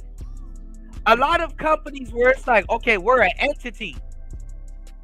Like grocery stores, not mom and pop stores and stuff like that, but like grocery stores and chain stores and stuff like that. So when some shit happens, you couldn't just sue one person. You're like, oh, you got to sue a corporation. You got to sue a button. You know what I'm saying? But what COVID was doing one by one was give me 1 second, was it took an entity and turned it into an individual. And once they reduced those people down to individuals, then they lost their business. So I don't know what business owner she's talking about. It's 4 years after. These are new business owners.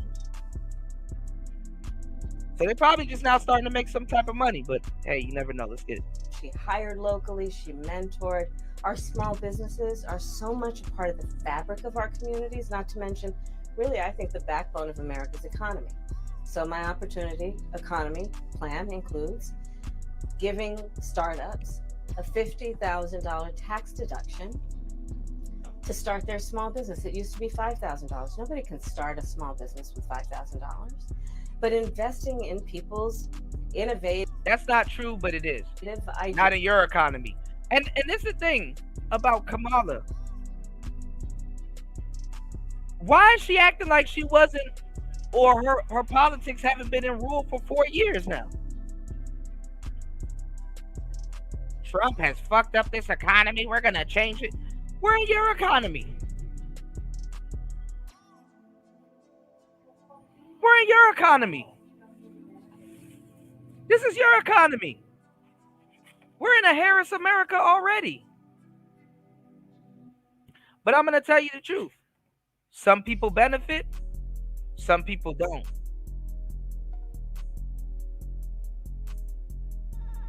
And the thing is about business nowadays is that you got to make sure your business is COVID proof. That's the number one thing. You got to make sure, hey, if I got a club or a restaurant, I got to make sure motherfuckers aren't really gathering here too much in spreading disease. Because I'm out of here. Yeah, we're getting back social. But I'm out of here. If this shit don't pan out.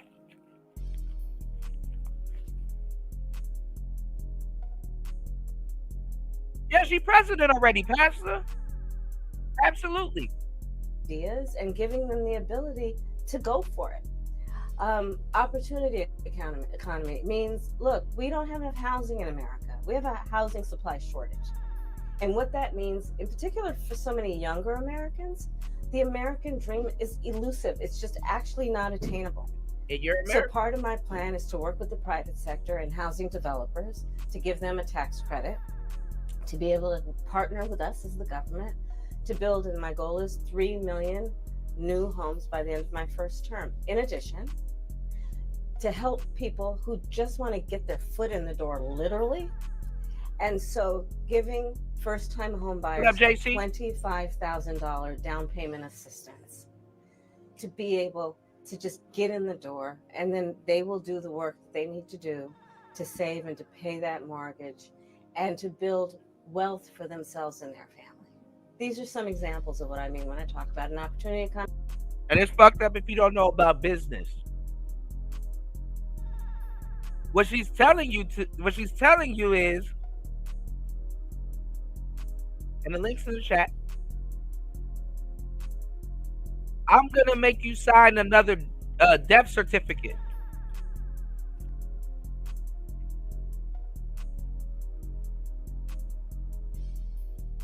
That's what a mortgage is. I'm gonna make you sign a death certificate to give you a significant loan to dupe you for a couple of months into thinking that everything is better. So the plan is to put you further in debt at a rate. The plan is to put you further in debt, offering you a loan at a rate for some shit that shouldn't even be at that rate. That's not worth that. But I'm going to give you a loan to afford something that's not worth what the hell we're charging for. And make you really feel like you're doing business. You want to know why? Because you're a new business owner and you don't even understand business. People got to convince you you need a bookkeeper. Because you don't understand what an audit is. All right, let's go. I mean, a lot of it has to do with just the community I was raised in and the people that I admired who work hard, and deserve to have, their dreams fulfilled because they're prepared to work for it. You talked at the debate and at previous appearances about turning the page on the past. And in fact, here today in Johnstown, you're talking about a new way forward. Yeah. I think some people have a question, given maybe your current role as Vice President of the United States, how different you are from Joe Biden. And so I wonder. The question is, what the hell have you been doing? If there are one or two spots, policy areas or approaches where you would say, I'm a different person. Respectfully. Well, I'm obviously not Joe Biden. And, I offer a new generation of leadership. And so, for example, thinking about developing and creating an opportunity economy where it's about investing in areas that really need a lot of work. And maybe she doesn't even sound sure of what she's telling you. Focusing on, again, the aspirations and the dreams, but also just recognizing that at this moment in time, some of the stuff we could take for granted years ago, we can't take for granted anymore. Right. For example, right, another plan that I have that is a new approach is to expand the child tax credit to $6,000 for young families for the first. See, all Kamala has been doing since she's been in office is dog whistling to women. And it makes sense too, because they're using women and duping women into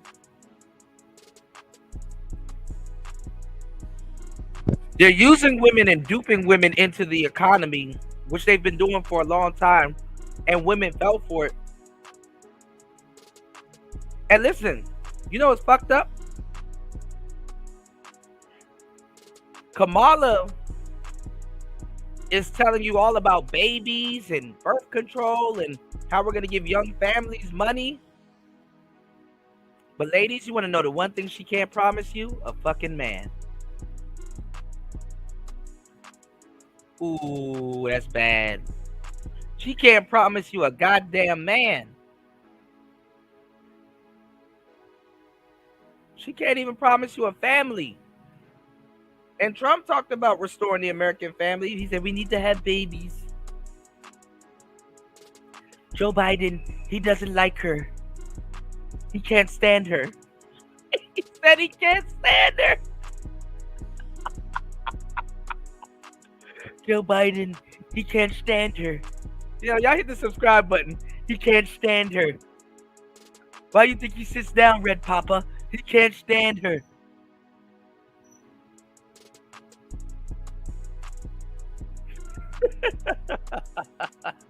Of their child's He can't stand her, Red because Pepper. that is obviously a very critical stage of development of a child.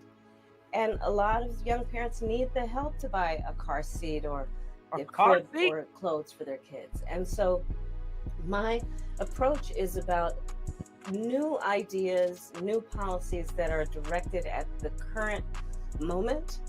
And also, to be very honest with you, my focus is very much on what we need to do over the next 10, 20 years to catch up to the 21st century around capacity, but also challenges. You're not even going to be here in the next 10, 20 years. Crime and public safety are two major issues right at the forefront of voters' minds in Philadelphia as well, where crime is a significant issue. When we talk about crime, the conversation turns to... Red Pepper, you don't? You must be a girl.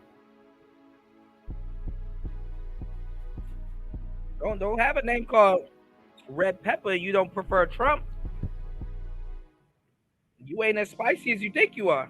I'm eating some red pepper right now, y'all. Don't let me find out your name is Red Pepper, and you ain't as spicy as you claim to be. That'd be a fucking waste.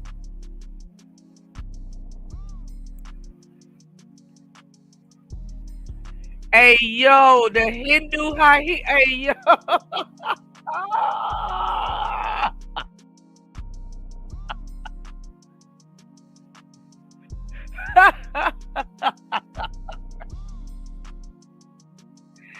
The Hindu hyena. If I broke, now my business. Yo. Not the Hindu hyena.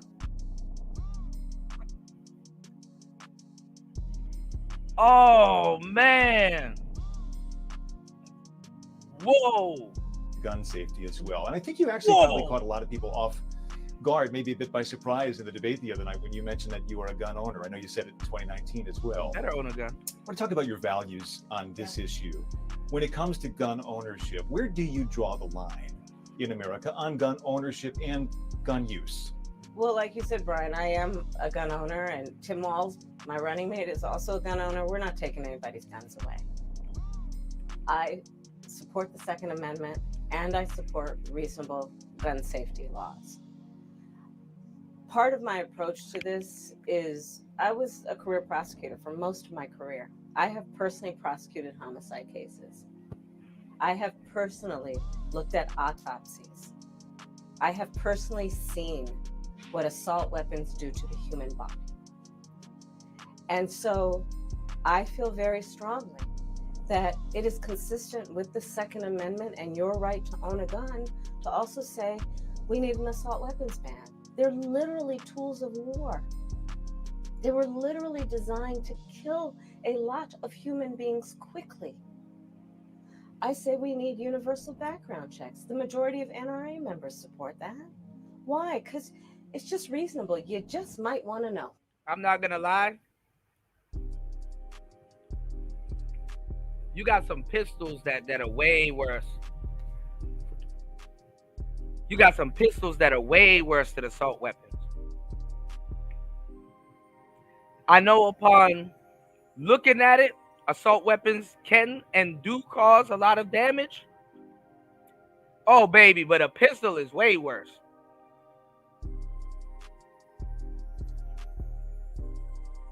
Some bullets that would have whistled right through you and cleared your body, with a pistol, that shit's sitting right in your liver.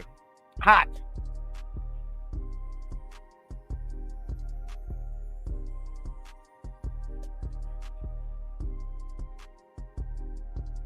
Some of them bullets, the only reason why they sit in your body is because it hit a car door before it sat in your, you know?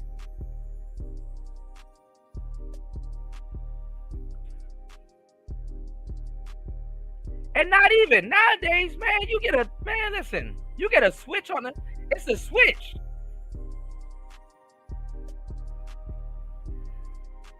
It's a switch. Fuck a Draco. How about some abandoned assault weapons? Nigga, have you heard of the switch?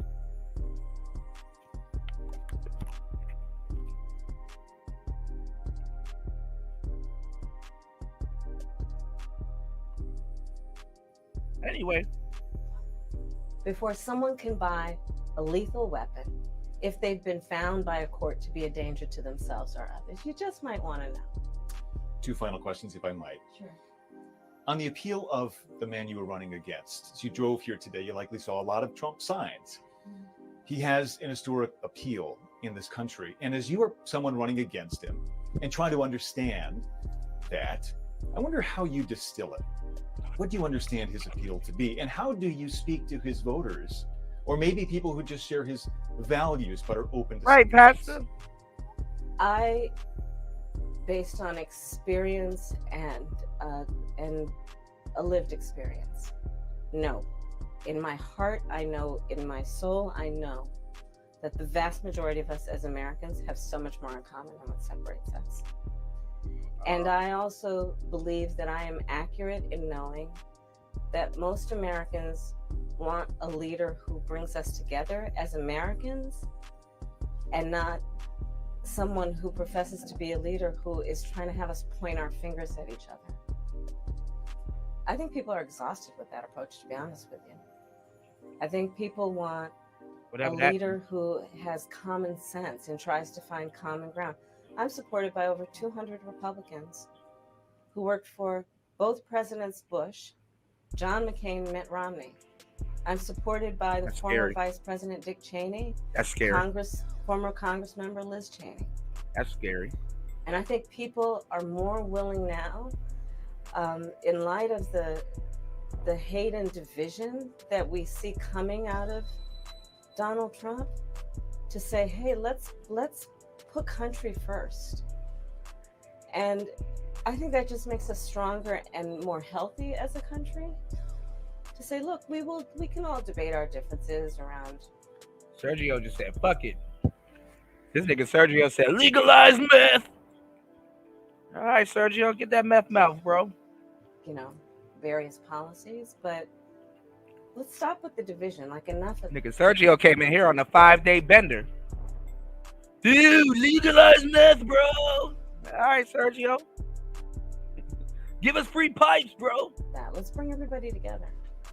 And finally, as you introduce yourself to America in a new way, they've heard much of your story at the Democratic National Convention and in that debate earlier this week. If there's one thing that you wish Americans knew about who Kamala Harris is that you don't think they know yet, what would that be?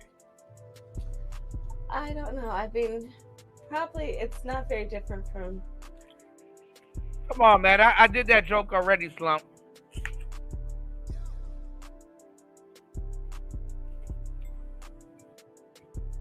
Slump, you must have missed that live. I did that joke already. Y'all, if you're gonna be racist, bro, be funny.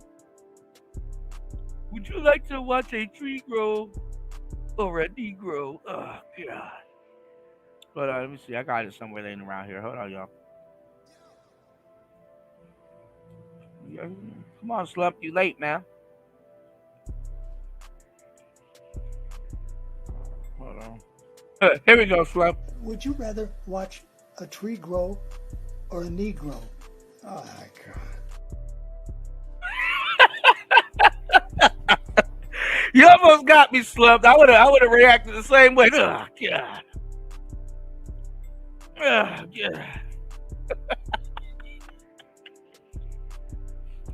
Oh, that's caught on. Oh God. Anybody watching right now? I love my family. One of my favorite things that I lately, I got better jokes than that, Slump. We have not been able to do is Sunday family dinner. I love to cook. I have Slump found a new joke. He thought he could get it off. He thought somebody didn't know it. I'm hip, Slump. I've been doing this for a long time. You gotta get a new YouTuber, bro. Incredible friends. My best friend from kindergarten is still my best friend. All right, man. Stop being racist. We'll exchange racist jokes one day, but Hit the subscribe button. I got you, bro. I think that, I mean, I have a career that I got some jokes. And I said it the other day, you know, as a catch me on the right stream. I got some jokes. I never asked a victim of crime, were they a Republican or a Democrat. The only thing I ever asked them is, "Are you okay?" Hold on, I'm trying to remember what UFO called her. Not the Hindu heifer. What you call her, UFO? He called her the Hindu hyena.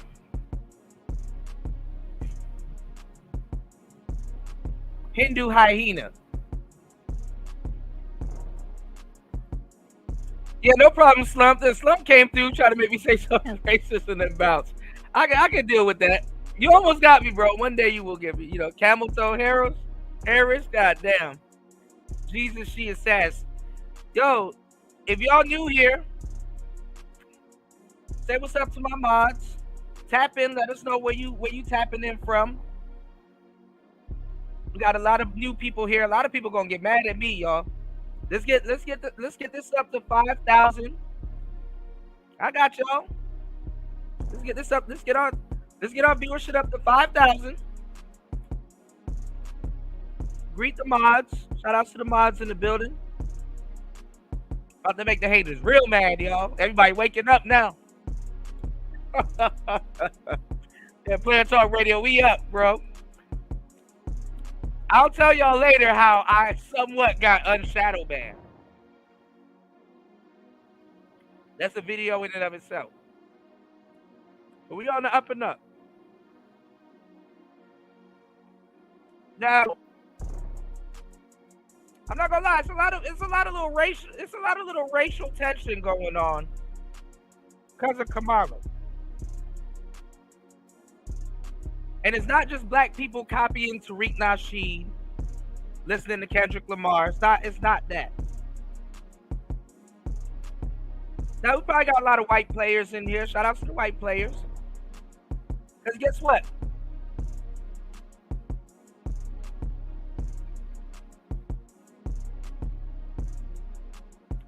A lot of white women ain't going to publicly say, "Hey, I'm voting for Trump." But when that ballot is in front of them, they are going to vote for Trump.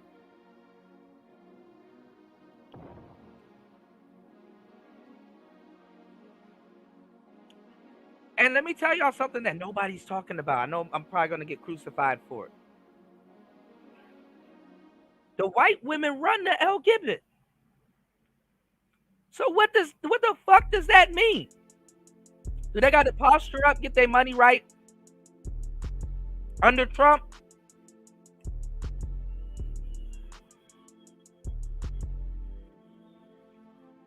Yeah, they didn't even vote for Hillary, JC. Absolutely. You're like, man, I ain't letting this bitch run the country. Hell no. Plus, white women need a man to hide behind. You're not a real white woman if you want a white woman to be in front of you. If you know, you know. I know I'm going to sound racist, but listen, if you know, you know. They need a nigga to hide behind. They don't need no fucking white woman. Listen. If a white woman is, they know if a white woman is fucking up at their expense, they are not going to, they are like, hell no.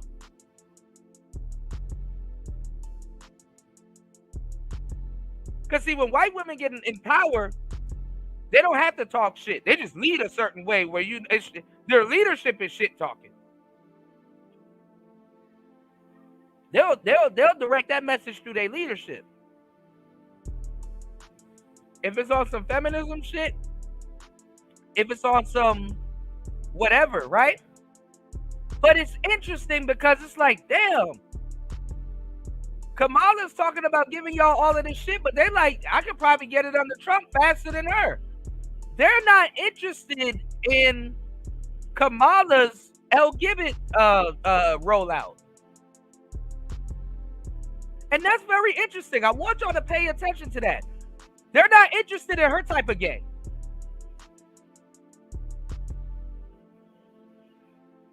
They don't care if she for the LGBT. Man, listen, the Ubiquita has endless money. Gay people got fuck you money. under Trump or Kamala, it doesn't matter to them. They're gonna get some shit done. And honestly, I'm gonna tell you the truth. They actually will probably get more done under Trump. In an uncanny way. I'm not gonna talk about it just yet. I think he is also. Neil Crow. Use your ears.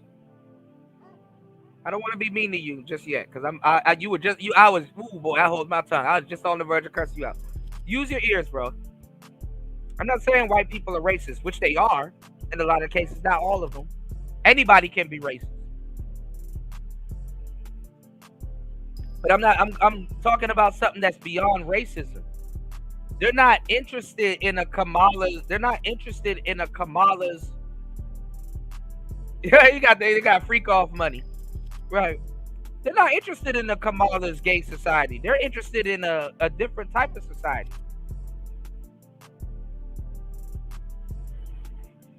Okay, well, look, if I'm racist, you can get the fuck up out of here. Tell somebody else they racist. I'm just giving you the straight up game. It ain't about being racist, it's about being real. I'm not gonna just say no racist remark and not give y'all or a somewhat racist remark and not give y'all a reason behind it. I gave you a fucking reason behind it. They're not interested in Kamala. That's Kamala's selling point. The check cleared. I'm gonna take care of you if you're gay or if you want affirmative action or if you want to abort and all that other shit. And I don't even think the white youth, listen. The only demographic of white women, because it is kind of split, that I see voting for Kamala are the older ones. Like the older, more business professional, she might vote for Kamala. But like the older white women in their 40s and 50s and 60s, the seasoned ones, they used to sit home and watch Donald Trump on TV and tell people they're fired and all that shit. They're voting for Trump. I would say the more seasoned professional white women are voting for Kamala, but the older ones that used to watch The Deal and all them other shows, and man, they voting for Trump. Now they're not gonna publicly say it, but when that poll is put in front of them, they're gonna do that. They're gonna do that. I don't give a fuck how much feminism you throw out there. The white woman has always and will forever stand behind her man. You understand what I'm saying? Y'all can say what the fuck y'all want. A lot of them feminist women, when they left them feminist rallies, they went home to their man and kids. They're not fucking around.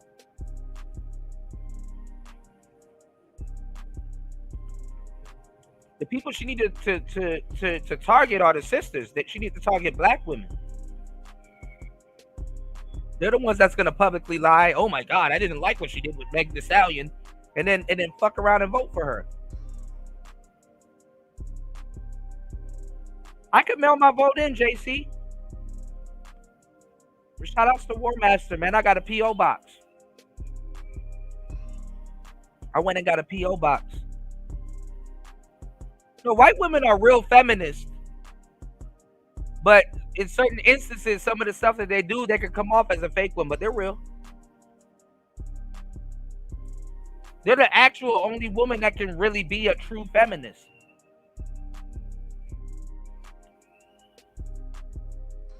Black women being a feminist is a non sequitur. Fake news.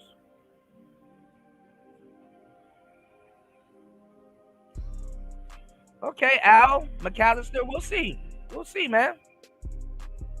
All right, so Al McAllister said Kamala is his president. So let's see what your president's saying, Al. Oh yeah, and that's another thing too. What's also split. A lot of old, seasoned white men, they are voting for Kamala. They're tired of Trump. They had a whole lifetime full of Trump. All right, let's get it. And I think that's the approach that most Americans want, regardless of who they voted for in the last election, in terms of turning the page and charting the way forward. I imagine you're looking forward to cooking Sunday dinner again. I am looking for it. Yes, I am looking forward to cooking. With bathtub collard greens. Whole family gets involved. The kids each have their role. Yeah. Well, it's a beautiful family, and we thank you for your time. Thank you. Pleasure meeting you. Thank you, Brian. So much. Thank you. Thank you. Thank you. All right. Yeah, Kamala is just nothing but word salad. Hey, Kamala, are you black? You know, it's just false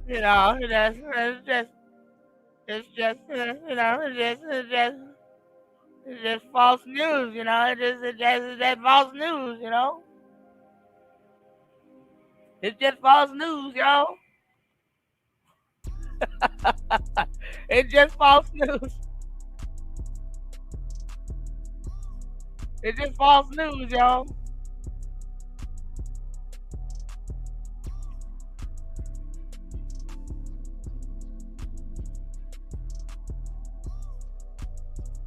God damn.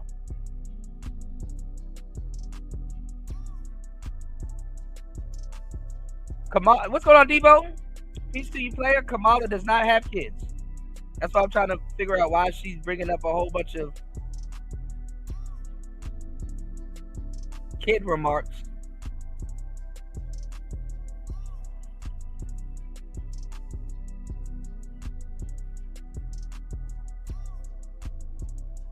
She does not have kids.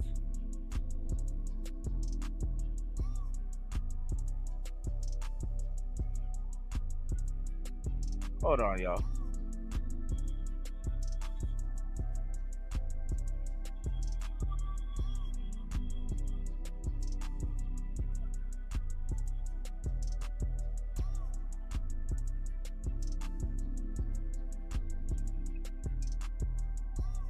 What the fuck?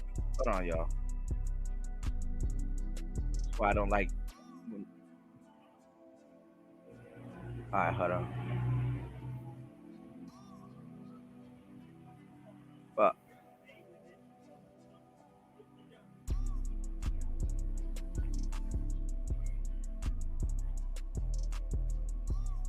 Y'all got a frantic. Y'all trying to vote for a frantic woman as president.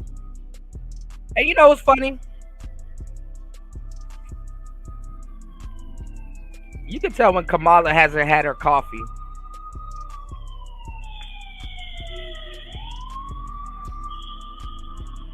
You can tell when Kamala hasn't had her coffee.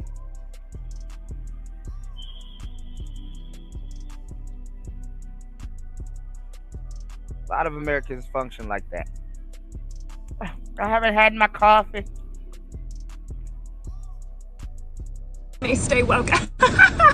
You want a little bit of my waffle? I only like the center. I don't like the borders. I've been to the border. Okay, it's crunchy.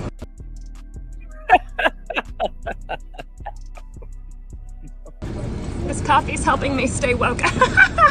You want a little bit of my waffle? I only like the center. I don't like the borders. I've been to the border. Okay, it's crunchy. Also, she's a stepmom. Ah. I wonder, how old were the kids? Yeah. Yo, Christian.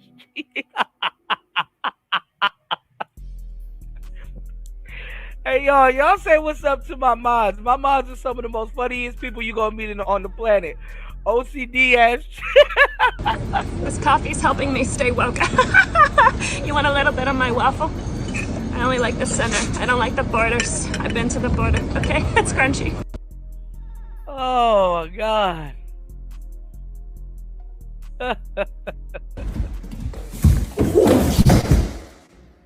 Look, I'm tired of this shit. Y'all need to clean this shit up. Damn.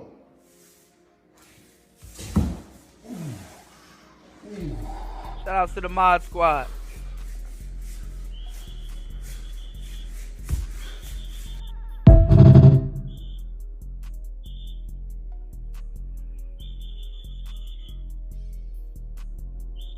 So that's interesting. I didn't know Big Mala.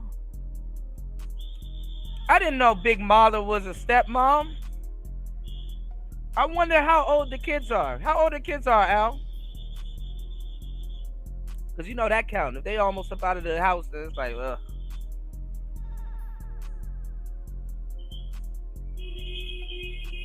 I used to see the Obama girls at my job in DC. And you know what's crazy? I like the tall one. I like the taller one because she look a little Ethiopian. I don't know. I like the taller one, but the younger one, she was actually more cool. She was actually more cool. The younger one, it's like it's like a mismatch. You know, it's like the taller one had the look, but the younger one had the personality.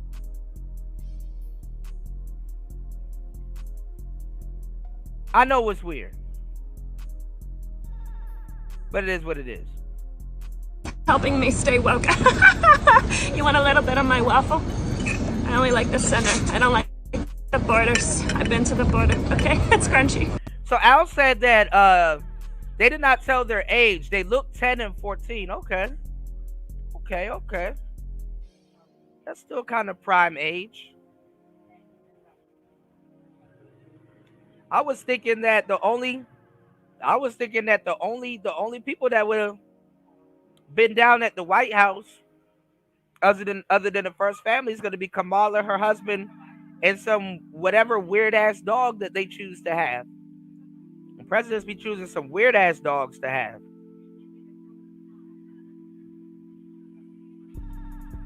You know?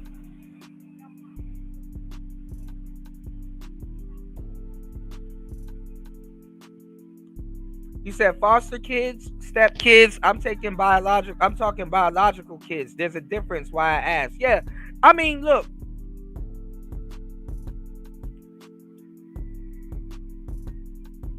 If you don't have your own kids, obviously, especially women, there's some type of like compassion lockout. But honestly, I can't really X her out the game. If she's taking care of some step kids, there might be some compassion there. There might be some compassion there.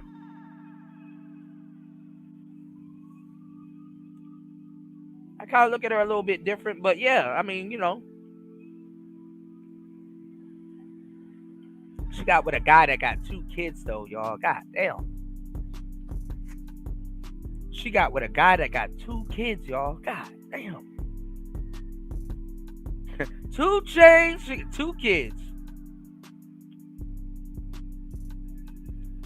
I mean, but that's the thing though, Debo. How crazy is that though? I wonder, like, as a woman, if you get with a guy with 2 kids, because it's different than with a guy gets with a woman with 2 kids. But if you get with a guy with 2 kids, like, that kind of don't make you want kids yourself. But if they're at the ages that Al says, then they probably, you know, she probably like, hey, I don't really need no kids like that. These 2 are okay. So then I can't really talk shit about her and say, hey, she has a compassionate lockout, because if she was with them and in their lives for a significant amount of time, I'd be wrong to say she doesn't have any, you know. Ellis and Cole, so it's a girl and a boy. Wow. This coffee's helping me stay woke. You want a little bit of my waffle? I only like the center. I don't like the borders. I've been to the border. Okay, it's crunchy. She frantic, man. I ain't gonna lie. Kamala probably drinks the best box wine. Fucking around. Kamala drinks the best box. Hey, yo, big man funny as shit. He said Putin 2024. Hey, yo. Hey, big man, I don't think they have a choice, bro. This nigga said Putin 2024.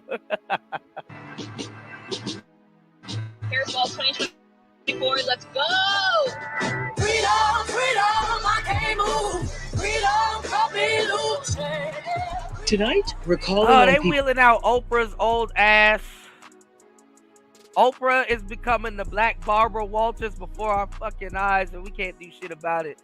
There's my bro, War Master in the building. Shout outs to War Master. I've been shouting him out the whole time.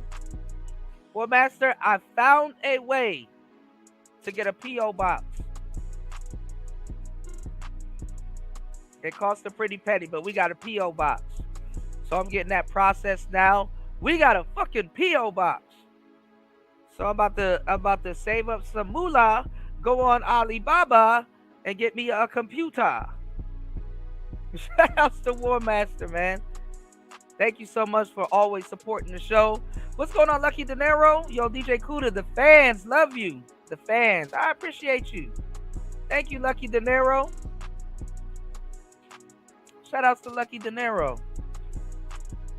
There's a lot of people that know about me, and it's ridiculous. Shout outs. Y'all were cursing him out too on one of the shows. I'm gonna share his show next after we get past this BS, because I want to hear what War Master has to say too.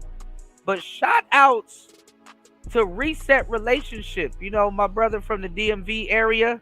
He was like, yo, I didn't know you still make videos. I'm like, yeah, I've been shadow banned.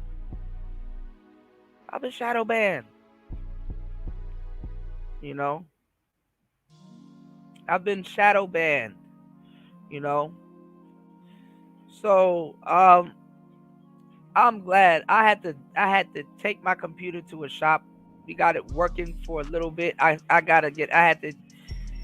this small monitor that I'm using. I'm ordering another monitor.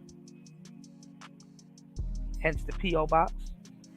You said that means she understands deleting them because oh shit. Goddamn, Debo. She probably does, man. But listen, y'all, man, we getting out of the shadow ban, man. We getting our numbers back. If you guys are new here, subscribe to the channel, man. You definitely want to subscribe to this channel. Say what up to the mods and let them know where you tapping in from. Are you in Texas? Are you in DC? Are you in Florida? Are you in Georgia? Are you in Houston? Are you in LA? Are you in Cali? LAX? You know? Now I think Al is actually pretty interesting. So Al is pro Kamala. Al put me onto some information. I didn't know Kamala has 2 stepkids. And Al said they look to be around 10 and 14. Al says Trump is an imminent and immediate danger to the republic. He cannot be allowed to pack the court with crony judges of his choice, by which he ascends his megalomaniac status and control. What is the thing? This is the thing, Al. How I'm looking at it is that Trump is not going to be able to save everything, but he's going to slow the inevitable down.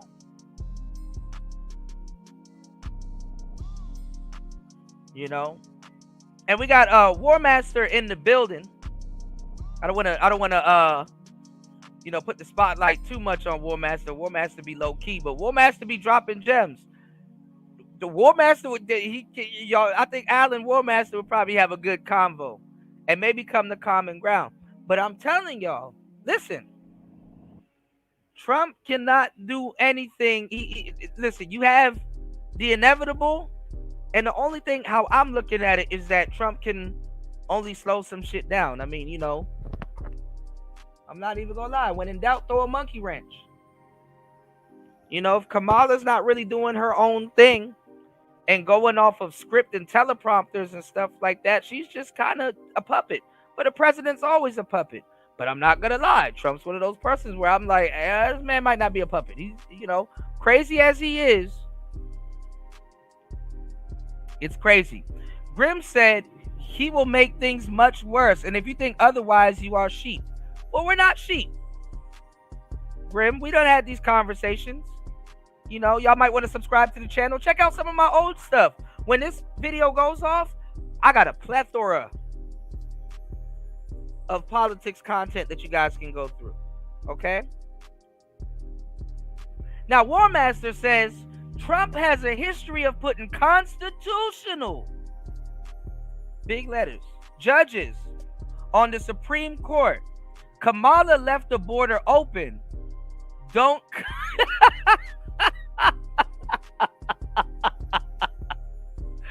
All right. Al says the problem with that is if Trump wins and he packs the Supreme Court, he can do anything. He wants anything. Absolutely, War Master. A lot of people do forget that. People forget that Trump was the president before. Grim says, and yes, when he was the president, he made things much fucking worse. But look, we're under Kamala right now. We're under Kamala right now, and we're under what she has going on. So how worse can it get? She's telling us that she can make America better when she can somewhat do that right now and lay the bricks. I mean, I'm not even gonna lie. She can lay the bricks. She can lay the bricks to what she's talking about now, being that she is the vice president.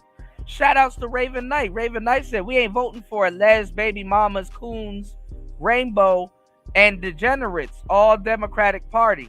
He says, F all Democratic Party. Shout outs to Raven Knight in the building. JC says, Supreme Court has been saving this country from destruction. Raven Knight says, if you staying with that, you can go fuck yourself. Uh-oh. Political war in the chat room. You said all of the shaming tactics came out. You said, is massive inflation not good enough for you? Right. So War Master, I was saying earlier is she's talking about lowering the price of things, but the value of something got to go up. The value of something got to. Why would you lower some shit and the value don't go up?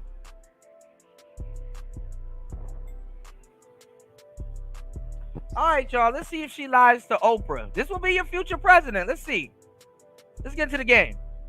From across our great country who are fired up for Vice President Kamala Harris. After an electrifying Democratic National Convention, Kamala Harris raised record-breaking campaign donations, became a viral sensation, and then the world watched her step into her power and dominate that. Oh my God, y'all. We've been following this whole fucking political thing from the whole time. Ain't none of this shit happened. Step into her power.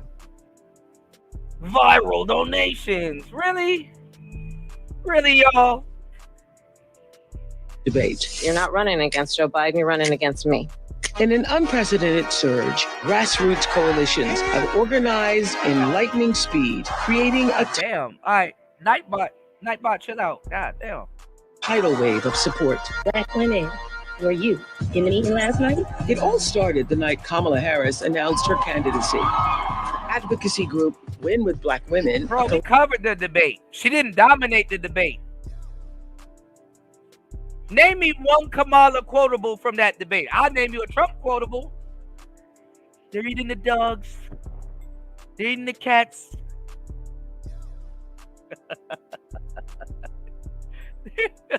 Collective of thousands of Black women leaders from around the country, founded by Joteka Edie, hosted a Zoom call to support the campaign. Within hours, they raised $1.6 million and had so many people on the line, they almost broke Zoom. We know he wasn't debating Joe Biden. Joe Biden would have fell asleep if he was debating Joe Biden. Like, come on, man. Y'all subscribe to the channel, hit the Cash App. Let's get some supporters. Let's go. It's player talk. Getting into the political talk. Let's get it. Oh. I was on Zoom with 44,000 other Black women who were all focused on getting this woman to the White House. Win with Black Women was the original spark that inspired over. Yeah, I know. I got you, sir. 100 other groups to organize their own Zooms for Kamala, like Win with Black Men, White Women Answer the Call, White Dudes for Harris, Jewish Women for Kamala. Be the badass Jewesses that I know you all are. Jewesses?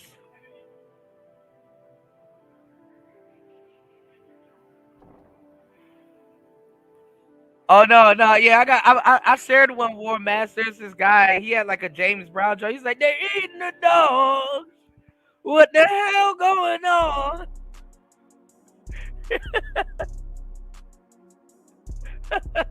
War Masters, they're eating the dogs. What the hell going? Mix for Kamala. She is the president America needs. Swifties for Kamala. First of all, I am a Swiftie. Even cat ladies for Kamala. Come on, cat ladies! Tonight, for the first time, we are uniting all the groups together in one place with a single purpose. Elect Kamala Harris, President of the United States. Hold on, I thought Oprah was friends with Trump, but maybe they don't got that millionaire billionaire thing going on. Damn, I thought they would golf or some shit like that. Why millionaire women don't golf?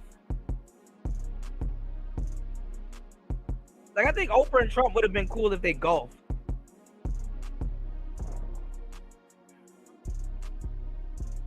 Yeah, Jewess. I never heard of that before. That's crazy.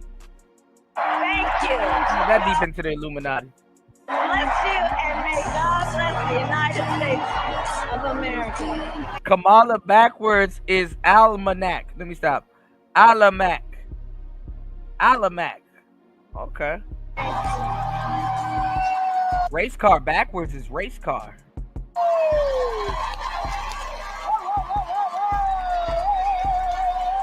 Oh, okay. YouTube getting me hip. Okay.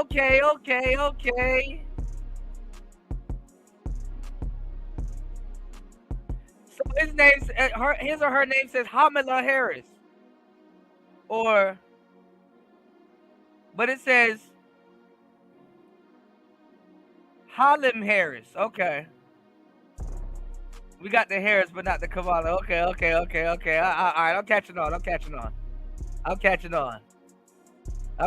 Interesting.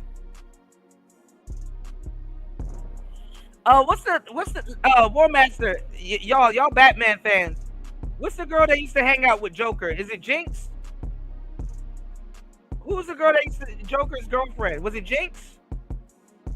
She got that cynical laugh also too. Yeah, dad backwards is dad too. Yeah, Harley Quinn. I don't know why I said Jinx. Harley Quinn. Yeah. Oh, hey, everybody! Good evening!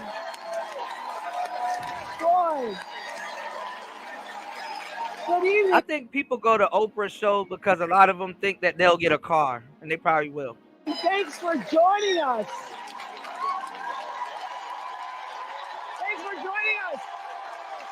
Everybody on screen, thank you.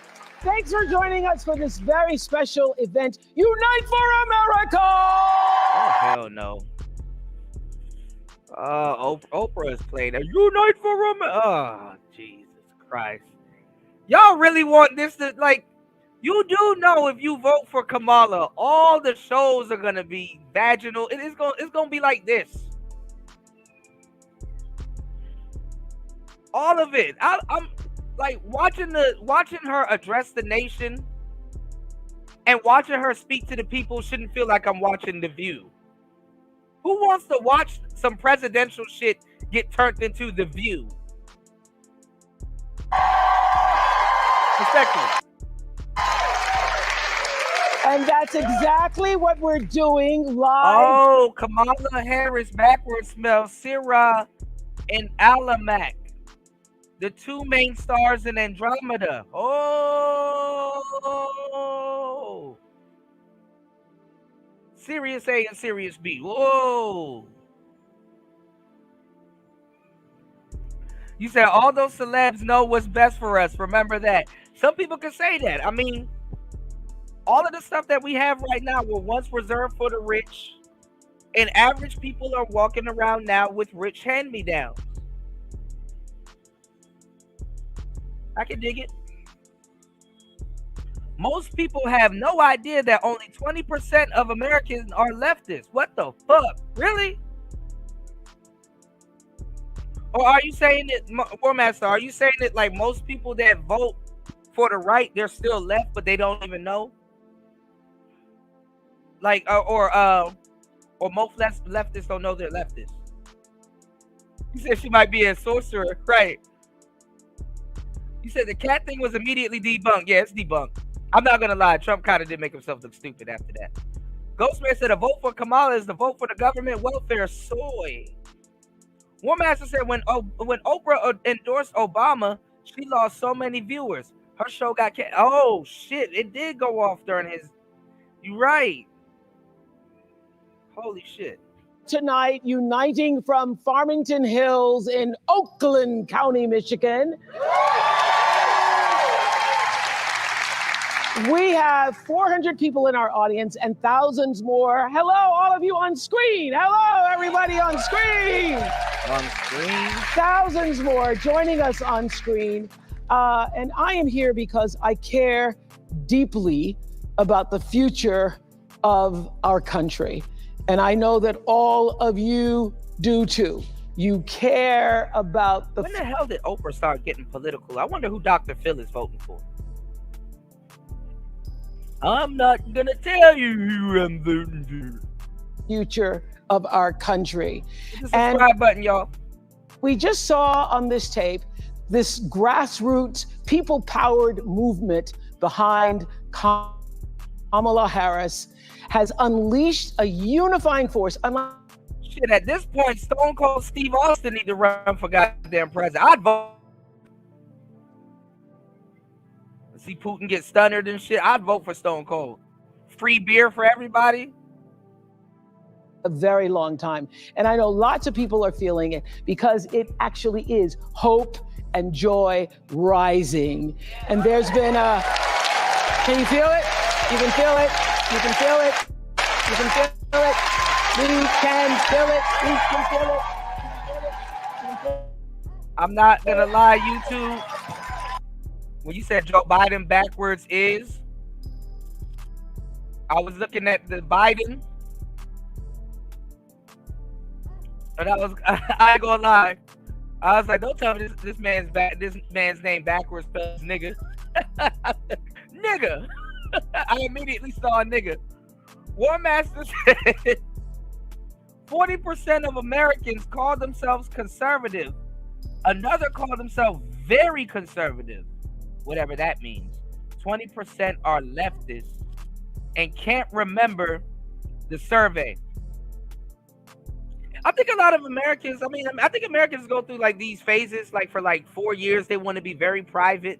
Then the next 4 years, they kind of just want to be out there kind of spending money. And then, you know, you said kind of odd. These actors are pushing votes for someone who claims that, well, this is the thing.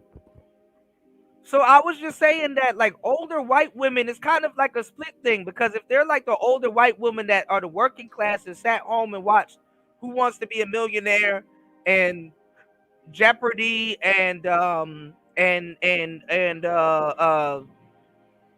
Price is Right and shit like that, they're voting for Trump.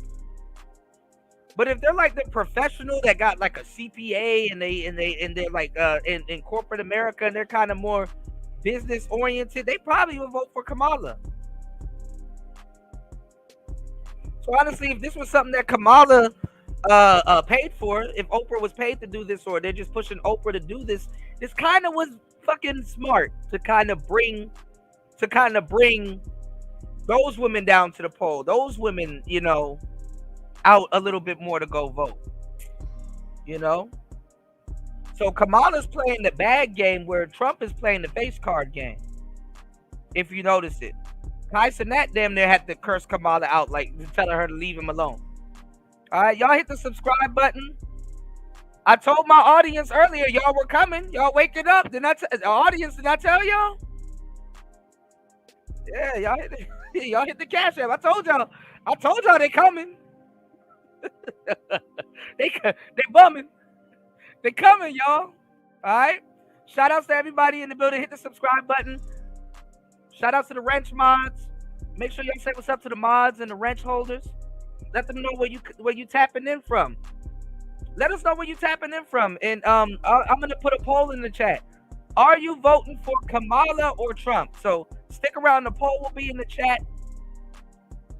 If you would like to let me know why, you can send that in the form of a Cash App. If you are new here, and also we have mods in the chat that are very advanced in these conversations. War Master says, when an entertainer comes out as a conservative, the left tries to silence them. When they come out as a leftist, most of their audience ignores them. That sounds like a catch-22. That sounds like a rock in a hard place.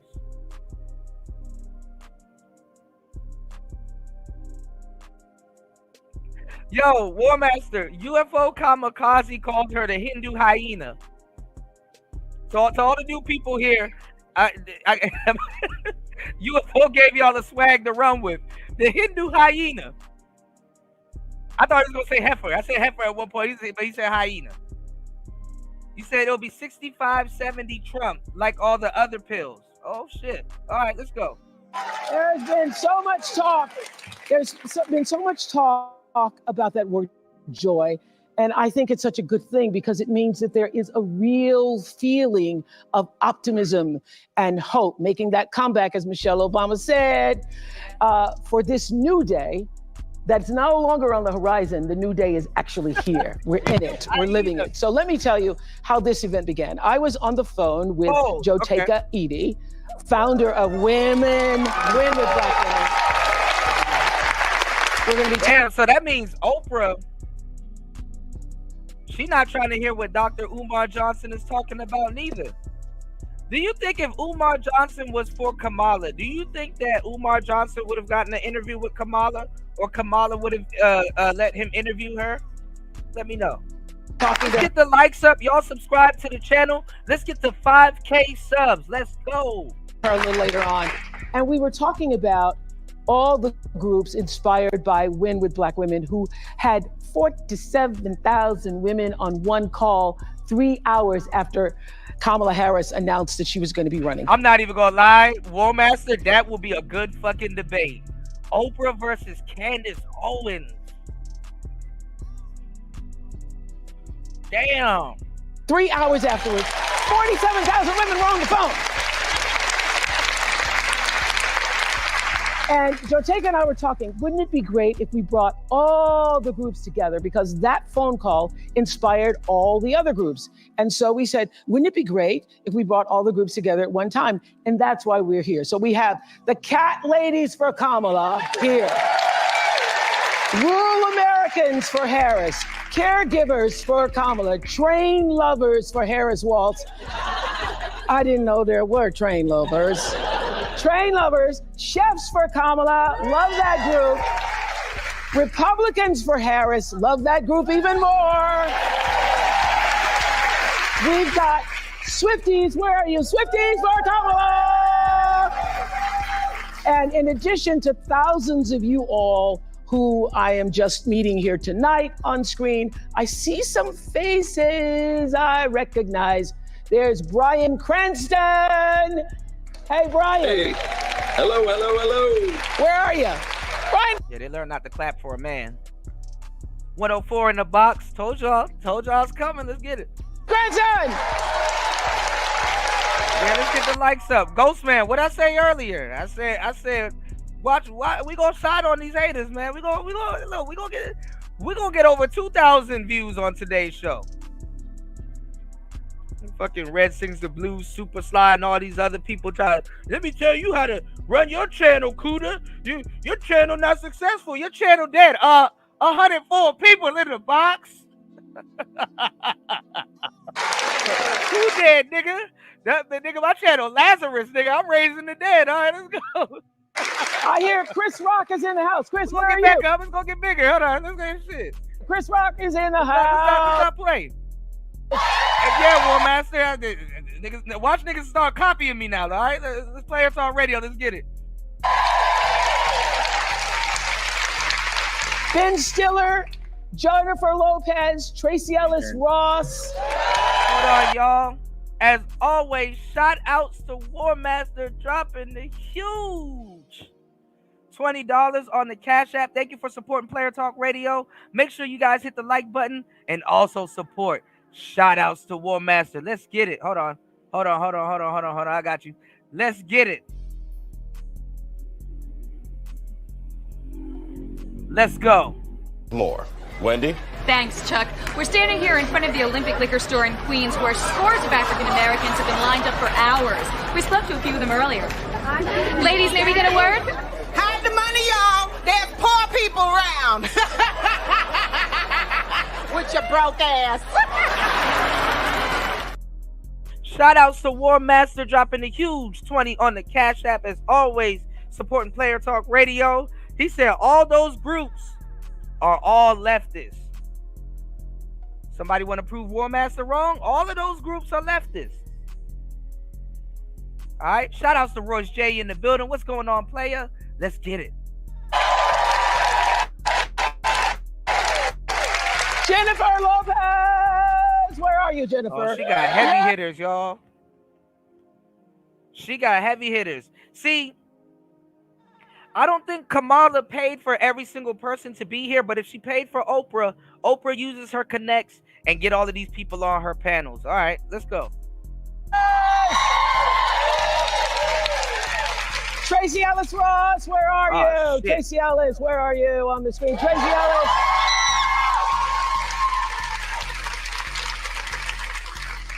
Julia Roberts, where are you?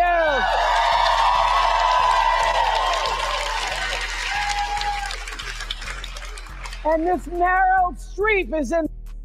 She got Meryl Streep. Now listen, y'all. She got all the older seasoned women. These are Gen X women. Didn't I tell you the women that are in corporate America or in the music industry and went on to do something? Those are the women that's going to vote for Kamala. I said that earlier and it's proving me right.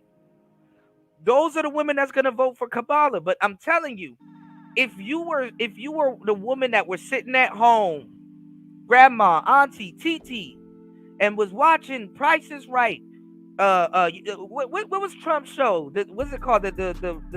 What was Trump's show when he was firing people? And if you were watching Who Wants to Be a Millionaire, you were watching all of these shows, you're gonna vote for Trump. But it's split. It's like if you were somewhat of a professional, then you would vote Kamala. You said this is a space for a discussion. We welcome the individual voice. Yeah. Just keep it respectful. All right. It's like black women are the pillar of the black community. They are the pillar. The Apprentice. Yes, Pastor. They are the pillar of the black community because guess what? If black man says, hey, I want to vote for this, and black woman says, hey, I want to vote for that, the black women will win each time because they outnumber the black men. They are a pillar. He said, I'm voting for Cornel West. I'm voting for Umar Johnson. The hell?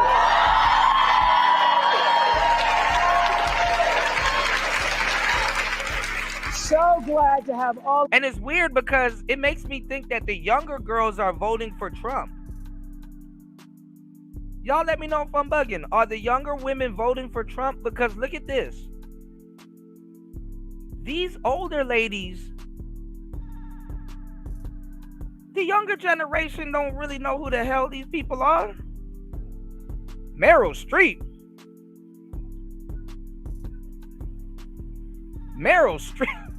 All of you familiar faces and those of you who are not yet familiar to all of us. Okay, Brian, so happy to have you here tonight. Brian. Shout outs to YouTube. YouTube been dropping a lot of game. Shout outs to YouTube. Shout outs to real people. Okay, I will do this. Y'all hit the like button and subscribe. I might have to have my wrenches vote, okay? All right, yeah, let me time out my mod bot.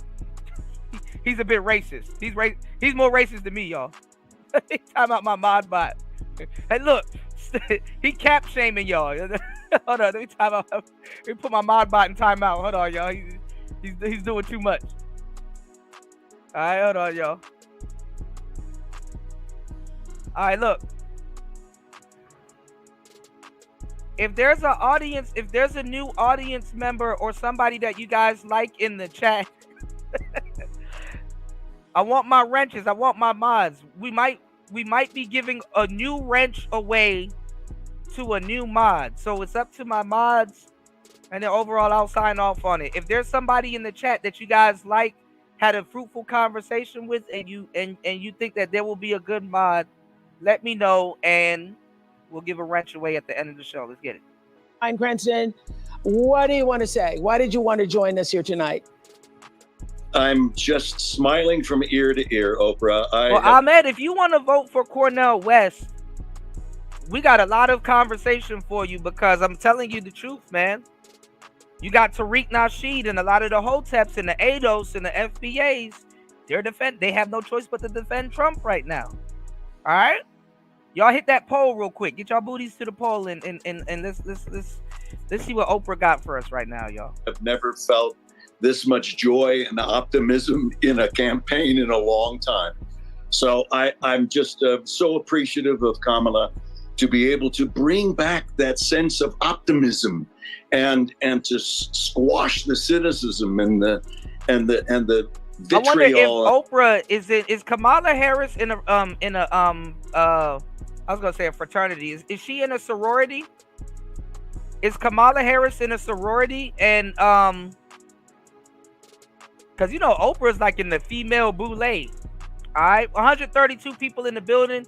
Y'all hit the subscribe button. You want to be subscribed to this channel. I go live often, so you will not have to doom scroll on YouTube anymore. She's an AKA. See,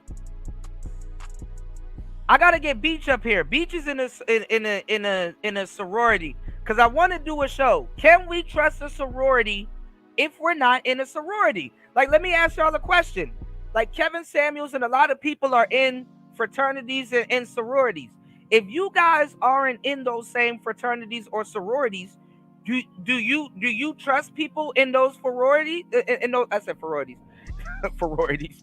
Do you trust people in fraternities or sororities if you're not a part of it?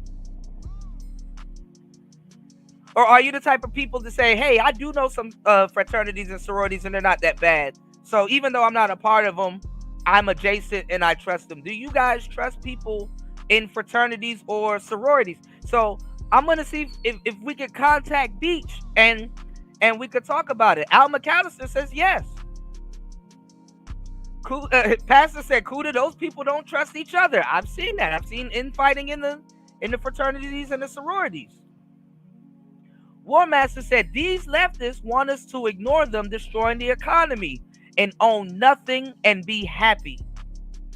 A lot of millennials and a lot of zillennials don't believe in ownership, y'all.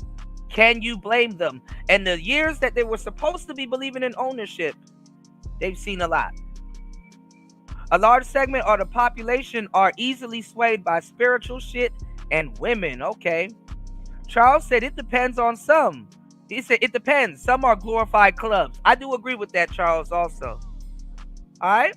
So shout outs to Beach. If Beach is around, we're going to see, man. Do y'all believe in fraternities and sororities? All right.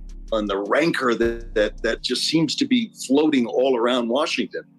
And I hope that we're going to ride this wave into Washington. I'm here to support. I can't be happier than this candidate. I think she's going to be a terrific president. Thank you, Brian. Subscribe to the show, y'all. So, thanks, Brian. Thank you so much for joining us all the way from London, Chris Rock. So it's the middle of the night there. You're the one who told me. Remember, Chris and I ran into each other this summer, and Chris, no matter where you meet him, he's funny. He goes, there's going to be weeping in the streets. Are we ready for the weeping in the streets? When Kamala Harris becomes president of the United States of America. Weeping in the streets. What do you want to say, sir? I've always been a fan of Kamala, even back when she was running for, I remember writing her a check when she was like the district attorney for something. Maybe it was to get out of a parking ticket or something. But I've been writing her checks for a long time. And I just want to bring my daughters to the White House to meet this black woman president.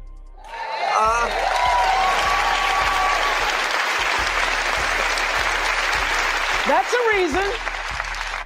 That's a reason. That's the reason. I think she would make. What's going on, Tehran?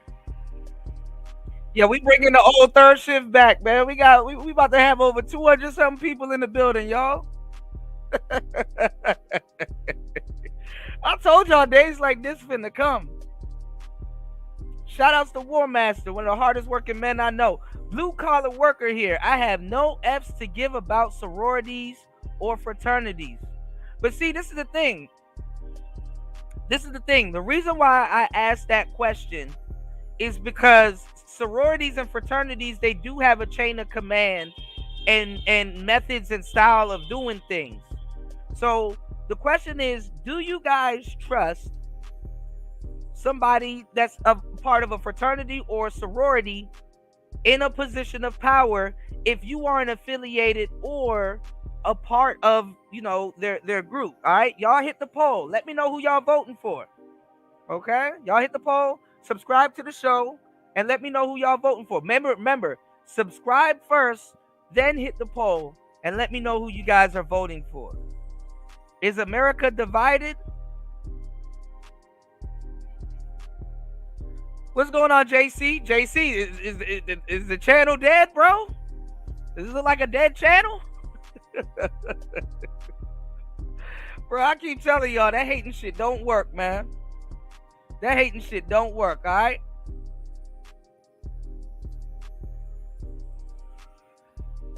He said Trump. Everybody's saying Trump. All right, hold on. We're going to go to the poll and see what you guys said. You said, how can Democrats trick black people every 4 years? Toker Poker says, how can Democrats trick black people every 4 years to vote blue, but nothing changes for black people instead? It actually gets worse. There's a lot of people that believe in the same thing you're talking about, man. All right. Let's get into it. Y'all hit the like button, subscribe before you vote. All right. Pick a great president. And I'm ready to turn the page, man. Yeah. All the hate, the negativity, it's got to stop. Yeah, we're so sick of the negativity. Thank you so much, Chris, for being up this early in the morning in London. Thank you. Ben Stiller, I heard you were on the Comics for Kamala, and so I want to know where all the comics. All right, hold on, y'all. Kamala? Give me 1 second. They were, and I didn't outdo. Hold up. All right, let's go. Yeah, that is Chris Rock. That's what War Master was asking earlier. Yeah, that's Chris Rock. God damn, Chris Rock. I'm not gonna lie, Chris Rock look like a lesbian, y'all. We might have to add to our lesbian list, y'all. So we had a lesbian list of studs, y'all. We got the King Von type stud. We have the Lil Boosie type stud. We have the Kevin Gates. We got the Troy Ave. We got the Manny Fresh. We got the Hurricane Chris. Now we got the Chris Rock. All right. Almost 200 people in the box. Let's keep it going. Y'all hit the like button. Subscribe. It's Player Talk Radio. Let's go. I want to bring my daughters to the White House. She's like a lesbian, y'all. To meet this black woman president. He timed me out? Hold on. What the hell did I do? Hey, look. My Nightbot is racist, y'all. I can't stop him. Oh, shit. That's a reason. That's a reason. That's the reason. I think... Hold on. I timed out War Master. Hold on. It's pandemonium. Hold on. I think she would make a great president. And I'm ready to turn the page, man. Yeah. All the hate, the negativity, it's got to stop. Yeah, we're so sick of the negativity. Thank you so much, Chris, for being up this early in the morning in London. Thank you. Ben Stiller, I heard you were on the Comics for Kamala, and so I want to know where all the comics. Hold on, I'm trying to time out the Nightbot, and it timed out War Master. Kamala? They were, and I didn't outdo anyone. I was probably the least fun of all the comics. But it was really, I mean, it was great though, because everybody was so energized. And I mean, I got to go to the convention and see her speech, which was just incredible, and feeling that energy, you know, feeling kind of going from a stop Trump mode into a go Kamala mode. The people starting to, you know, really hear what she's about. I like Cornell, but he's gonna be more mentally unstable. Like I think in a weird fucking way, even though he's a scholar, I think Trump is a little bit more stable in that position than Cornell. And you know, I have a 22-year-old daughter, 19-year-old son. War Master, can you comment in the chat? Oh shit. I tried to time out the Nightbot that timed out War Master. God damn. Ricochets everywhere, y'all. 206 people in the building. Make sure you hit the subscribe button before you hit that poll real quick. Give me 1 second, y'all. Hit the like button, support the show. Let's go. Voting in his first election, my daughter's, you know, her reproductive rights are incredibly important. You know, standing up for. Thank you, Ben. Thank you, Ben. And I think standing up for. Yeah. I think what Chris said. We're ready to turn the page. Thank you, Ben Stiller. So that's so weird, hearing a man talk about his daughter reproductive rights when you kind of really need to have a son. All right. Hold on, y'all. Oh, Kamala voters. Are you going to let these people do this to you? 15% said they're voting for Kamala. 56%, 101 votes. 56% says Trump. 13 says D's nuts. 16 says they're not voting. So it's a tie between the people that's not voting and voting for Kamala. And if people vote, they're saying they're voting for Trump. Wow. Come on, Kamala voters. Let's get it up. Let's go. Let's have a conversation. Let's get it. We are all together, united for one cause, and that is to give.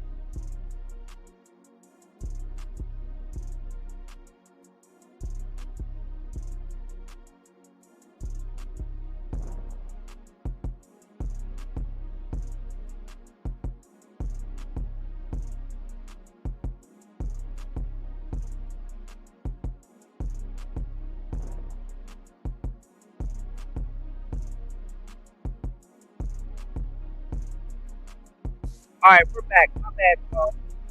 Charles said at least Ben is, wait, no, hold on. Damn, I gotta find it. God damn it. Charles said at least Ben is vaguely aware of policy, still couldn't name anything. You said when T.I. talked about his daughter reproduction, they got mad at absolutely. You know, what's going on, Aaron B? You said I voted for D's nuts. Ha! Gotti. Yeah, what's the saying, y'all? No hymen, no diamond. That's a disgusting term right there. But all right, let's go, y'all. Y'all hit the like button. Make sure you subscribe to the channel before you hit the poll. Let's go. And you know, I have a 22-year-old daughter, 19-year-old son is going to be voting in his first election. My daughter's, you know, her reproductive rights are incredibly important. You know, standing up for. Thank you, Ben. Thank you, Ben. And I think standing up for.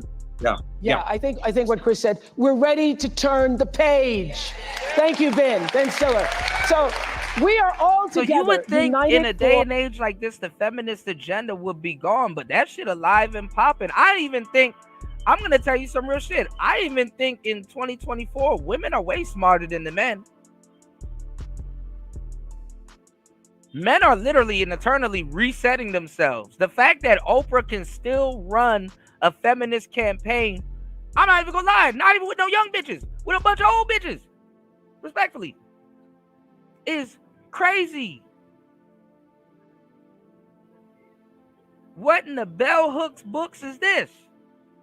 For one cause, and that is to get out the vote for Kamala Harris. Joteka Edie is here, and you right, Clayton Bigsby. I get the joke too. That's funny as shit. describe Win with Black Women as a collective love letter to ourselves. I know you all been doing this a long time. Man said it's like Democrats. It's like Democrats got a hold on these celebrities, forcing them to endorse Kamala. That or their connections, Ghost Man, because I don't think Kamala paid Jennifer Lopez and all these other people, you know. And then let me tell you something. Ain't nothing more worse than a woman in feminist mode. Jennifer Lopez just broke up with Ben Affleck. Ben Affleck looked like he didn't even want to break up with that bitch. He just looked like he needed peace. That nigga Ben Affleck was like, look, just get the fuck away from me for like 2 years. So ain't nothing more feminist and more misandrous than a woman that's just got out of a fucking little bullshit marriage or arrangement, you know. What's going on, Ricochet?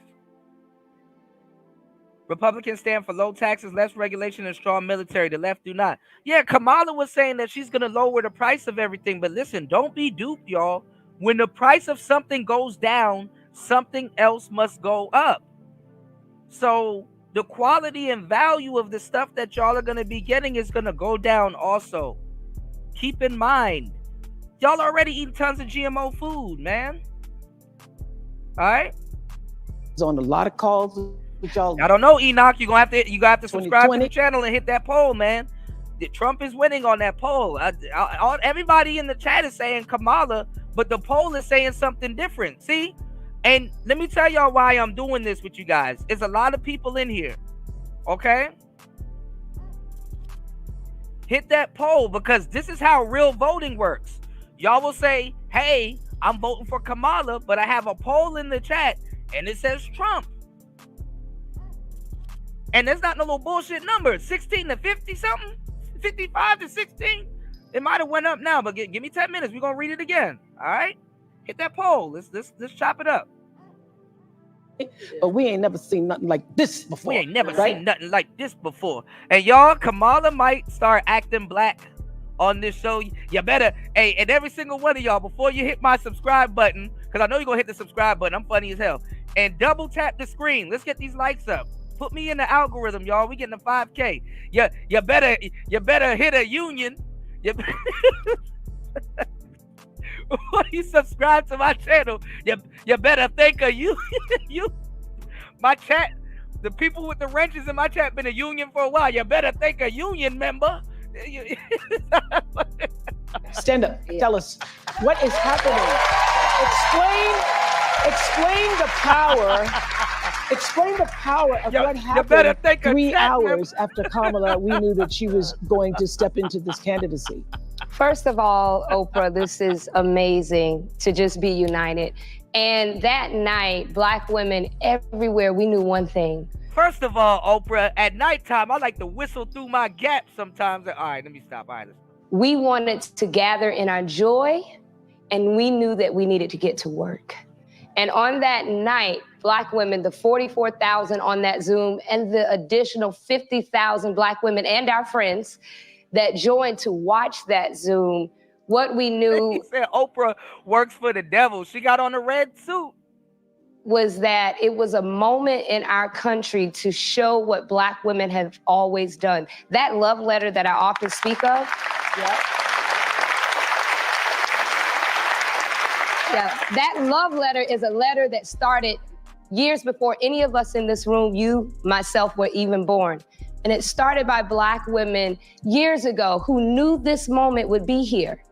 But they worked and they knew they wouldn't see it, but one day we would. And I just think that it is an honor for all of us to be able to usher in this moment, knowing that those who watered this mighty field are now allowing us. What's up with Black women using all of these fucking, feminism at its lowest, bro? Moses, we just talked about that. Hit that subscribe button, player. What's up with Black women using all of these $20 pop words, man? He says cool speech, though. Sam got hit by a leaf. Yeah, like what is she talking about, War Master? War Master says you better think a union. Let me stop. War Master says at work they just gave us 3 years of raises in 3 months just because the corporate tax was lowered. Damn, shit. I'm showing up on time. Shit. Can somebody explain how unpopular Kamala was 4 years ago, and now I'm telling you, they know how to manipulate the numbers, man. Y'all hit that subscribe button, man. Cause we're gonna be covering all of this stuff. I need y'all to be there. We're gonna do the second debate too. All right. This is definitely a channel you want to subscribe to. All right. Kamala is a puppet. That's kind of what we're really voting with. Are we gonna have a monkey wrench? Are we gonna throw a monkey wrench into politics, or are we gonna have an actual puppet? You know, you can be Democrat as you want, but if you say, "Hey, man, I'm not no one's puppet," I'm not gonna lie. You kind of have a little bit more in common with Trump a little bit.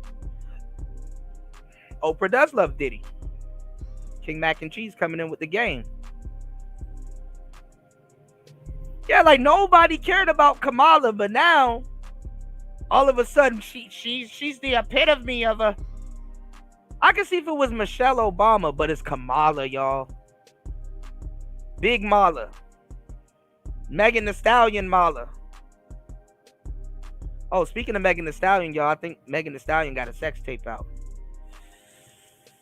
I might have to go grab that.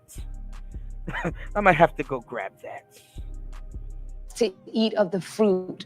Whoa! Of the tree that is fair. Thank you so much. And so, as I said, that call from Win with Black Women is what inspired all the other groups. So White Dudes for Harris raised a bunch of money. King Mac and Cheese, I might have to go grab that. Me. Lead organizer Ross Morales Roquetto is here, right? Ross? And I hear that my producer told me you've been working in politics a long time, and that I'm not gonna lie, a lot of the Kamala voters have a certain aesthetic and look, y'all. I'm just saying, learn how to read undertones a little bit. Really for more than 20 years, and that you said you hadn't seen anything like this. I haven't seen anything like this since 2008. Yep. When President Obama was elected, and when he got elected, it was about a newness and a hope. This time, it's about an exuberance and an excitement that you only get from hard-fought wins and hard-fought losses and knowing what's at stake. And that's why we're all right, Teddy. Usually I don't acknowledge people that got smart comments. Yeah, Trump ones do too. I'm not gonna lie. If you were to say Trump supporters look like Stone Cold Steve Austin, I'd be like, well, nigga ain't lying.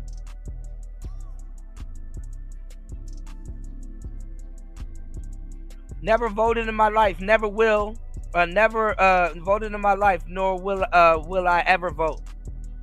Hey, that's respectable. Y'all hit the like button, support the Cash App. Let's keep the show going. Let's go. not going back. That's right, we're not going back. Make sure you guys shout outs to the mods in the chat. Say what's up to the mods. Let them know where you tapping in from. Let's go. We're not going back.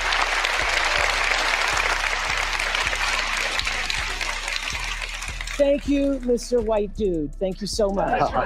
Khalil Thompson is the founder of Win with Black Men. Khalil, what do you want Black men to know about this election? And then, okay, so this is kind of why I brought this up. So, and I'm going to segue this into what we just talked about, how Trump supporters do look a certain type of way, but also Trump supporters are black men.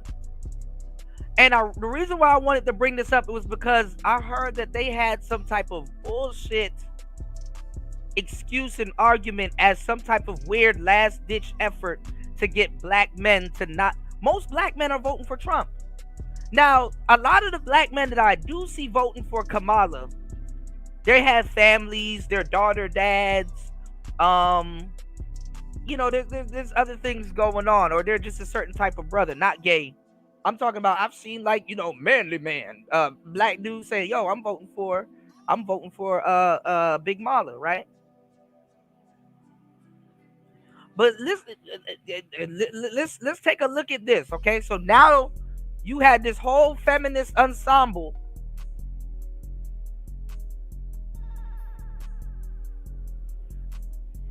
Now let's see what they have for black men. Let's take a look at it. All right, let's go. Shout outs to Chanda. Chanda is one of the only. He said, "Well, you think I was gone forever?" Nightbot, stop, bro. I gotta time my own Nightbot out. I gotta reprimand my own employees. I didn't want my Nightbot banned, but god damn it. All right, y'all hit the like button. Support the show, y'all. Hit the Cash App. Black women are the creators of gay. Oh, Jesus Christ, Raven. God damn it. Raven coming in hot. Raven coming in hot. God damn it, Raven. Raven, get out the deep freezer. You coming in hot. Malik! The fuck is you doing in my deep freezer? Mom, it's hot. Get the fuck out of my deep freezer right now. Why don't you get your ass in my deep freezer? It's hot, Mom. Where the fuck is my meat at? Mom. You took all my fucking meat out of my freezer, Malik. It was hot. Put my shit back in my freezer right now. Yeah. Put it back now. But Mom, you told me I could turn on the AC. I don't give a fuck. That don't mean get in my deep freezer, Malik. But Malik, put. It's hot, Mom. Giving y'all some good content in the morning. Make sure y'all hit the like button, support the channel, subscribe to the channel, hit that poll before you do anything else. Wipe your feet off at the door by subscribing to the channel, hitting the like button, and hit that poll. Now, Chanda, shout outs to you, love. You said what I said earlier. A lot of white women are voting for Trump, but they're not going to publicly say it. Chanda said, I'm voting for Trump as well. I can't take another 4 years of what has been. Yeah. You know, I agree with you, Chanda. You know, good to see you. We do look so weak to the rest of the world. Absolutely. I don't know what's going to happen if Kamala and Putin's in the same room. That's scary. Just the thought of that shit. Wake up in night sweats. Ah! Now, War Master said something very interesting. He said, I'm going to vote for Trump for the third time. And y'all know what's the charm. Third time is the charm. If Trump can get people to go down to a poll 3 fucking times, I don't know what to tell you. That's base loyalty right there. If Trump can get somebody to go down to the poll 3 fucking times. You said the world looks stupid. I gotta agree. But we would look even more dumb, you know? Women don't even trust women. That's the funny part. I think a lot of this shit is to really convince women. Honestly. Feminist women are the worst too. There's a lot of, like, within the feminists of the feminists. Man, them bitches are bougie to the motherfucker. Like, I'm not voting for that bitch. Oh, War Master, at this point, we definitely gonna get the Xbox back popping. Aver said, I'm a munch. Oh, Jesus. Oh, y'all coming in hot today. Nobody's votes are counted. The Matrix is in control. We from the red pill side too, so Don Pelio, I can rock with you. You said many nations already have women as leaders behind the curve. Yeah, but did you know the most wars in the world were started with women leaders? Joan of Arc, anybody? All right, let's go. Well, thank you, Oprah. Y'all make sure y'all hit the subscribe button before y'all hit the poll. Let's go. Nice to be here and share in this amazing moment tonight. Brothers, men who are watching this and enjoying this moment, you have a choice. I choose experience and fortitude over something else. Let's go to T. I come from a litany of amazing Black women, Kathy, Jahan, Megan Janelle, and I have My bad, y'all. I'm destroying my eyes looking at this small ass screen. Here we go. Amazing 7-year-old CEO who runs my life. Hopefully she at home finished her homework. But we have a chance to do a performance review and give a promotion to the best qualified candidate. They are distracting y'all with Diddy. In the United States. Okay, so let me just ask you this. Sorry. On the way here, when I was coming through the airport, black man stopped me and he said, "No homo. Black people are falling for the Diddy in the tailpipe." See what I did there? Y'all falling for the baby oil and lube in the tailpipe, y'all. I guess he knew I was coming here for something like this, and he goes, "Well, I'm just telling you, I'm voting for Trump. I'm voting for Trump because he gave me that check." And so I've heard that from several people that I got the check. He gave us the check. What's going on, Brian Will? Shout outs to Prince P. I told y'all we're going to have it popping, man. 200-something people in the box. In and out. Brian Will said, "Danger, Kuda. Why you subject yourself to that stream knowing the whole time Zero and the crew have no regard for you and ain't playing with you? That was a horrible look, man." It's okay. It's okay, Brian Will. We good, man. Brian Will, I got a dead channel, bro. I got a dead channel. Does this look dead to you? I'm getting back my third shift numbers, man. I found out a way to get unshadow banned. And we finna have a lot of fucking fun. We finna have a lot of fucking fun. I'm about to have the most popping channel in the fucking space. Shout outs to my mods. Thank you for staying down with me till we came up. And we coming up, man. All right? And we're going to have way more people in the chat. Won't stop. Can't stop. Mac, man, action potential, shut up. I'm going to just time you out for that.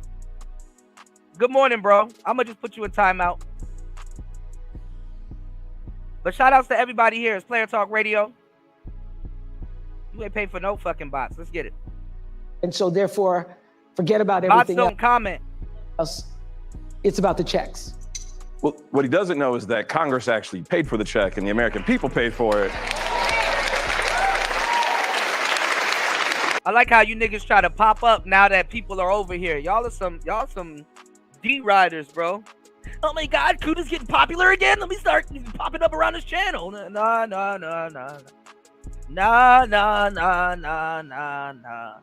No, my true audience and my supporters. Remember, I'm only talking to 3 people, y'all. Yeah, Big Man said Putin 2024. That's funny. Like they have a chance. Hold on. No, hold on, Nightbot. Nightbot being racist to Big Man. Nah, he can say Putin 2024. Nightbot, god damn it. God damn it, Nightbot. Nightbot being racist. Hold on. God damn. I'm sorry, y'all. I only talked to 3 people. All right, let's go. I only talked to 3 people, y'all. Remember, I only got 3 people in my chat, y'all. My channel dead. 45 just signed it, so. Yeah. Okay. Look, there's a... So what do you want to say to that kind of thinking? Because a lot of people feel that way. We're not a monolith. You can have your viewpoint and views. Y'all gotta stop saying that shit. Y'all niggas are parrots. Black people are not a monolith. Marriage is not a monolith. What's going on, Larry Legend? Black people are not a monolith. You know niggas can't spell monolith? He said not to Putin. What's going on, E-Mac? Shout out to Larry Legend. Yeah, Larry Legend. We back to our third shift days, man. Let's get it. For where you believe, but I think choosing, if I have the choice to go into someone to make the best decision for my family, I don't want someone who has 34 convictions. I don't want someone who is going to choose hate over choosing the best possible way to unite us as a country. And so I see Vice President Harris as being the best person. Shout outs to Brian Will. Thank you, bro, for hitting the Cash App. Thank you for supporting Player Talk Radio. Brian Will dropping the huge $2.99 on the Cash App. Let's get it. Let's go. Oh, darling. More. Wendy? Thanks, Chuck. We're standing here in front of the Olympic Liquor Store in Queens where scores of African Americans have been lined up for hours. We spoke to a few of them earlier. Ladies, may we get a word? Hide the money, y'all. There's poor people around. With your broke ass.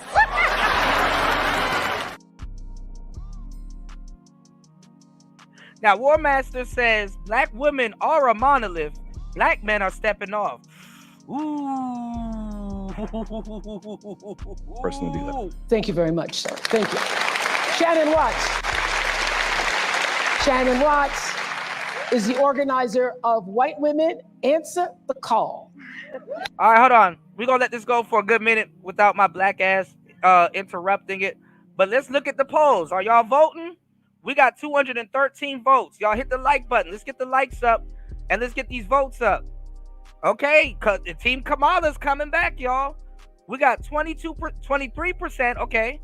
Y'all make sure y'all hit the subscribe button before you vote now. You better thank a union. All right. Shout outs to the third shift union. 23% Kamala, 54% Trump. Okay, these nuts and not voting is tied. But we got 23 Kamala, 54% Trump. All right, let's try to get Kamala to 25.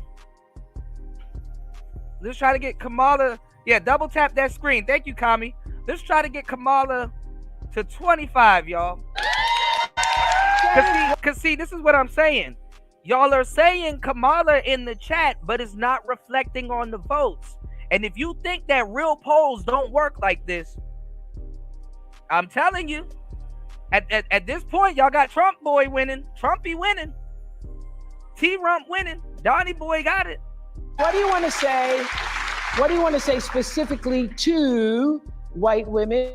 Shout out to EMAC. I appreciate you. Thank you. Oakland County, white women throughout the United States about this moment in answering the call. Even if you are a white woman who is voting for Kamala Harris, that's not enough. You have to get off the sidelines and do the work like black women and black men have been doing for decades. Okay. Shout outs to Bronze Flat Power God in the building. Let's get it. Go take it. Edie, whose lead we followed on our call. We have to be waking up every day and phone banking and knocking doors and sending texts. But most important, look at the white man sitting beside her. He's like, this bitch right here. I got 3 chins, y'all. God damn. Oprah got the close up. What's going on, Wes? You walked into a pop-in channel. Remember, my channel's supposed to be dead, y'all. All right, we're gonna get back into the 200s. Give me 1 second. Let's go. Wait till you see the live stream. He buying bots. He oh my God. Waiting. The white women in our lives. We may be part of the 47%. I found out how to get unshadow banned. But we know the 53%. They're our mothers and our sisters and our friends, and we have to tell them to vote not just in their own self-interests, but in all women's best interests. Right. And so that's y'all said, shut up, lady. Identity politics are moronic. It puts people off. That's the sad part why Trump won in 2016. What tonight is all about. Tonight is all about leaving this moment here and Raven, figuring out what it is you can do in your own home, in your own community, in your own district to spread the word and spread the vote. So Bianca Shaw is the youth director for South Asians for Harris. What are you we need to be strong on the world stage. This politics could care less. He's a criminal. Really? They didn't give him jail time. So apparently he doesn't need to be condemned by it. It is.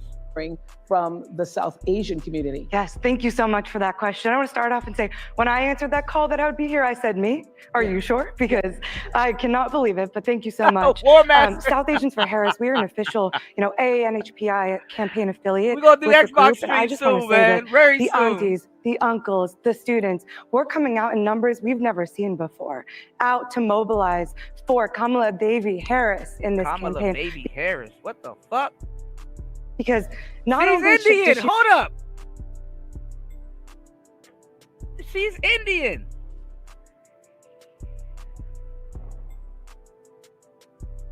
Why did Kamala have Megan Thee Stallion? I know Megan Thee Stallion looks Indian, but why did Kamala have Megan Thee Stallion at her at her rally? Why wasn't she playing Indian music at her rally? I'm not gonna lie, you drink enough Hennessy, that shit start hitting. But Julio,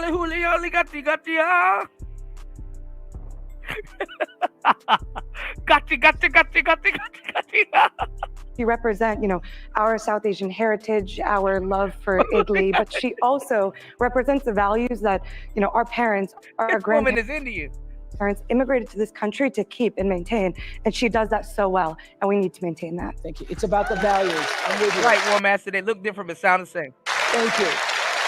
Okay, before the vice president joins us, I want to bring out a local Michigander. I love saying Michigander. Around here. She's known as Big Gretch. Please Big welcome Gretch. Michigan Governor Gretchen Whitmer. Big Gretch. That sounds like a damn. They playing trap music. I was just about to say that sounds like a trapper name, Big Gretch. You're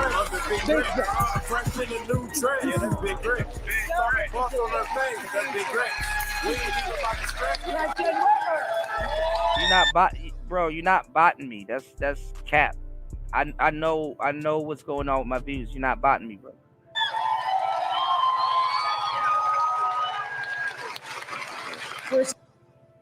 Action potential. You can't bot my channel, bro. That's like stop doing that, because then now people gonna try to say, oh, he buying bots. No, I'm not. I know exactly what I'm doing, and YouTube is pushing my content. Stop it. The chat is reflecting the numbers. All right, relax. So happy to be in your state. Thank you. I'm glad. It's not my first test run. You're here. Yes, and we want everybody who can vote, obviously, to vote, but it's very important for women. So what do you want to say to women? Well, this is going to be No, I'm not letting them talk, because y'all niggas gonna be like, oh, he buying bots. No, I'm not.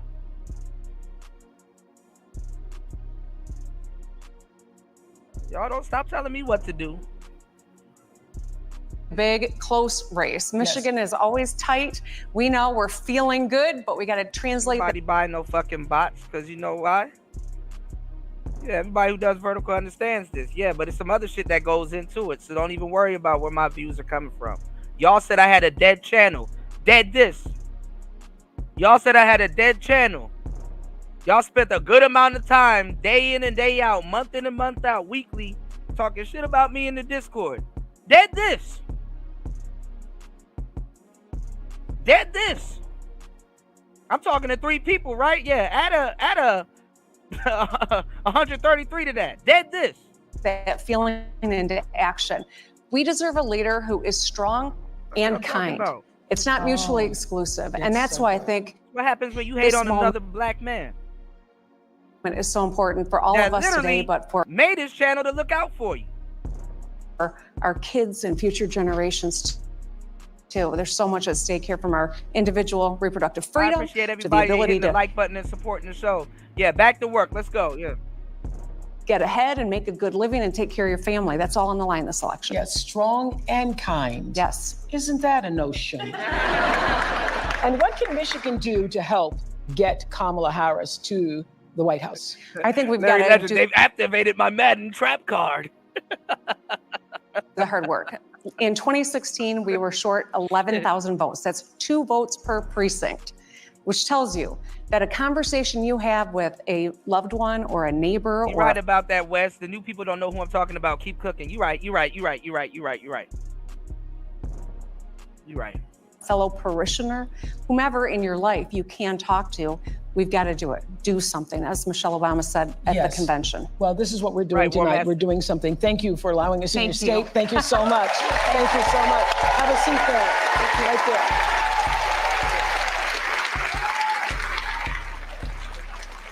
I want to bring in right now. Now you're right about that, JC. The chair of the Harris Waltz campaign, Jen O'Malley Dillon. Jen. Mirror Force, right, Samuel? Have you seen anything like this? Isn't No. this great fun? It's Tell us amazing. what needs to happen right, Ghostman. From this day until November 5th. So first of all, this campaign is so inspired by the grassroots organizations that have come together like this, and it is making us stronger as a campaign to work together. We wouldn't be here without them today. We have 47 days left, and you all know. So why are all the women in the crowd? I want y'all to pay attention, because they do play with y'all when it comes down to colors and stuff. Why are all the women in the crowd wearing blue, but Oprah's the one wearing red? You know what I'm saying? Why are all the women in the crowd wearing blue, but Oprah's the one wearing red? It's kind of like a cursor thing. You know what I'm saying? It's like a cursor. All right. the stakes, so you wouldn't be here. And while we have this extraordinary growing enthusiasm, they play these color games with y'all too. All right. If y'all even notice, like on Instagram have all of their colors on Instagram patented. You understand what I'm saying? Because Instagram use a different color palette. Yeah, Harpo and Skamala are the same. Yeah. And if y'all don't know what Harpo is, Harpo, since we're talking about words spelled backwards, Harpo is Oprah backwards. And you told Harpo to beat me.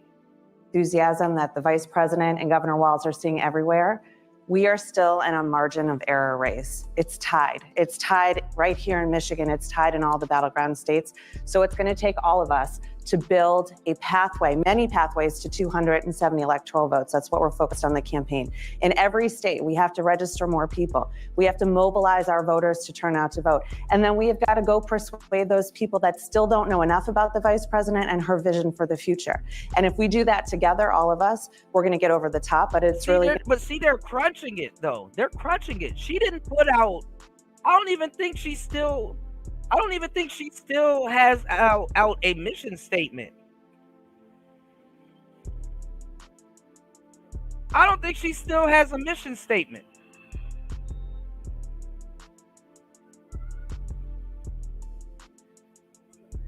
I don't even think she has a mission statement.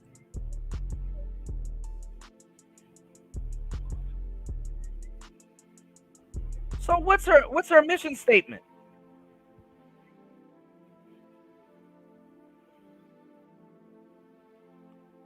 If somebody can tell me.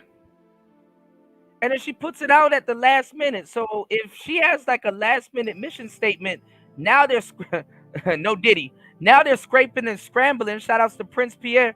Now they're scraping and scrambling. They're scraping and scrambling for for the people to go out and go vote. Hey man, you need to get down there to the poll. Hey man, you need to go. Like, come on, man. Going to take all of us, and to make sure that you're working in your own lives, have those hard conversations in big and small ways. We're going to inch our way over the finish line because we're going to be able to do it together. And don't you need money? Well, we do. We do. And these groups need money too. All of us do, because the work is happening on the ground and in the communities. So if you want to help in any way at all in the campaign, go. Democrats have private donators. Democrats are the class of people that do ask for money, but they have all the goddamn money for the most part to a certain degree. .kamalaharris.com. But if you want to help and not be formally engaged with us and join any of these groups here, that's what we need to. It's going to take all of us. Yes, and I think that everybody on the screens, everybody in this room, everybody who's listening, you become your own grassroots organization when we leave this moment that we're sharing here tonight, and you do what you can in your community. It's not enough just to join us all. We love having you here, but the rah-rah moment is going to end, and then we need to get to work. We need to get busy. Okay, thank you. This doesn't even sound fun. We need to work and get busy. This don't even sound fun. Yeah. I have to just say this, that the social media team for the Harris campaign has been killing it. They have been killing it. I think that team helped spark this people-led movement. And here's a short look at the rallying cry across social media.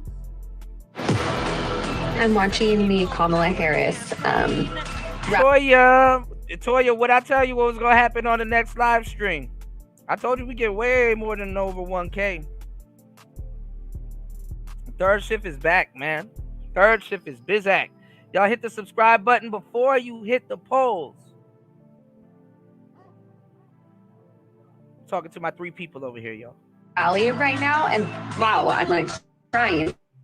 So Tony and I just got done knocking 48 doors in King of Prussia, Pennsylvania. Majority, if not all, I think like the Jehovah's Witness types will vote for Kamala. In a weird way, I see more Christians. I don't even know why I'm dividing it like that. What's going on, Ern? In a weird way, I don't see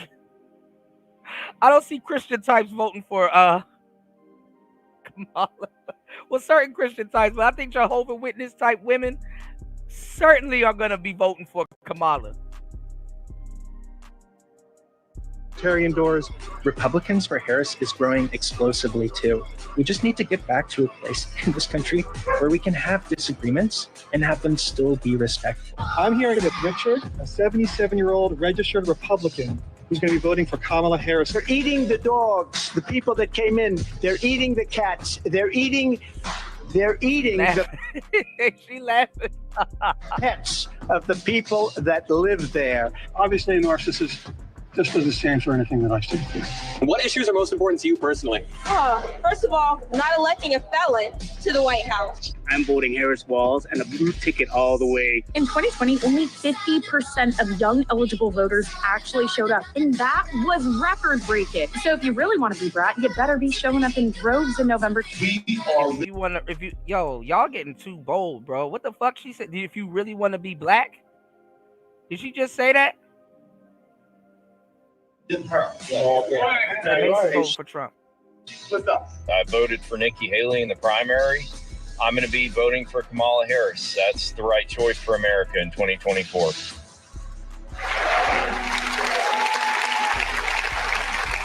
Let me tell you, it is about character, and it's about decency and respect and all the things that we were raised to believe about what Dave Chappelle voice, Oprah! What it means to be an American citizen and pursue the American dream. And if that is important to you, I hope whether you are a Democrat or a Republican or somewhere in the middle, you will choose to vote your values, because values are on the line in this election. And in no other country on this earth could her story unfold the way it has. From a child of immigrants to big sister to McDonald's worker, there is hope for y'all. District attorney, a wife, and Mamala to senator. I know Kamala back in the day probably fucked up somebody's French fries, and they're like, I'm not voting for that lady. I'm not voting for her. She fucked up my French fries.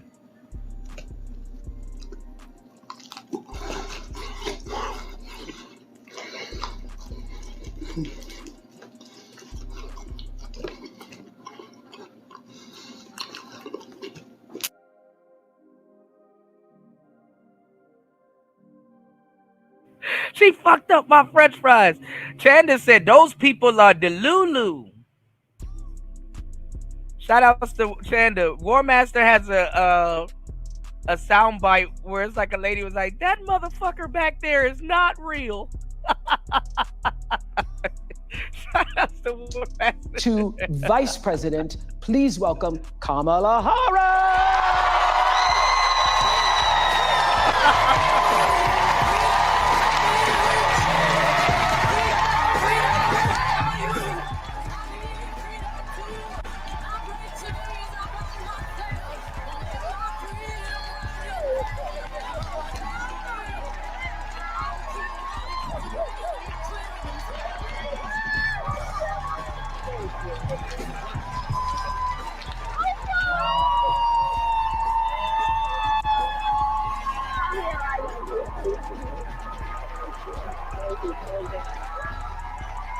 I don't know, Al. I don't think Oprah really lost the weight like that.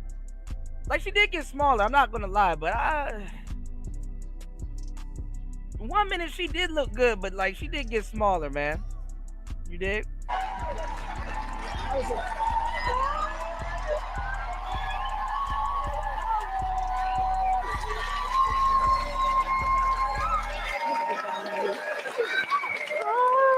So welcome to Hello. Madam Vice President. Hello. Welcome to Michigan. It's so good to be back. Oprah, like, this should be me. Acting governor, thank you. Now, y'all, Kamala got the gobble gobble under her neck. She might not look too good once the stress of being president is on her, but we'll see. What's going on, Paul? Yeah, I think, you know what, Paul, I said earlier, I think people only go to fucking, yeah, her voice annoys me too. I think maybe because we grew up hearing it, Chanda. But I think people only go to Oprah's show because it's like, man, I wonder if she's gonna give me a car. I really need a car, Oprah. Is Stedman even alive? I don't know. Is Stedman holding the camera? I don't know what Stedman. Everything you are and everything you do for this state. Thank you. Well, thank you. to see this, we have 1,000 my screens goodness. here Oh my representing goodness. people from all over the country. Hi, everyone. Can you Oh, my feel? goodness, Can you yes. feel? Can you feel it? Can you feel the joy rising in here? I can, and I have to tell you, there's so much that I love about our campaign because it really is about. I'm not gonna lie. I think Stedman is actually smart. I wouldn't marry Oprah neither. I can only take Oprah in like certain spurts and doses and shit like that. Like after a while, she just gonna have to, yo, you stand over there while I stand over here, and please don't talk. People. And I look. War Master said I get secondhand cringe every time she speaks. Yeah, and then she's always introducing something, and it's like, you know, I want to get that new Corvette. If I'm blessed enough, I would get that new Corvette. But if Oprah introduced it, it's gonna take me a week before I get it. Like I don't even want it no more, man. Just let it sit there for a good minute. You know. I listen, Love 86. It's not that deep. I wouldn't fuck if Oprah want to marry. I wouldn't marry Oprah. I just said Stedman is smart. You know, Stedman is smart.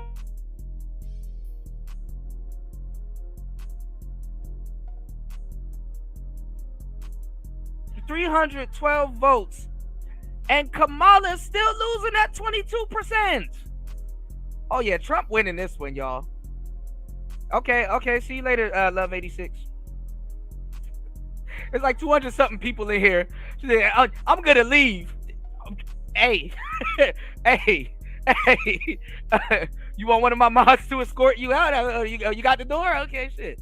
All right, like goddamn, like I'm supposed to stop my show and stop talking to 239 people to talk to you. I just said Stedman is smart, like shit. All right. Damn, Bronze. Like the fuck? I'll leave. Can you hold the door open for the people coming in? Like goddamn, shit. All right. Goddamn. What is this? Self-checkout? Like shit. All right, now. I wonder if she's gonna ask Kamala about being black. All right, let's go. Around at these screens, Oprah, I look at who's in the right. United States audit. I think for years Stedman was there to pretend. Maybe she might be with Gayle. Why? That's the thing too. Why didn't Kamala reach out to Gayle? I'm sorry. Like with the and it's fucking weird. But in today's society, Gayle King. Isn't this weird? I never thought I'd live to see the day or say this. Gayle King got a little bit more credibility than Oprah.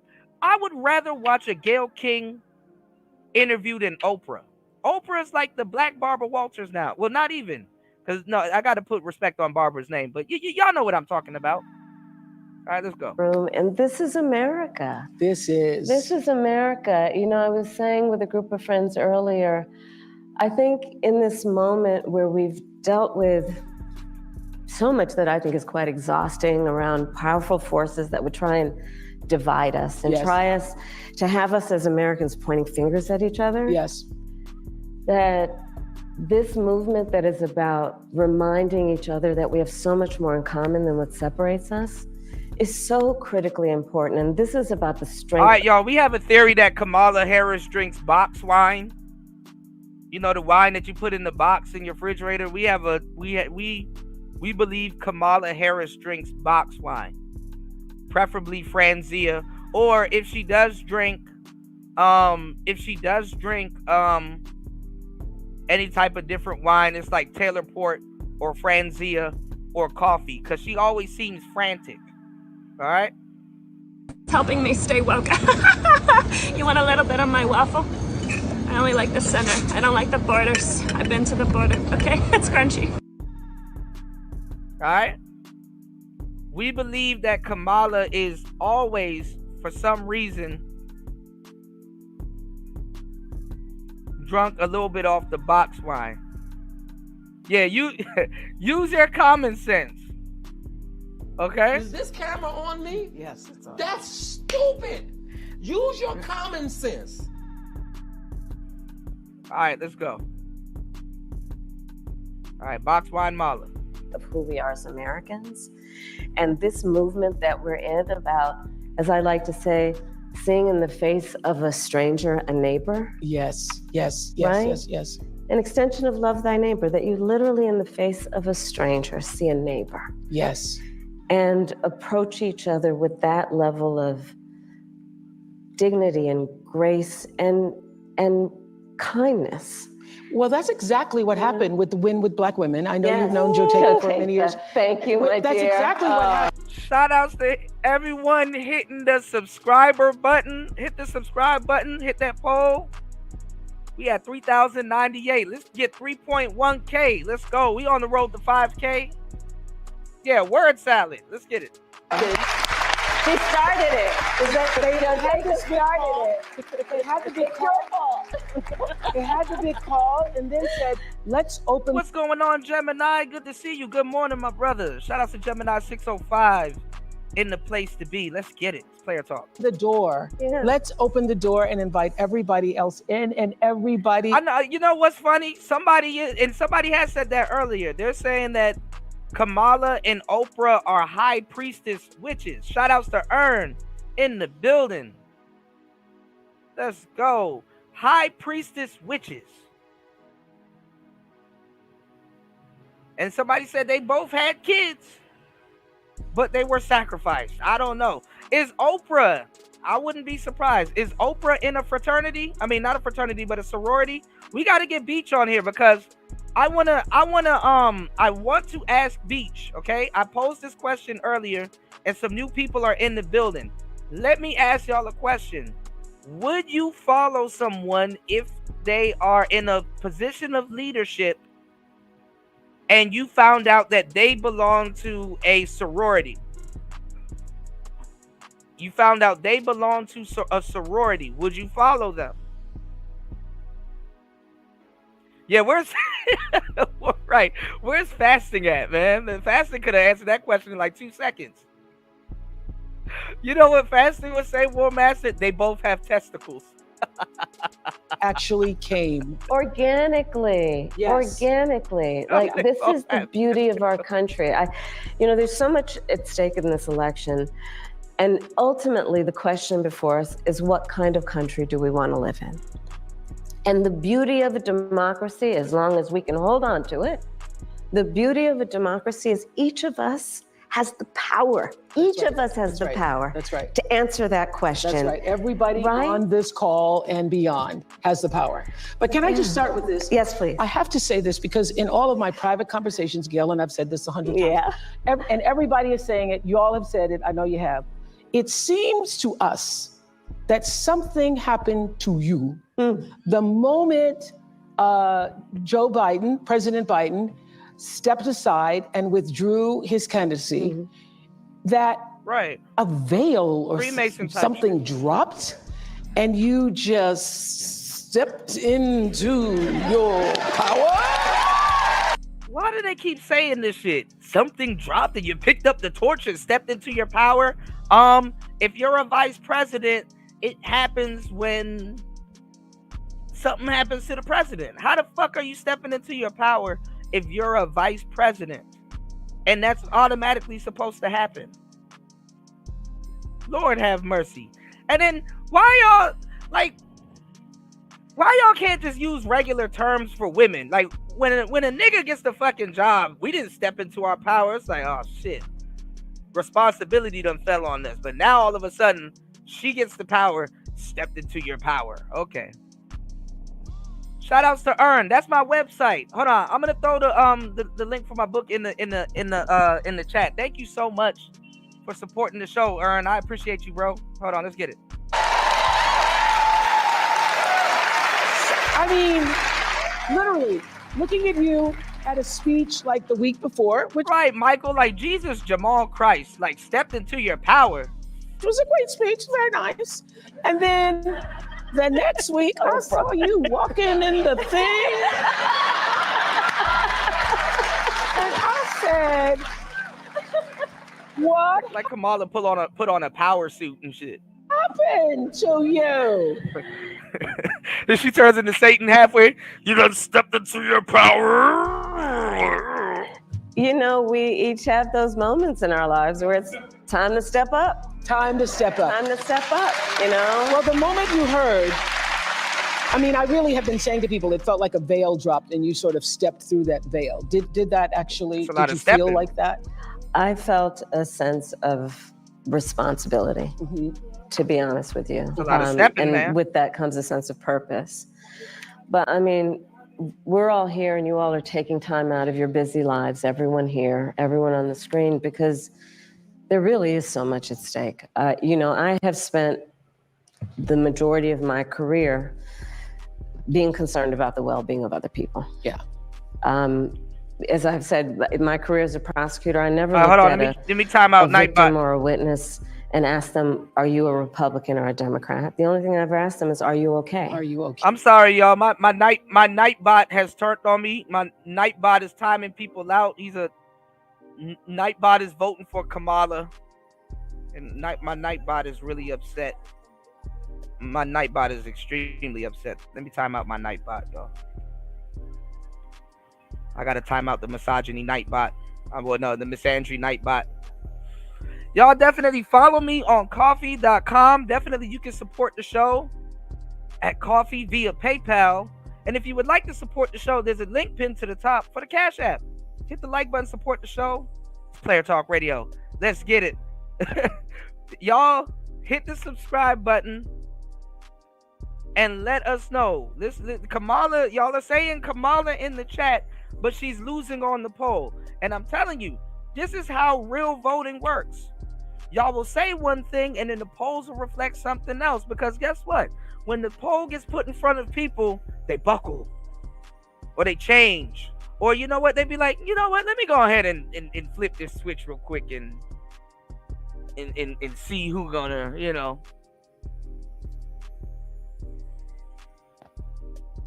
So Biden is still the president. Yeah, he calling the COVID shots from behind the scenes. Now, Trump did say something on their debate. He was like, he can't stand her. He doesn't like her.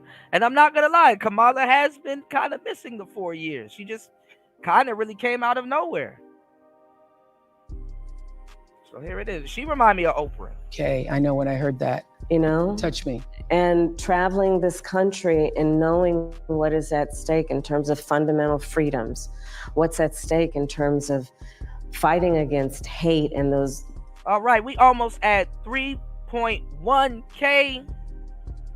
I appreciate everybody, man. We got more than 50 subscribers on today's show. Lord have mercy. Subscriber supremacy. Double tap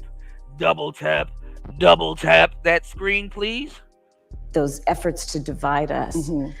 And I do know that I'm in a position to do something about it. So I felt a great responsibility.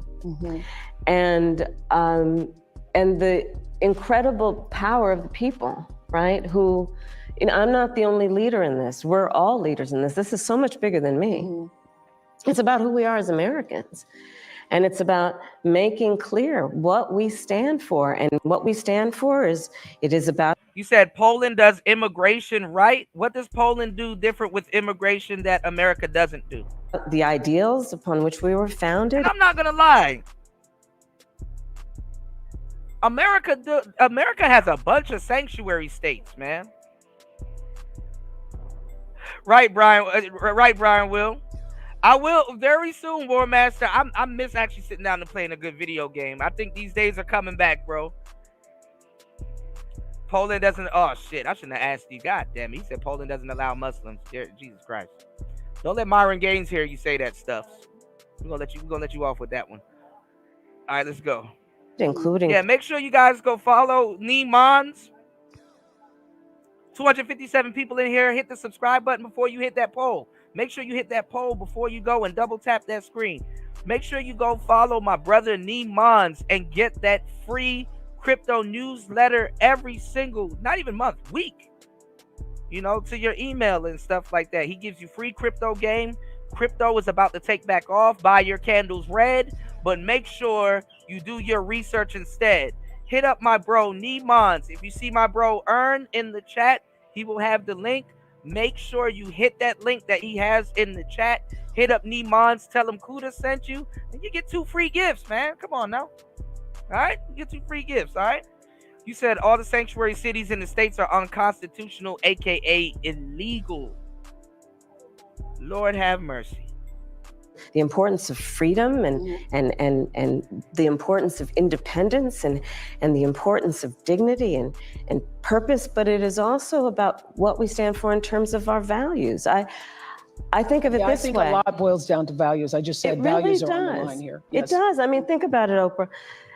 The idea that some would suggest and that my opponent and it suggests, which is that the measure of the strength of a leader is based on who you beat down. Come on. The real measure of the strength of a leader is based on who you lift up. And it's important for us absolutely to articulate that. You know, ever since the debate, we feel for our... Shout outs to everybody here. Make sure you go subscribe to Nemons. All right. What's going on, Link? Got to get that body count up. Link, man, look, we here, man. I told y'all I'm going to get the 3rd shift back popping, baby. Didn't I tell you? Look, I told y'all, bro. Y'all got to start listening to me. Y'all be knowing what I'm talking about. Action potential coming through talking about some you've been botted. Nigga, I ain't nobody botting nothing. I know how to hold an audience. All right. Make sure you guys hit the subscribe button. Thank you, guys. We're going to try to get the 5K before the end of the year. We are at, we got almost 100 subs on today's show, man. I appreciate you guys. We are at 3,103. Make sure you hit the subscribe button before you hit the poll. Everybody keeps saying Kamala's going to win, but Trump is winning on that poll. You know? Yeah, Action Potential try to come through talking about some he botted my channel. No, the hell you didn't, bro. Don't do that. Cause now he gonna try to, you know, he can't even bot his own channel. Cause now they gonna try to run with the narrative, oh, Kuda's using, but I'm not using no bot. All right, I'm just using the resources at YouTube. I got myself unshadow banned, and we about to take the fuck off. All right. All right, y'all sit back and watch. We had 300 people in the chat earlier, so hey, look. I like AP. I just don't know why he be acting stupid sometimes. I don't think he a bad dude. He just be doing dumb shit. We all know a cool dude that just do a lot of stupid shit. I'm probably one of them. But listen. Let's go to the poll. Get y'all booties to the fucking poll. All right. Now, we done had 421 votes, and why the hell is Kamala still at 22%? Hold on, let me refresh my screen. Oh, y'all killing me on the likes. Y'all can double tap that screen. Double tap that screen, y'all. Let's at least get over 100 likes. I'll take that. Trump is holding Trump tight at 55%. Man, these Trump supporters. I don't know, y'all. Kamala done had Oprah. Kamala done tried Kai Cenat. Everybody. I don't know. E-Dub said because she sucks. E-Double-D says she sucks. Well, we know that E-Double-D. Now, my audience members are foul. Which one of y'all said we don't need a president in the White House that sucked a dick before? Because that was fucked up, but funny as shit at the same time. We tell a lot of dark jokes over here. Y'all. I never thought about that until somebody said that. We don't need a president in office who sucked a dick before. I said, God damn, y'all need Jesus. After I laughed, though, because I didn't want to go to hell. I'm going to hell.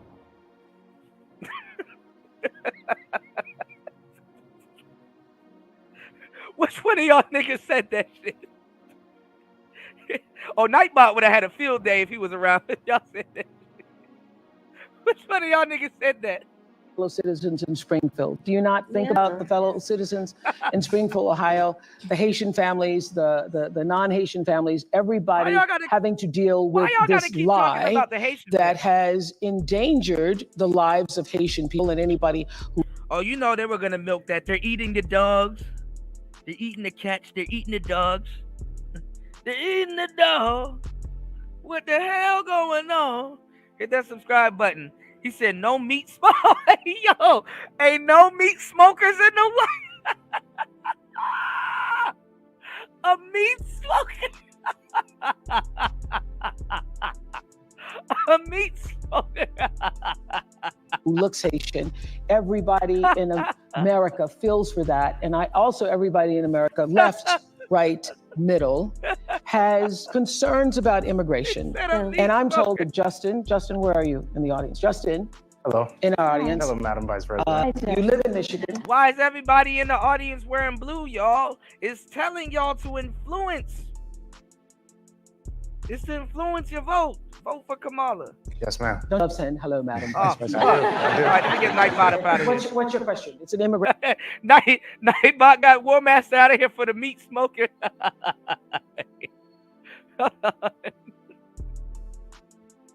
I gotta periodically ban Nightbot.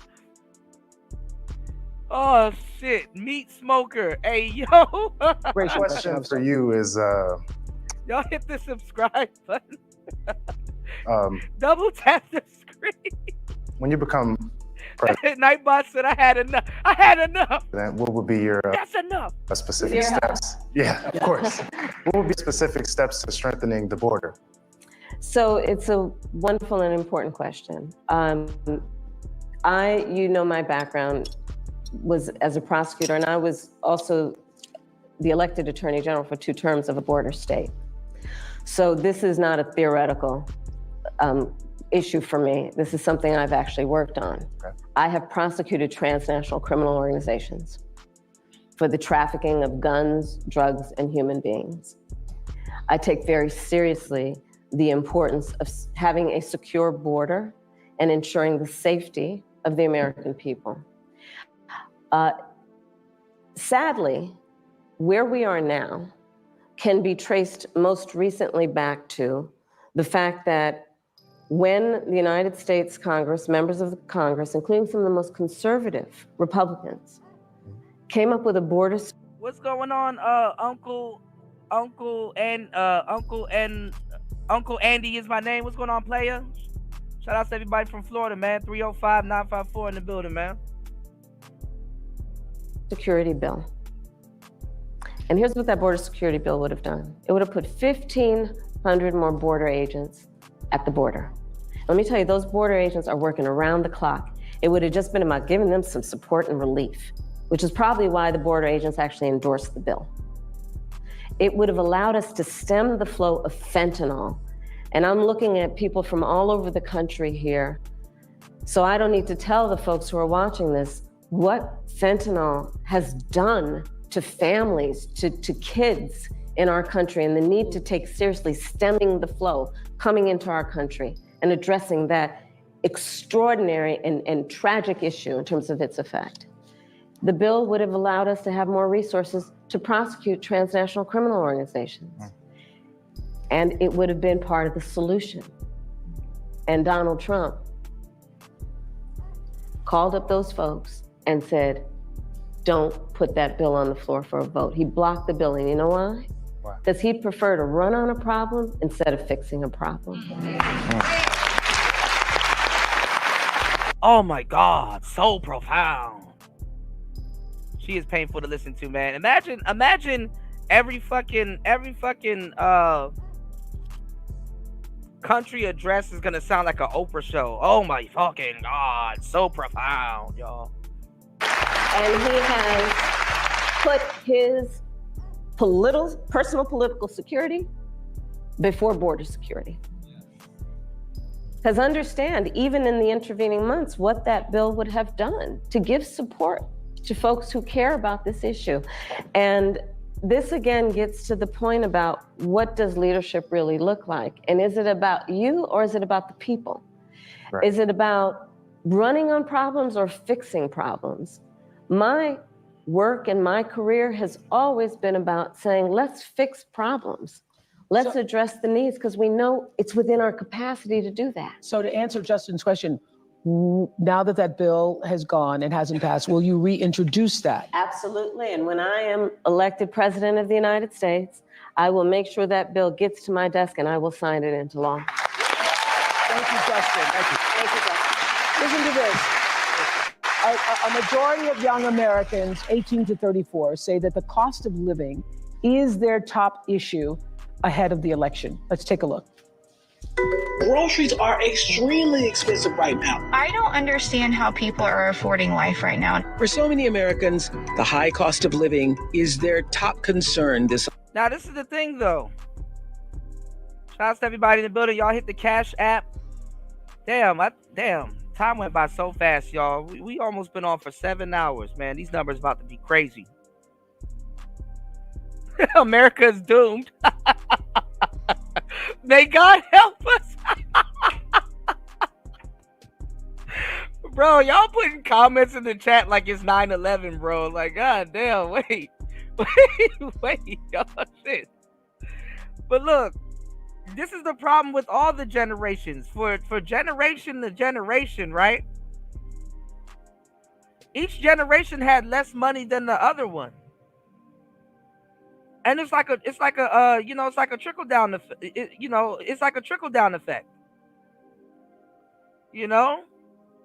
It's like a trickle down effect. So we are so fucked. No, listen, man.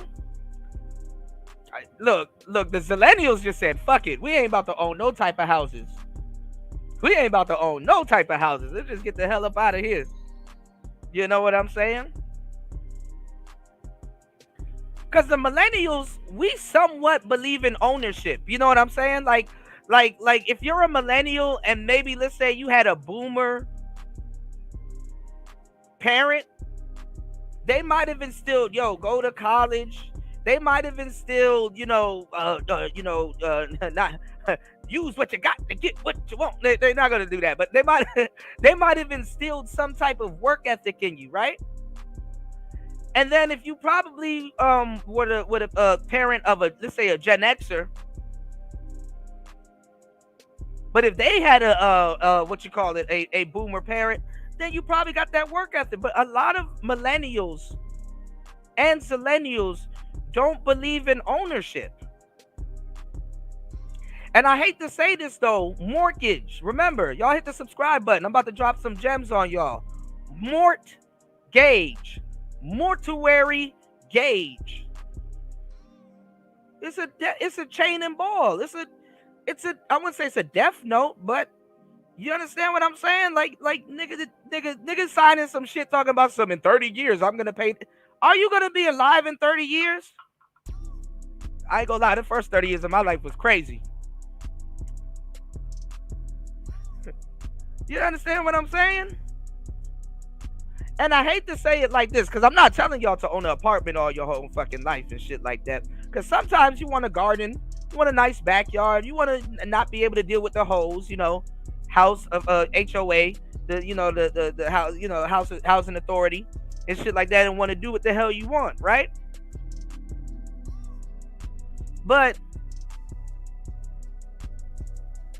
it's like, just think about it. If you have an apartment or a condo or something, I think condo is probably the best thing, like a condo, and then you got like a little patio and you can have your little garden there and shit. But anyway, I think Americans, for some weird reason, they want property that if something happens, they can just walk away from it. They could just walk away from it. You know what I'm saying?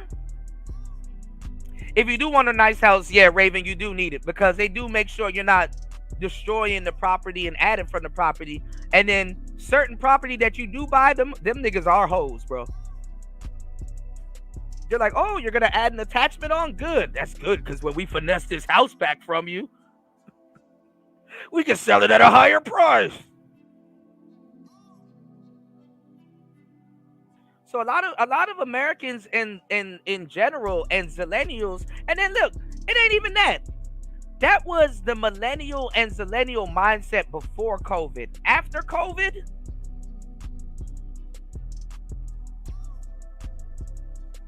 yeah, that's the crazy part, War Master. That's the thing too. And they do that with cars. They do like the bait and switch. Like, let's say you want to buy your kid a car, and you're like, okay, let me get this $13,000, right? Let's get this $13,000 and go down to the car lot and go get a car cash. Oh, that car that you saw in our listing, it's not here no more, but we'll sell you this $20,000 car. And yeah, that'll be a good down payment and stuff. Man, you're gonna end up paying triple and double for the car. What's going on, Raj? So what Jay-Z say? If you can't buy it twice, you can't afford it? Something like that? All right. Now, shout outs to everybody here. We're going to need some crowd engagement. People are saying y'all are bots, but y'all are not. We're going to need some crowd engagement. If you made more money under Trump, put a 1 in the chat. And if you made more money under Kamala, put a 2 in the chat. If these are your best years that you're in right now and you've made more money right now, and sometimes it's because you took action. If you made more money under Trump, which a lot of people have been saying, put a 1 in the chat. See, a lot of people got a 1. War Master got like 1 billion ones. Shout outs to Royce. Royce got the 1. SM got a 1. Chris got a 1. Mike got a 1. Yeah, so a lot of people were saying that they look at all the ones. Paul, Raj,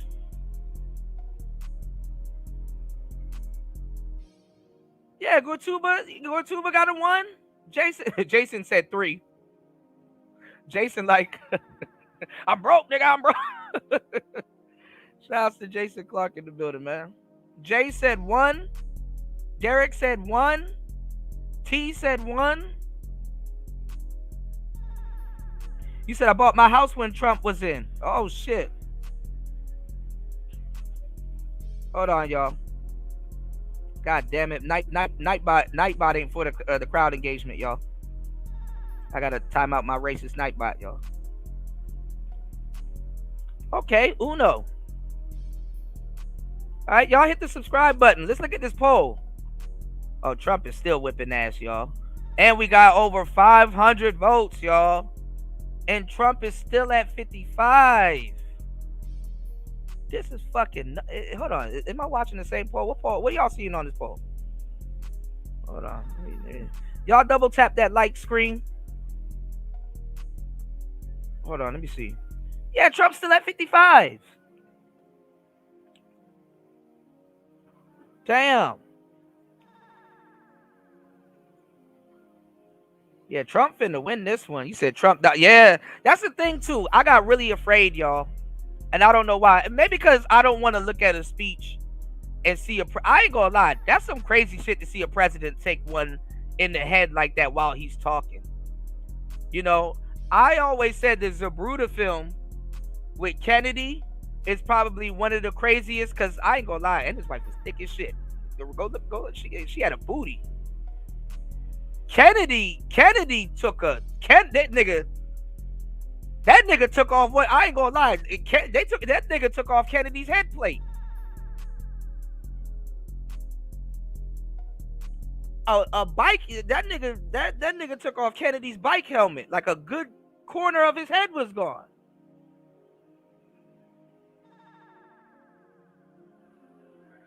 And the fucked up part is that his wife had to reach down the back of a box Chevy or a Cadillac, I don't know what the hell that was, and grab the top of his head. I got your brains, baby.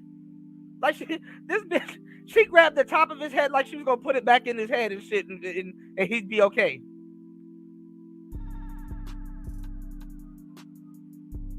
And then that sniper bullet, I ain't gonna lie, go look at this on YouTube. That sniper bullet was traveling like shit. Right? So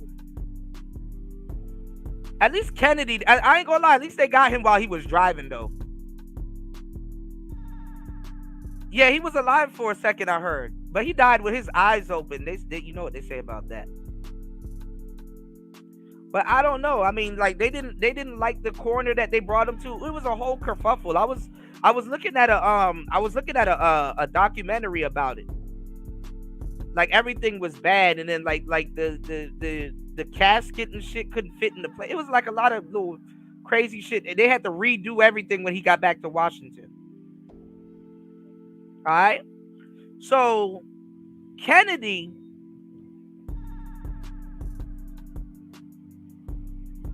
I'm not gonna lie, they called him, you know, they see me rolling, my head top, this shit was gone.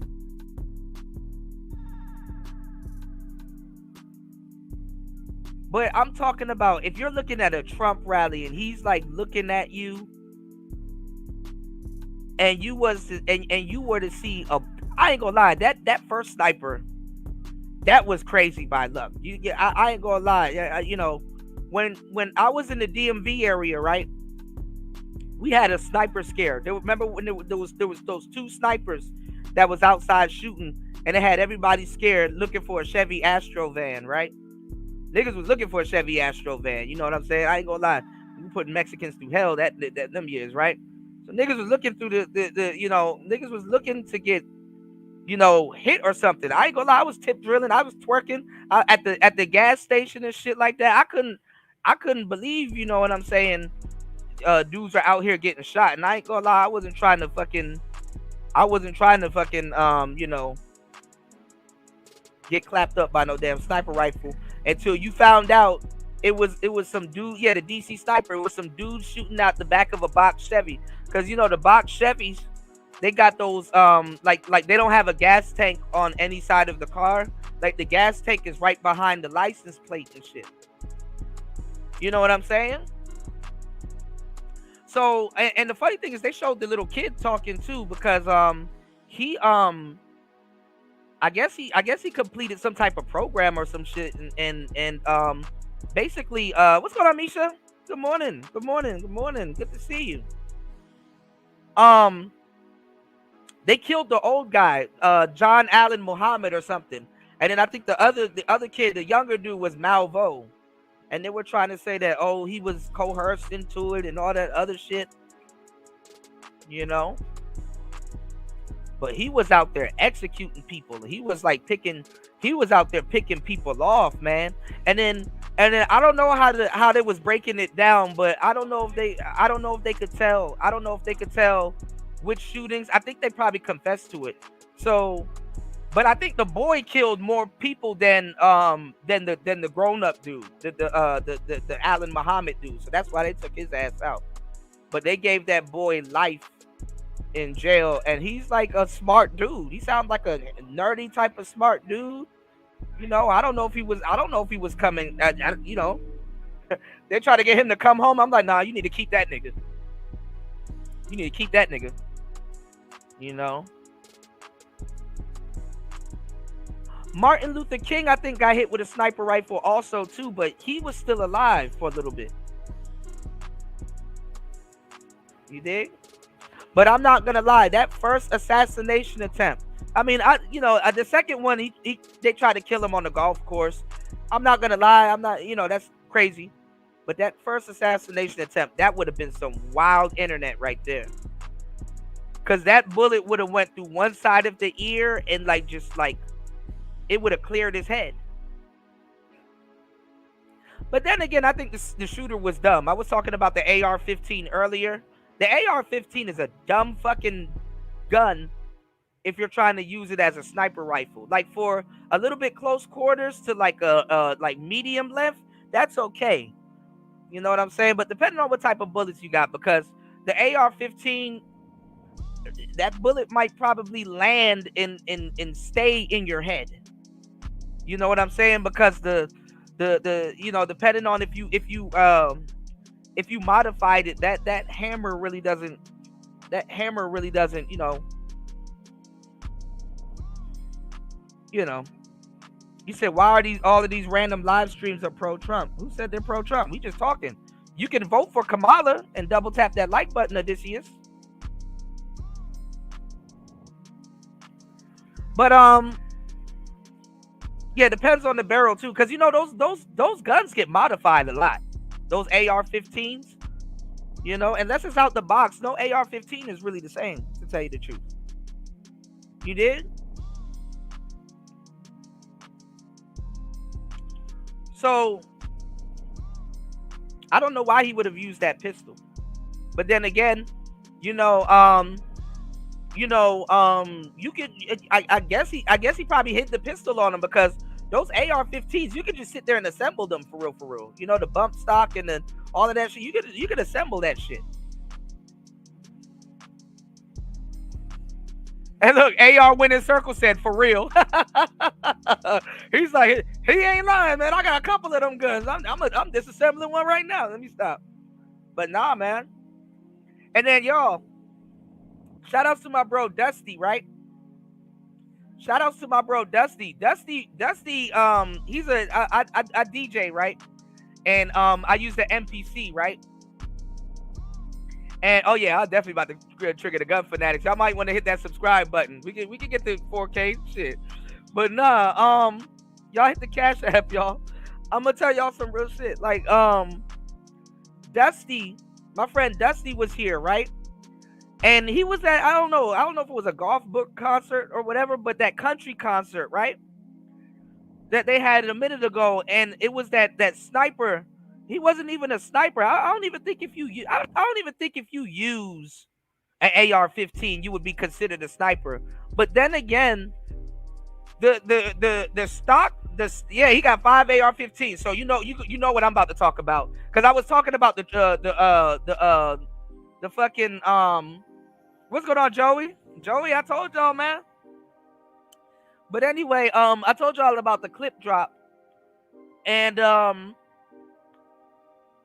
this like a lot of AR-15 owners, they don't change that stock. They don't change the stock scope. The stock scope is actually really good on the AR-15. I'm telling you, if you put that, if anything that's in that circle is gonna get hit or chipped off, you know, anything that's in that circle is either gonna get hit or chipped off. So my bro Dusty was telling me how he got shot at that country concert. And I'm like, for real? He was like, yeah. I'm like, man, if that man was on that balcony shooting downwards like that with that AR, that shit is probably like shooting fish in a barrel. That shit is probably like shooting fish in a barrel.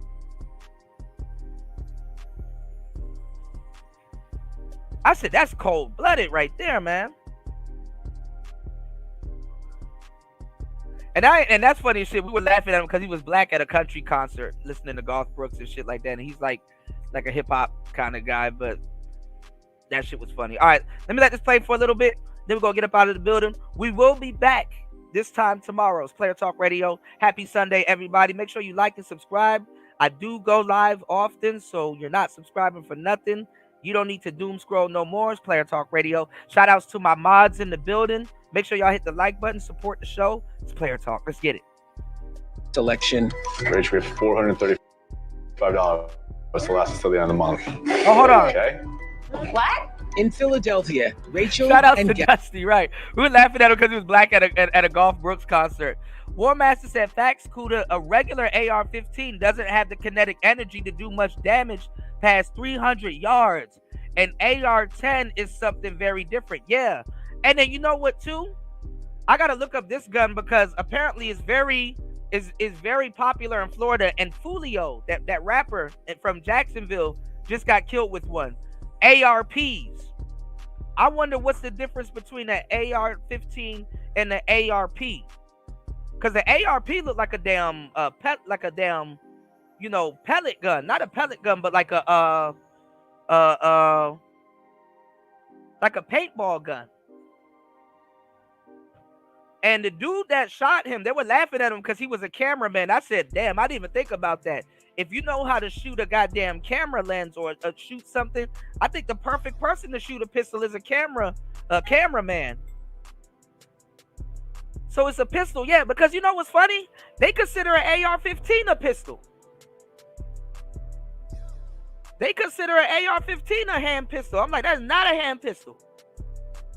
And then you know when the bullet jams in the AR-15 and it's like cornered, and then you gotta kind of ease the slide and then pump that little thing on the side, and then it locks in. Man, yeah, AR-15 is absolutely no pistol, but certain places they have it categorized as a pistol. When I in Maryland, I used to go to Maryland Small Arms. They got it categorized as a pistol. Yeah. What's the deal on the ARP? Let me know on the next show if y'all want to do some. If y'all want to go look over some gun content on You said y'all lazy asses didn't even subscribe to my boy. Let's do better, people. No, a lot of people are gonna watch this on the playback too, Ern. Make sure y'all hit up Neemons, all right? He's gonna drop the link in the chat again. Yeah, make sure y'all subscribe. All right, so look. We might go over some gun content on the next show, so be there or be square. All right, let's finish this a little bit. Garrett, say they have to watch every penny. When I think of middle class, I think about people who are able to just get up and go and do things within their means, and like not extravagant things, but be able to get up and go to dinner whenever they want, or maybe take that trip, that long weekend trip. We don't have that luxury. By a long shot, her tax plan is phenomenal. No glaze. Kamala Harris just delivered her new economic plan, and boy, oh boy, is it good for small business owners. Holy shit, you guys. Kamala Harris is going to announce tomorrow a $25,000 tax credit for first-time home buyers. When I am elected president, I will make it a top priority. You know what these niggas are saying? Oh my God, Kamala's going to make the chain and ball on my leg a little bit less. Yeah, I might have to take it to Rumble because we are live on Rumble, y'all, and we are live on Kick. Let me know if you guys got a Rumble or Kick. I will put it in the chat. Put a 1 if you want me to put it in the chat so you guys can head over to Rumble and Kick and subscribe. Let's go. Priority to bring down costs and increase economic security for all Americans. Well, Rachel and Garrett are joining us on Zoom from Pennsylvania, and I understand your sister and brother-in-law moved in, and you're hoping to save money to have a second child? That's right. Hi, Oprah. Hi, Madam Vice President. It's nice to be with you all. Yes. Hi. And so what did you want to say to the Vice President? So, Madam Vice President, we are, like many, many young Americans, just experiencing. And let me tell you, these little bastards on these little show are cold-blooded. They'll get on Oprah and do all of this shit, and when that poll get in front of them, they'll vote for Trump.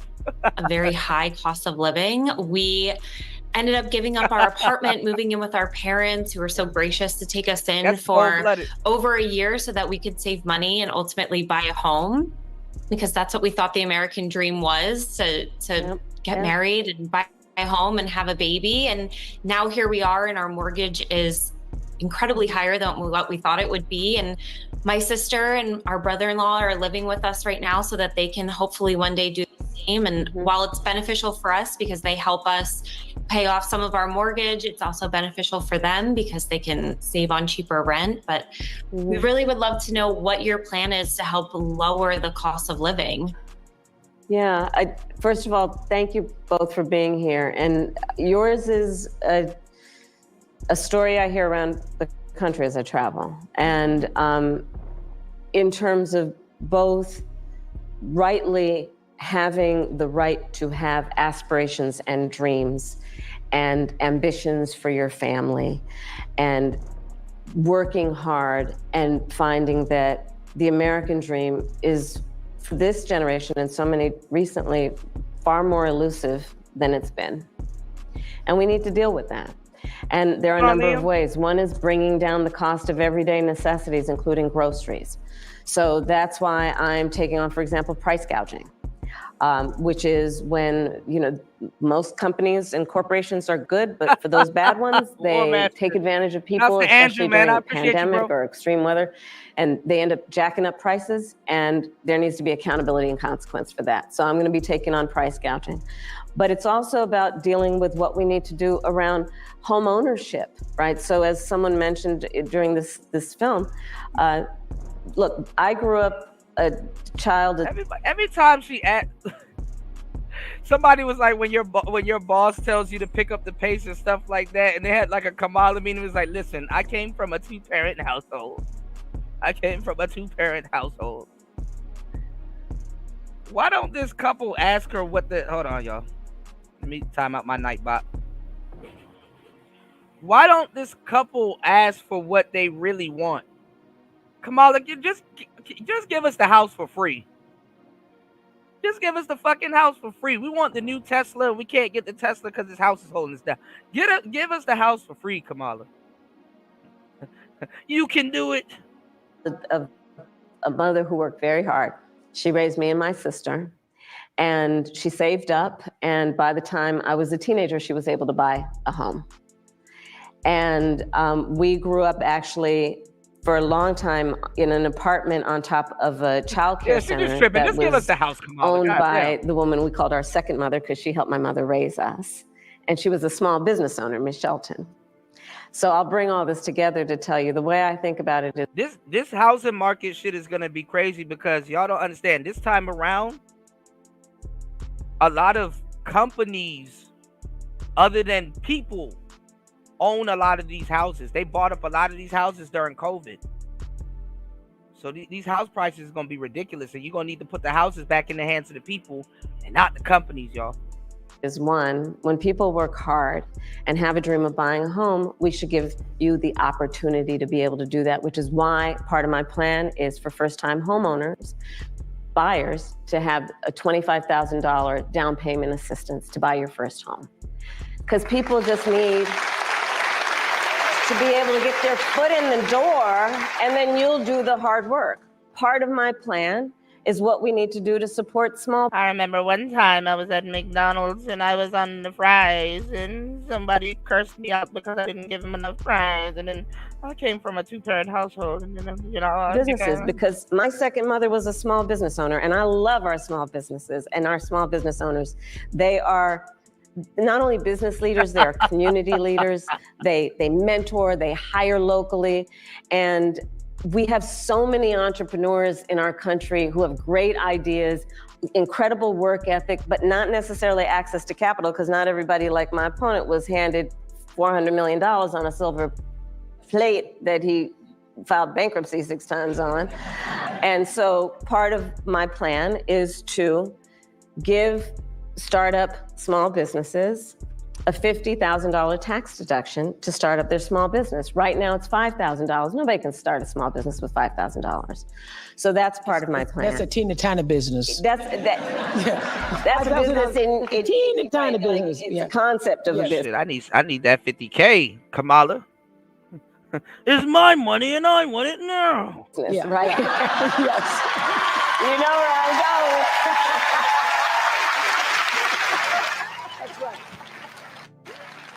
And she's still on paper with the $5,000. Right. It just hasn't happened, right? Part of to speak to you guys and your family and your dreams is what we need to do around giving middle-class families tax breaks. And so part of my plan is also to extend and expand the child tax credit to $6,000 so that you can, in the first year of your child's life... That's the crazy thing. All they got to do is say they're going to give you some goddamn money.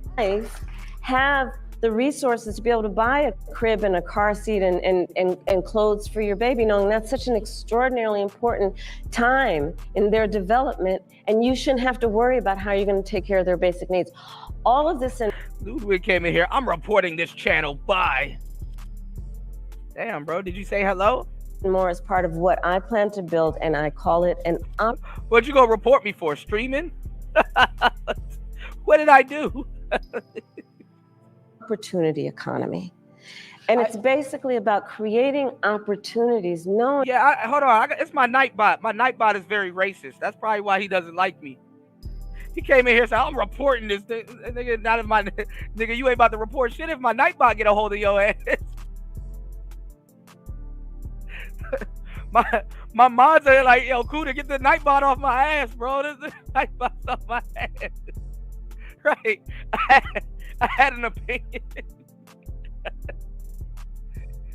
Oh Nigga talking about something about to report you. Nah, nigga. Not if that Nightbot can stop that shit. Shit, I'm about to. Y'all keep telling me to delete it. Hold on, he might be the necessary evil. Hold on, y'all. So many people have the ambition, have the aspirations, are working hard, but just need opportunity to reach their goals and their dreams. I saw you smiling with that $25,000 credit for the home. I saw that smile on your face and the $6,000. Thank you all so much. I want to just introduce to Shelby, who's also in our virtual audience. Thank you guys. Shelby from Virginia, who's also struggling with the cost of living. Tell us your story, Shelby. Why? Right, Jay. What about the cats? Hi, Madam Vice President. Hi, Oprah. I'm 24 years old. I'm a graduate student living with my parents, and I want to move out. Stay with your parents. You don't want to move out. Stay with your parents as long as possible. Stay with your parents, baby. Next year and potentially buy a home. And I'm concerned about the affordability of one with the extra costs and bills that I'm paying now, along with the bills and costs I will pay in the future too. And so everything just has a cost and everything is so expensive. And so I'm worried about my capacity and how I'm able to fully support myself once I do live independently. You sound like one of my daughter girls from South Africa graduated. She was He said War Master says Nightbot equals Skynet. Like, I hate adulting. I hate adulting. This adulting what you don't understand is my Nightbot got the Neuralink upgrade. My Nightbot got the Neuralink DLC, y'all. Going so well. Yes. Well, so first of all, congratulations on all the success you've already achieved. And it is your story and the story of our friends before you is really, that's the American story, right? You are working hard, you have goals, you have ambitions. And so part of it is, again, the $25,000 down payment assistance. Part of it is what we need to do to... We all are fucking working hard. We have no choice. Like, where is Kamala under a rock or some shit? We have no choice, Kamala. We have no choice. A girl asked me what do I do the other day. I said my best. What do you do for work? My best.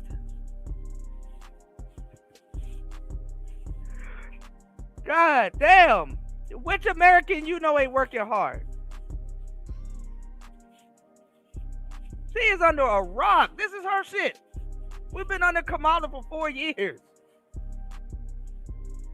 God damn. She is the rock. Dwayne Johnson. Also push back against a very different vision for our country. Because look, in this election, there are two very different visions for our country. One, for me, that is focused on the future, including you, and another that is focused on the past. What Donald Trump, what my opponent plans on doing for the economy is doing what he did the last time he was president and giving another tax break for billionaires and the biggest corporations that would add $5 trillion to our deficit. And get this, he plans on doing what I call a Trump sales tax, which is basically he's going to put a 20% tax on everyday necessities. That economy. Well, I mean, yeah, Raven, you got some women that do swim under the radar. I get that to you. Must have estimated will cost the average American $4,000 more a year. See, I said Goldman Sachs recognizes Kamala's plan as better for our economy than Trump's plan.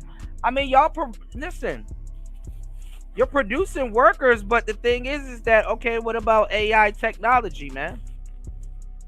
Because y'all lied to some of these millennials. There's some of these millennials, when they get their fucking stimulus, bro, they want revenge, bro. Y'all really lied to some of these millennials and sent them to college for a long fucking time. And them jobs wasn't around when they got the hell out. So, you know, some of these niggas want some revenge, bro. I remember I left one of my jobs. I can't tell you which one. I said, man, when I come back, I'm about to buy this whole place just to fire my manager. Talk to me like that. You just wait, y'all. You just wait. No, a lot of people in college got fucked over, bro. Like them jobs wasn't. That's the whole lie right there. Them jobs are not going to be there by time you want to get. By time you want to go get them damn jobs. When the Democrat says millionaires and billionaires, they mean you. Yeah, you're fired, Trump voice. Yeah, but see, you're a kid, you don't know. I think too, there should be like different college incentives. I think people should be normalize going back to college at like 30. What's wrong with that? You've been out there, you see what the market is. You probably figured out what else you want to do. Yeah, 30. You know. But listen, y'all, we've had endless fun. I'm sorry, y'all. What more do you want from me? I did 7 hours and 43 minutes on today's show. Listen, make sure you guys subscribe to this channel. This channel is always lit. I might even do an extra show later on tonight because I thank you guys definitely for hitting our channel goals. Man, them numbers about to look fucking crazy. Them numbers about to look crazy. And I see the haters done went quiet. They real quiet in the Discord now. Oh, y'all quiet than a motherfucker. Yeah, thank you, Pastor. Thank you, everybody, man. I told y'all I'll get the third shift back popping. I just had to get on shadow ban. Why you think I was mad? I'm like, bro, my channel potential is... Bro, you know how much shit I lost? With the shadow banning and this, you know, shout outs to YouTube, man. We's are not shadow bans no more. Alright? So shout outs to everybody that discovered this channel. Listen to me. If you discovered this channel, you discovered a good thing. I am a crazy host, but I give y'all the game, drop knowledge, and I got the best. Listen to me. I got the best. Other than Nightbot. Nightbot's racist. He more racist than me. I just found out this stream. I'm not even racist like that, but Nightbot takes the cake. You said, did you watch the Anthony? I saw a still shot of Anthony Joshua's chin going in one direction and his head going in the other direction. I don't know. I like Anthony Joshua, but he be having the craziest setbacks, man. He be having the craziest setbacks. I like Anthony Joshua, you know, but when he got big that one time and got knocked out by that big old Mexican looking dude, that's it. Damn. You know? Like if you look at who's the dude? Tyson Fury, the gypsy dude. He don't look like he can fight the way he can fight. That nigga look like a pugilist. You know, yeah, Ruiz, yeah, man. Ruiz, bro. And Anthony Joshua, when he bulked up that time, he was a specimen. But I keep telling y'all, don't go to the gym. Get a fighting style, because the thing is that you got to learn how to move with that big ass, bulky ass body you trying to train. And it's not always easy, y'all. It's not always easy, man. But listen, I'm your gracious host, DJ Kuda, right back at the helm of today's show. Hit that poll and subscribe to the channel before you do it. We got Trump. We're going to do this poll again. But we got Trump winning the vote at 54%. Will that affect what will happen in the real world? Let's see. It's Player Talk Radio. I am your gracious host, DJ Kuda. We out. Peace.